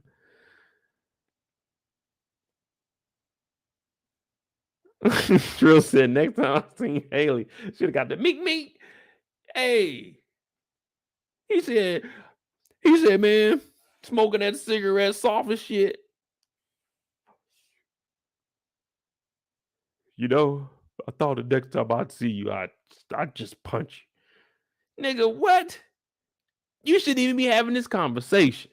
There ain't nothing to say to her ass. She done came up here, nope, ain't smoking cigarettes with you, B. With T.I. say, I don't want to kick it with you. I don't want to skate with you. I don't want to do nothing with you. Get your ass away from me. The fuck we about to be hanging out for? And you done cost me everything that I work for. These niggas is stupid. This whole thing could have been squashed. This nigga just would have said, hey, man, I'm not smoking no cigarette with you. Hey, don't be texting my phone. But what this nigga do? He heard that his godfather died, but he really went down there because of Hailey. That's what he really down there for, Hailey.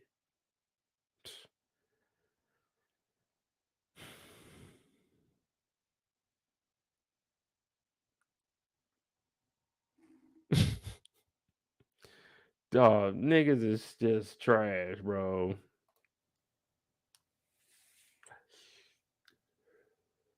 And I mean that in the way of, you know, the niggas ain't trash. So y'all be talking about, I told you, niggas ain't shit. Nah, I ain't talking about that. I'm talking about like this. This nigga trash for chasing after Hailey. That's what his whole life is good. This nigga could have came down here, took care of Tynell, made sure everything was good and illicit. Went back to Atlanta, got him a nice little job, had him a nice little woman on the side, beautiful wife, beautiful house. That's fucking living life. Yeah, why he hoop? I don't even think he smashed. That's why he sprung on it. That's what I'm saying. Like, nigga, if you gonna go hit, then go hit and go home.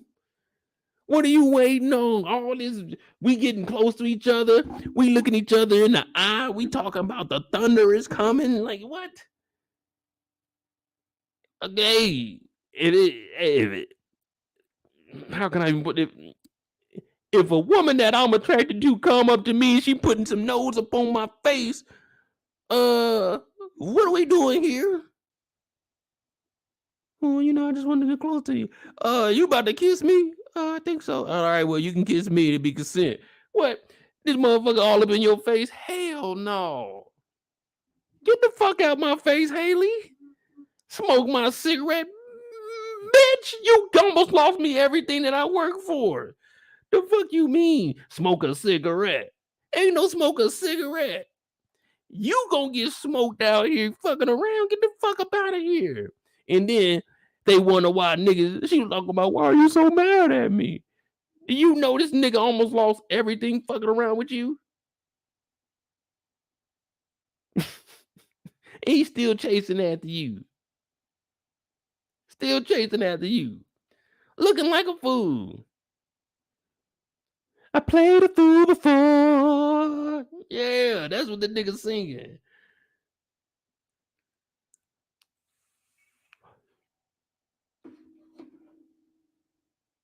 Andre ass on some other shit. Y'all know I'm telling the truth. Andre down there tricking off on something he ain't even got.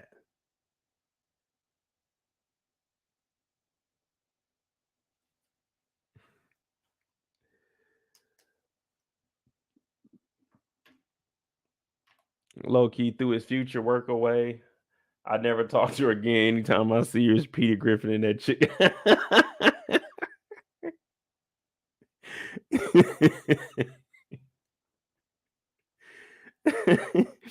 If you ain't seen Family Guy, Peter Griffin is the main dude.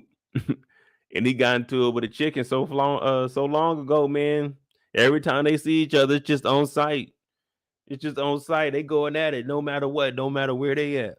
They just going at it. Hailey almost ruined this nigga's career.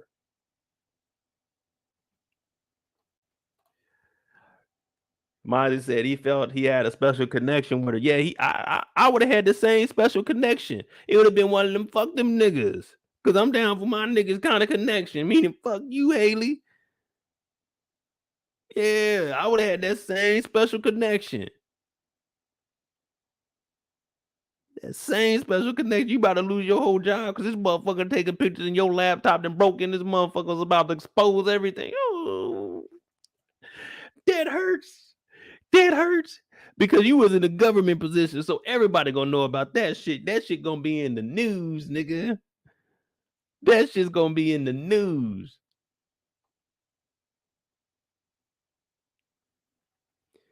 Your name get off in that news, and hey, this is 2022 nowadays. It ain't no escaping. Your motherfucking name getting that newspaper for anything you done did at work. They done fired your ass. Mo just fired from a job. It said that he was working there for 3 years, but he showed up late 7 times, and then he told the manager F you on the 8th time of showing up late. Then he went into the break room and had a 2-hour lunch when he was already on probation. Then he just said fuck it and he quit. Like, why did y'all put all that in the newspaper? Man, the people wanted to know. Like, damn, nigga, I don't need everybody to know what I got fired for. I told everybody I quit, but in the newspaper, that motherfucker said I got fired. Yeah, your ass was late 8 times. And then you trying to talk about, yeah, man, they were fucking with me. No, nigga, it said you were late 8 times. Nigga, they wasn't fucking with you. You were fucking with them. Who gets late 8 times and then get fired? Nigga, after the 3rd or 4th time, they should have got rid of your ass. Nigga, they gave you 8 opportunities to show up late and you still fucked up and went late again. Hell no. Y'all know how niggas get. Them rules be on them and they don't follow the rules, so they want to try to come up with, man, they be after me. Nigga, they ain't after you. You fucking up. Nigga, they got you on tape. They seen you go out the emergency exit and leave at work an hour early. Nigga, they saw you. And you still clocked in like 8 hours. Nigga, that's fraud. Nigga, they ain't fucking you. You fucking them over. They just doing their job and getting rid of your ass because it's more expensive to pay niggas that ain't doing work than to pay the niggas that are doing the work. Talk about, no, man, that's fucked up, man. You come on, man. You know me, man. It just be seeming like they be on me. Sometimes they do be on you. And then we start finding out that your ass been acting up, nigga. And they wasn't just on you just to be on you. Nigga, you was acting a fool. What? Kendall said, that sound like me. Nah, that don't sound like me. That don't sound like me. Shit, I did my job. I did just enough to get by. I did just enough that my work wouldn't be messed up, that niggas needed to double check it and go back. Because when they start doing that, then they going to start checking everything. So you got to do your work. Do your work good enough that no one else has to go back and do shit to change shit. Like if it comes back to you, cool. But don't ever do work where somebody else got to fix it for you. Like if they cool, you might have a supervisor that be like, hey man, don't worry about it. I'll fix from there. That's cool. But man, don't give people work that they gotta fix, nigga. Do your work. That's how I was. You know what I'm saying? A little lazy, but I did my work. I wasn't gonna put no more work on no one else though. I wasn't gonna be like Corbin talking about, man, you should run for president. You should run for the mayor. Hell no, I ain't gonna be that person. Cause nigga, that's a lot. That's a lot of work for me to be trying to hype your ass up every day, nigga. I ain't got that kind of energy, bro. I support you and all that, but shit, I'm not about to. Hey man, you should go do this and go above the bond because nigga, no, I'm not doing that. My job description is to do this, and guess what the fuck I'm gonna do? I'm gonna do this unless otherwise notified. Not because I'm volunteering to go do some extra shit on the weekend. What the fuck going on this weekend? Shit, nothing for me, nigga. I'm gonna be at the house kicking it. That's what I'm gonna do this weekend. They talking about, yeah, we can go volunteer for this. I said, shit, y'all go ahead and volunteer y'all Saturday. I'm gonna volunteer mine on this couch. I did all the work I needed to do Monday through Friday. Fuck what y'all talk about. The weekend is mine. I'm going to the motherfucking paint. Yeah, that's what I'm doing. I'm going to the paint. Matter of fact, I'm going in there. Nah, I'm not gonna put these on. I'm going in there and I'm planning on getting finesse. That's what I plan on doing. I plan on going into the paint tonight, blowing my little check this Saturday. You know what I'm saying? We got the toilet paper back here in case we go into the paint. You know what I'm saying? We got to start rapping or some shit. A beat come on, never scared to blast us with a new track. I got the glasses on, you know what I'm saying? Just to seem like I'm one of the little dope boys in there. You know what I'm saying? I'm coming in with my little $30 and you know what I mean? We at the pink tonight. What's happening? You know what I'm saying? I'm not volunteering my weekend. I want to drink a little bit this weekend. I want to enjoy my weekend. I ain't no. No, I'm not volunteering this weekend. You volunteer this weekend. What day they say? Sell your mama car.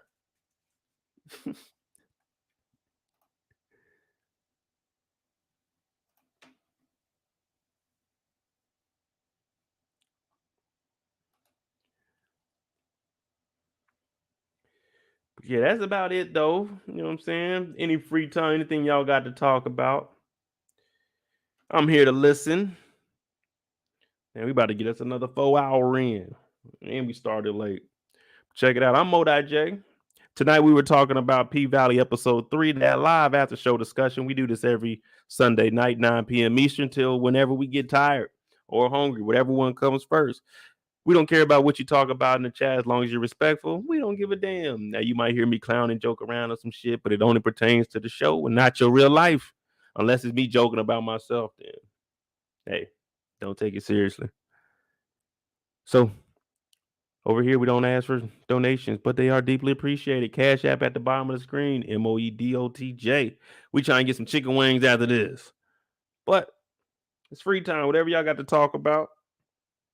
Like I said, I'll be out of town in 2 weeks, so I think we'll have maybe 3 more, probably 4 more lives before I actually get out of here.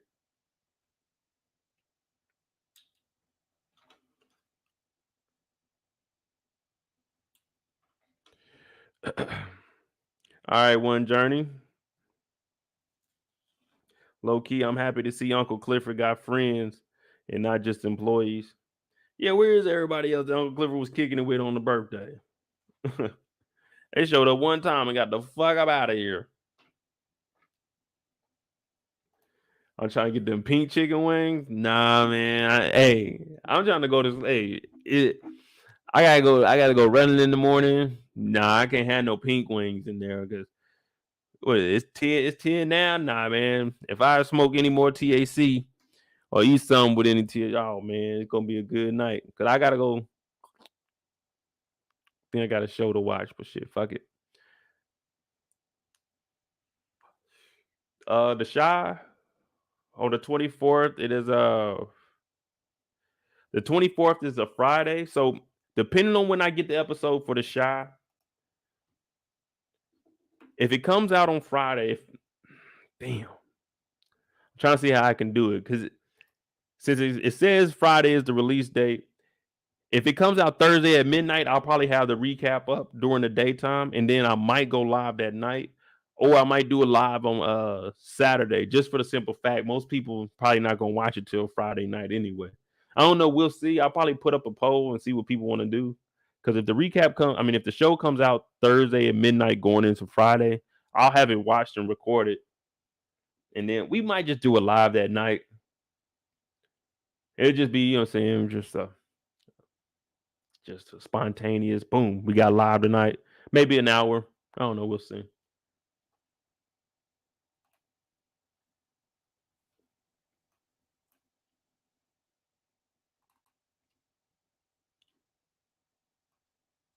I don't know how they're gonna do that last season though. I know everybody done got bigger, so I don't know if we're gonna be able to believe it like we used to. Like, dang, how long were they gone?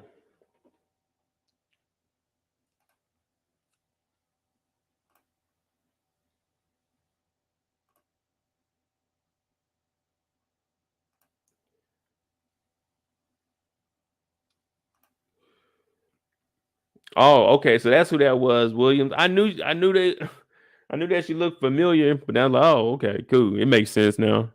So shoot. Clifford out here bringing people on. All right. Got the house mother. Like, what does the house mother do? Like, what does that? Let me see. I really want to know, like, what does a house mother do?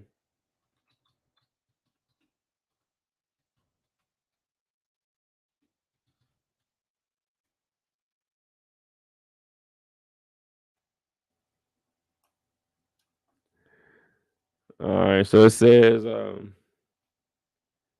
it is the house mom's job to do things such as make sure the dancers get to the stage on time, bring food to the dancers, supply the dancers with hygiene products. Hey, where was the house master at when our girl Roulette needed some of them products? Help dancers with makeup and costumes, provide emotional support to the dancers, and clean the dressing room. Emotional support? Like, how is it back there? Like, I gotta watch a documentary or something, like on some real shit for educational purposes, man. Y'all probably gonna joke around like, oh, you trying to watch for something else. Nah, for real. Like, what is going on back there? They talking about emotional support to the dancers. Niggas is back there fucking going crazy. Fucking PTSD for coming off the stage or something. I gotta see. Like, the only time I seen in the back of the strip club, I told y'all about my homegirl.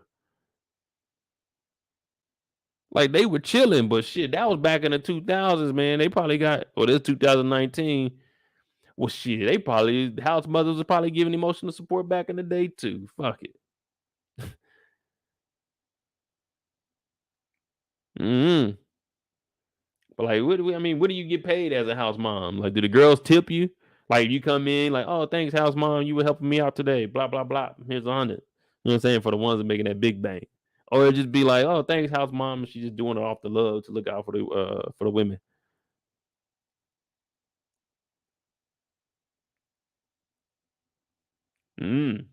I do gotta watch a documentary or something. See how, like, this shit sound like it's like a damn like a damn football game or a hockey team. How they just be rotating in and out, jumping over, get up on that ice, do your thing, come back out, take a breather. You might get to fight every now and then. Sometimes the crowd go crazy. Sometimes the crowd boo you. Shit, just like a professional athlete. You out here going crazy. She helps the girls get ready. The champagne rooms get crazy, I guess. Hell, old boy was like, man, where the girl with the DSLs? The soup coolers. Like, nigga, you went to the strip club for that. That's what you got all your money out for, to come up here to get that. Nigga, you get that out in the street for free. You going in here to pay for that?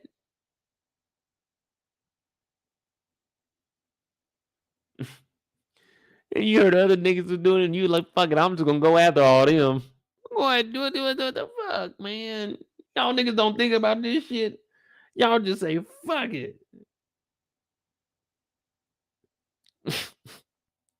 Like, what, nigga? You said you about to go to the strip club and do what? Man, nigga, hell no. And how much you spending in there? Nigga, we could drive up to Atlanta, you get something decent. Yeah, we go down to Florida. Shit, we could do something, nigga. We ain't about to go to the strip club and you drop off a brick for some top. That don't make no sense. You said you don't want real pasta. You said, go ahead and give me that hamburger helper. You said, fuck it. We're going to go with this and we're going to be in and out. Just like that. No evidence. What they say, no crumbs left. No crumbs. In and out. I'm just going to go into the champagne room. I'm going to drop a brick. I'm going to get what I got and I'm going to get. You know, I'm going to get. Like, nigga, no. You got to tell your homeboy, hey, bro, don't do that shit, man. That shit's just stupid.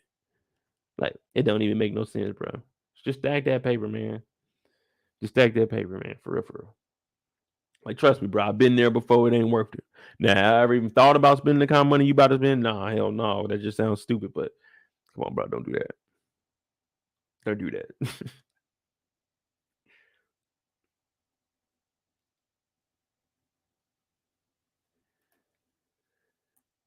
Hell yeah.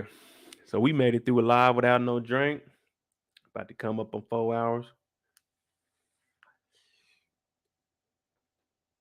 So are the episodes getting better to y'all? Do you think that it's starting to pick up? Like, we've seen the first episodes, like, all right, cool. Now we're starting to get that momentum. Y'all think it's going in the right direction?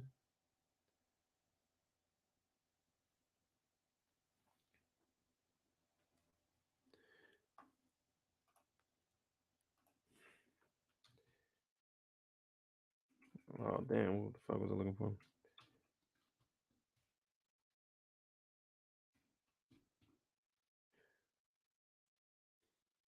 I'm loving the episode so far. Yeah, I mean, it's cool. And then, like I said, I don't know if any of y'all, if y'all haven't seen the trailer. I got the trailer up on my channel. I'm probably not gonna do it tonight because I'm not about to break it down again. I'm about to get up off this thing. But we did see a little bit into the future. It looks like Diamond should be returning back to the paint because they need a little bit of help. You know what I'm saying? So that might be big. I don't know how far they're gonna, take his storyline and what we gonna do, because he really doesn't have any significance to Mississippi get back. You know what I'm saying? Like, unless white boy Derrick gonna mess with him. Other than that, as long as Mississippi on the road, we don't really have any use for Diamond.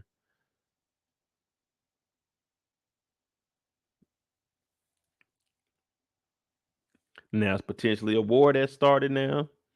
Pico, Big Teak got it started for nothing. Uncle Clifford's getting the postcards for Little Murda now. So, and it always looked like every time Uncle Clifford sees a Mississippi a little too comfortable with that little Murda guy. I'm like, damn, Clifford, your ass hating like that because Mississippi done blew up and fucking forgot everybody at the paint. And Little Murda out here, he done came to the crib. You were too scared to talk to him. You 39 years old pouting. 39 years old behind the door pouting the day before your birthday. Talk, oh, man, you don't get your ass out there and talk to motherfucking Little Murda. Can't you see the boys in love? The fuck?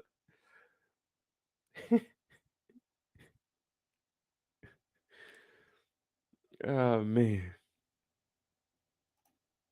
Nick said they kind of threw away Diamond's character. Yeah, it really ain't nothing for Diamond right now. Unless Mississippi's there, or with him being back, I mean, they showed him looking had like look like a hand coming through some blood or something. So unless they doing that little storyline, because what they say he was doing some root stuff, the PValley root. I don't know what the fuck it was called. I was gonna do a video on it, but I ain't know too much about it. And I ain't gonna lie to you. That wasn't. I didn't feel like reading up on like any history of it. I'm not gonna bullshit you. Like I was just like, oh, okay, it's root stuff. Yeah, root hoodoo or whatever it was. I was just like, damn, where are we going with this now? Yeah, you talking about this is gonna protect Montavious. Well, Montavious ring is gonna protect everybody. But where are we going with this? Are you gonna be like the spiritual Negro healer throughout the show? Like, are we going extraterrestrial with this? What are we doing? Are we, you know what I'm saying? What direction are we taking with that? Because it just seems like it's thrown in from a sci-fi movie. This is PValley. Everything else is semi-realistic, and then we getting all of this, and then the protection and shit. Like at least with Whisper, we know when she's talking, she's bullshitting. She talking about I'm from heaven. Why doing coke? So it's like we know she just thinking about shit, and it ain't true. But where are we going with Diamond? What are we gonna do with that? What's like the primary focus on that?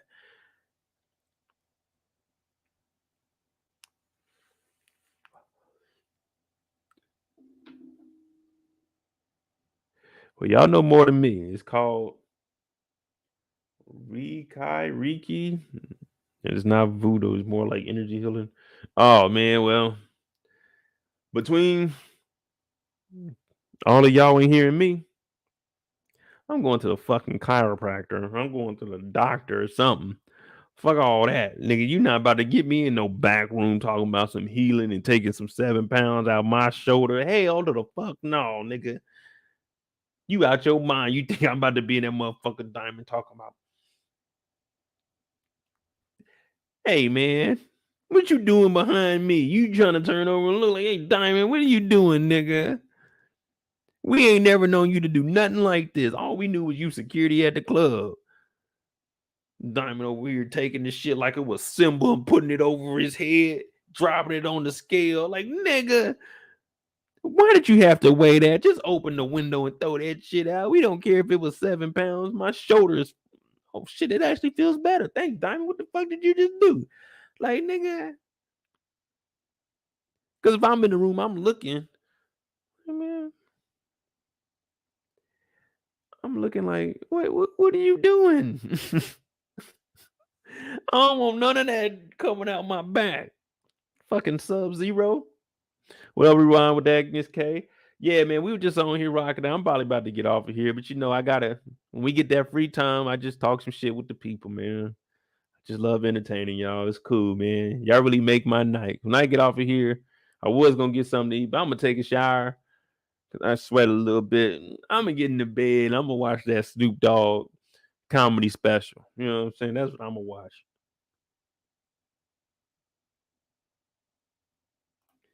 Now I believe in zodiac signs. I told you. Oh yeah, starting next week, every PValley episode that we go live, I'm gonna give y'all my recap. I mean, not my recap, but my horoscope, and I'm gonna break it down to y'all, and I'm gonna relate that. I'm gonna do it live with y'all. We go to whatever website y'all want, and I'm gonna do it live. I'm gonna relate me being a Leo to the show. Watch whatever that day is. Then I'm like, damn, this nigga nice. This nigga nice.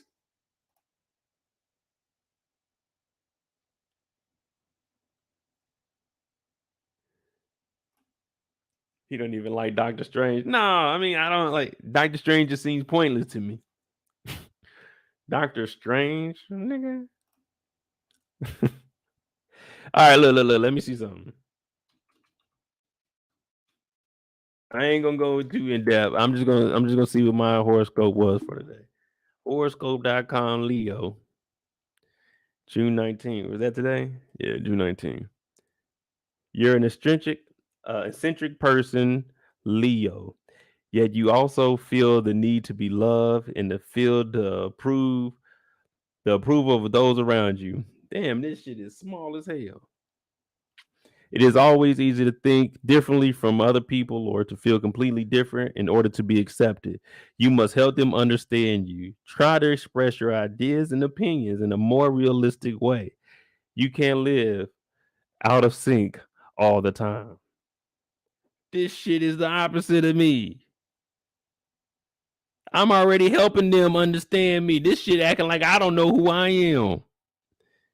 I feel the need to be loved and the feel of the approval of those around you. I don't give a shit what niggas think around me.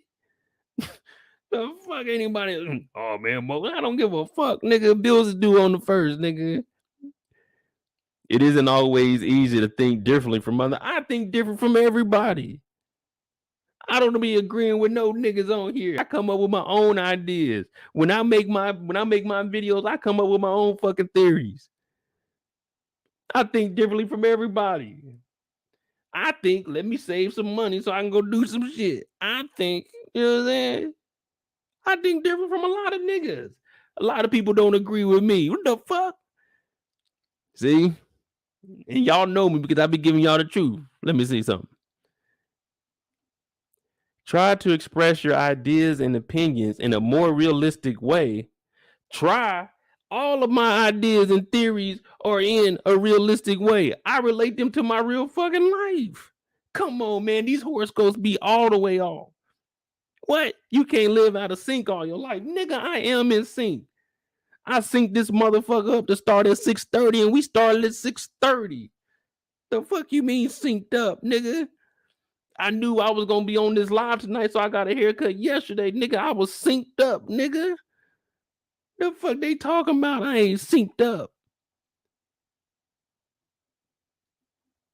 In order to be accepted, I don't give a nigga, man. I don't give a fuck if niggas don't accept me.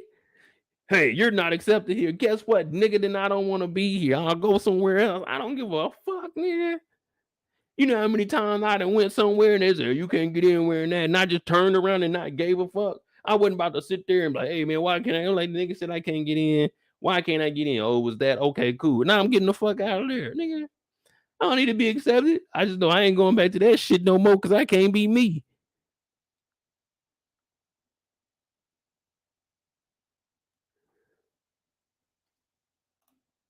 Kendall said, I thought it was supposed to start at 9. That's why I said I was syncing, change the time to 6:30 or 9:30. We synced in. We synced in. My bad. My bad. Let me fall into the Leo horoscope. It was supposed to be at 9. I'm so sorry. I just want you guys to like me. I just want all of you guys to donate to my Cash App. I just want all of you to put $10 in there, please. And please hit the subscribe button and the like button. I just want to be accepted by all of you. That's all I want to do. That's what my horoscope want me to get on here and do. But I think completely from everybody. Completely different from everybody. Damn. This might be the wrong horoscope that we go to. Because this one ain't got nothing to do with me. Let's see what tomorrow's is. And then we out.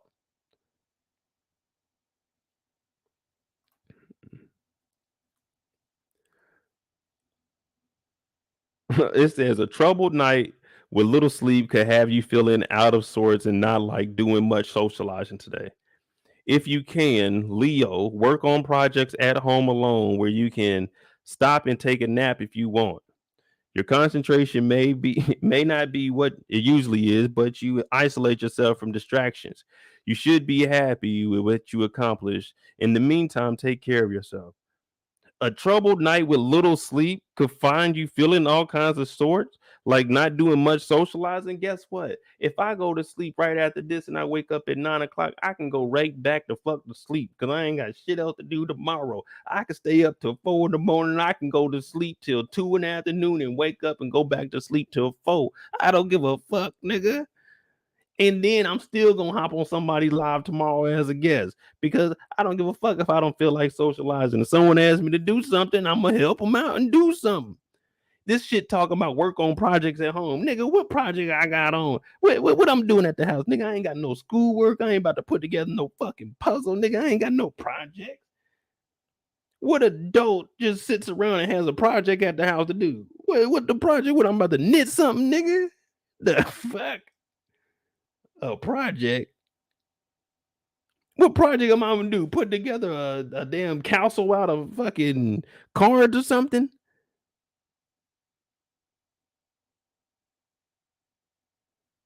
What? Why? They talking about can we read the love one? Y'all, man.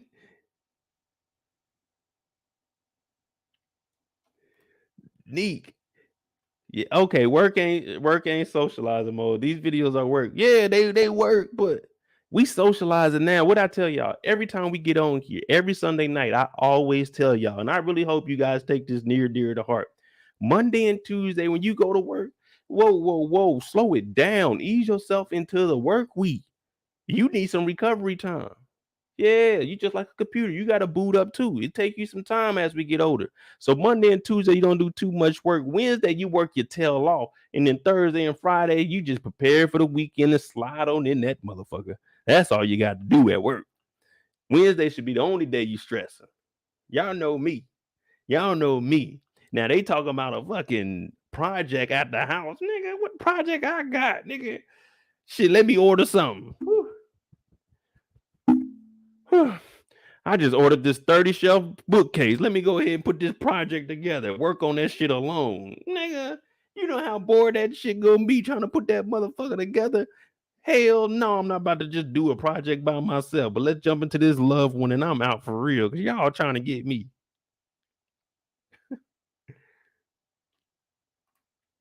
Might have said you don't got no do-it-yourself bills going on. No, I got like shit upgrade my computer, but that's about it. Other than that shit.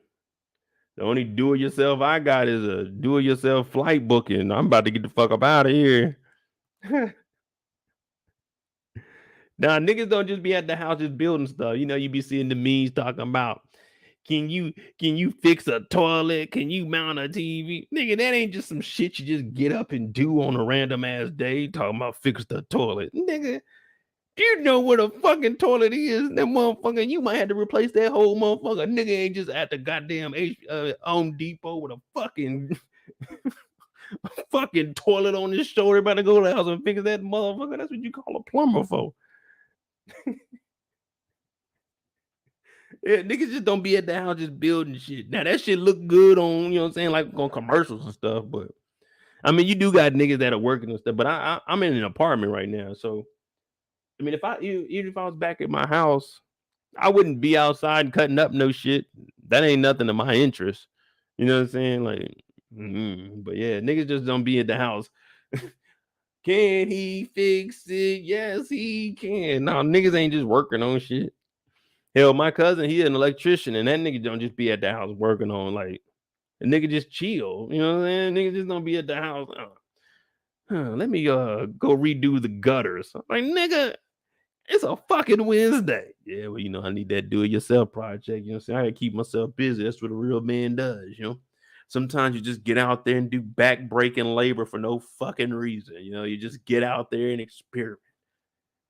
That sounds nice, but nigga, my back and my hip is already kind of fucked up, nigga. I'm not about to be do-it-yourself building shit.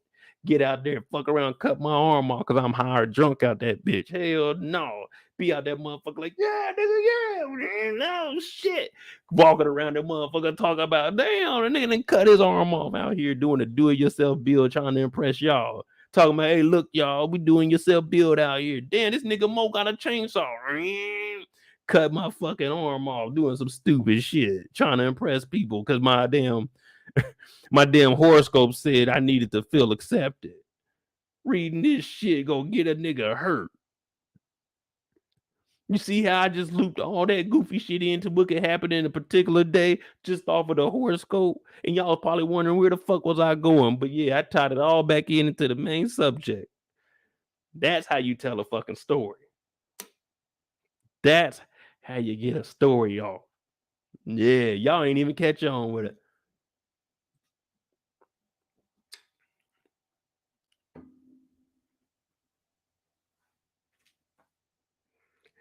That's why I don't believe in horoscopes, because I just broke down what reading that horoscope would do would get your ass hurt.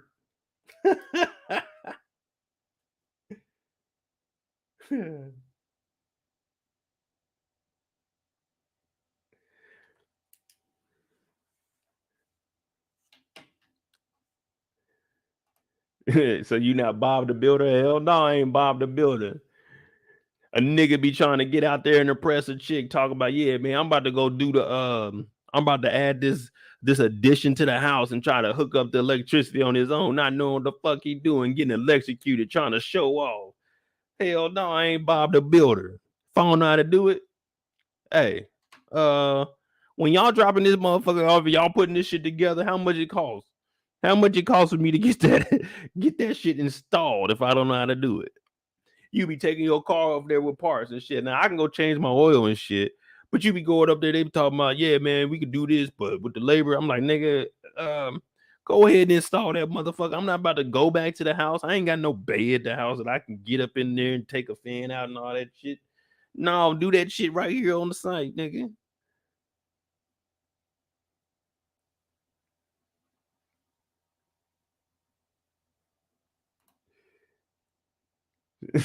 She said I went and bought a drill just because I ain't used it yet and don't know how.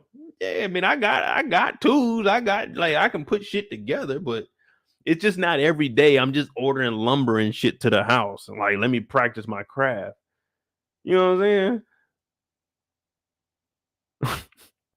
The last thing I put together was a 8-foot stand. Yeah, it's like an 8-foot stand. 8 by probably like 4 feet. But I got it for all the DVDs we got. That motherfucker sitting outside. That's the last thing I put together. And that was like shit, probably like fucking January. Yeah, it ain't like niggas is just, man, shit. Hey, bro, what you doing today? Shit, nothing. Hey, you want to roll with me to Home Depot, nigga? I'm about to get some shit, do yourself project. Like I might get some plants or some silly shit like that. You know what I'm saying? No, man. I'm thinking, just to have that freshness in the room every day. So you just buying a plant? No, nigga, I want to make a whole setup by the window. And when I open up the window, it waters. Like, no, nigga, you not about to do no stupid shit like that. You about to have all that dirt and water in your bedroom, thinking you doing some shit. No, nigga, don't do that. Like, do it yourself projects. That just like, oh man, I'm put together a model plane. You got all these model planes. A girl come over, she trying to clown you and shit. What you got all these toys for? You like, they're not toys, they're models. It's like, no. Like a 40-year-old version, she's like, you got all these toys, they're not toys, they're action figures.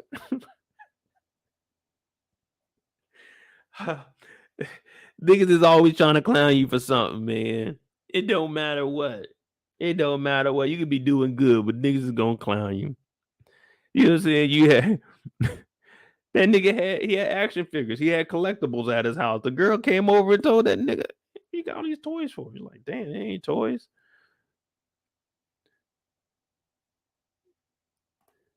She said, hey, you building a deck today? Hell no. I watched the deck be built in 6 days.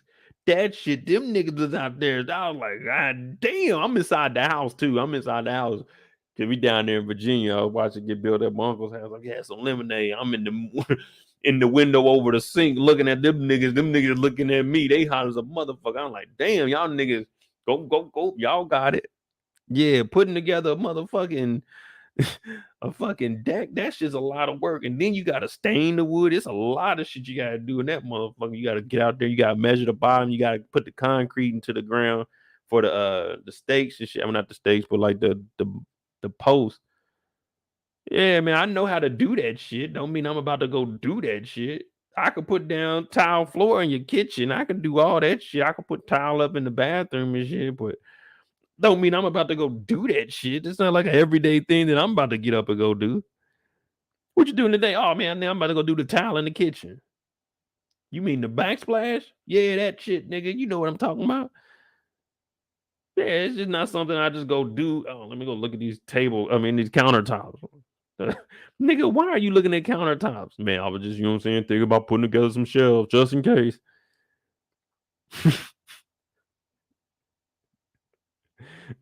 Just in case what, nigga? Just because we need some tables. Like, nigga, we never gonna need that shit. Shit, right now, I ain't gonna lie to you. I be watching these grass cutting channels on YouTube.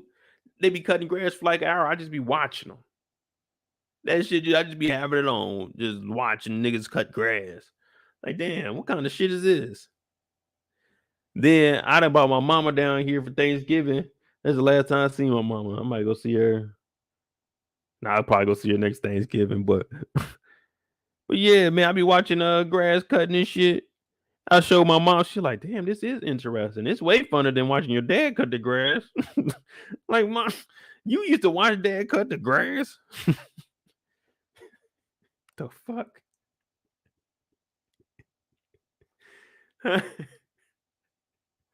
Yeah, it's funner than watching dad cut the grass, especially you cutting grass with my dad, man. That nigga be out there yelling at you. Like, damn, dad, shit, nigga, we just cutting grass, nigga. They don't go all them damn sticks. Hey, dad, nigga, I'm not. Hey, look, I'm gonna be real with you. I'm here on vacation, my nigga. I'm helping you cut this grass just because you old, man. If you weren't my dad, you were my uncle, nigga, I'd buck up to you. I don't want to whoop your ass because you old, dad. So I'm gonna show some respect and go cut this grass with you.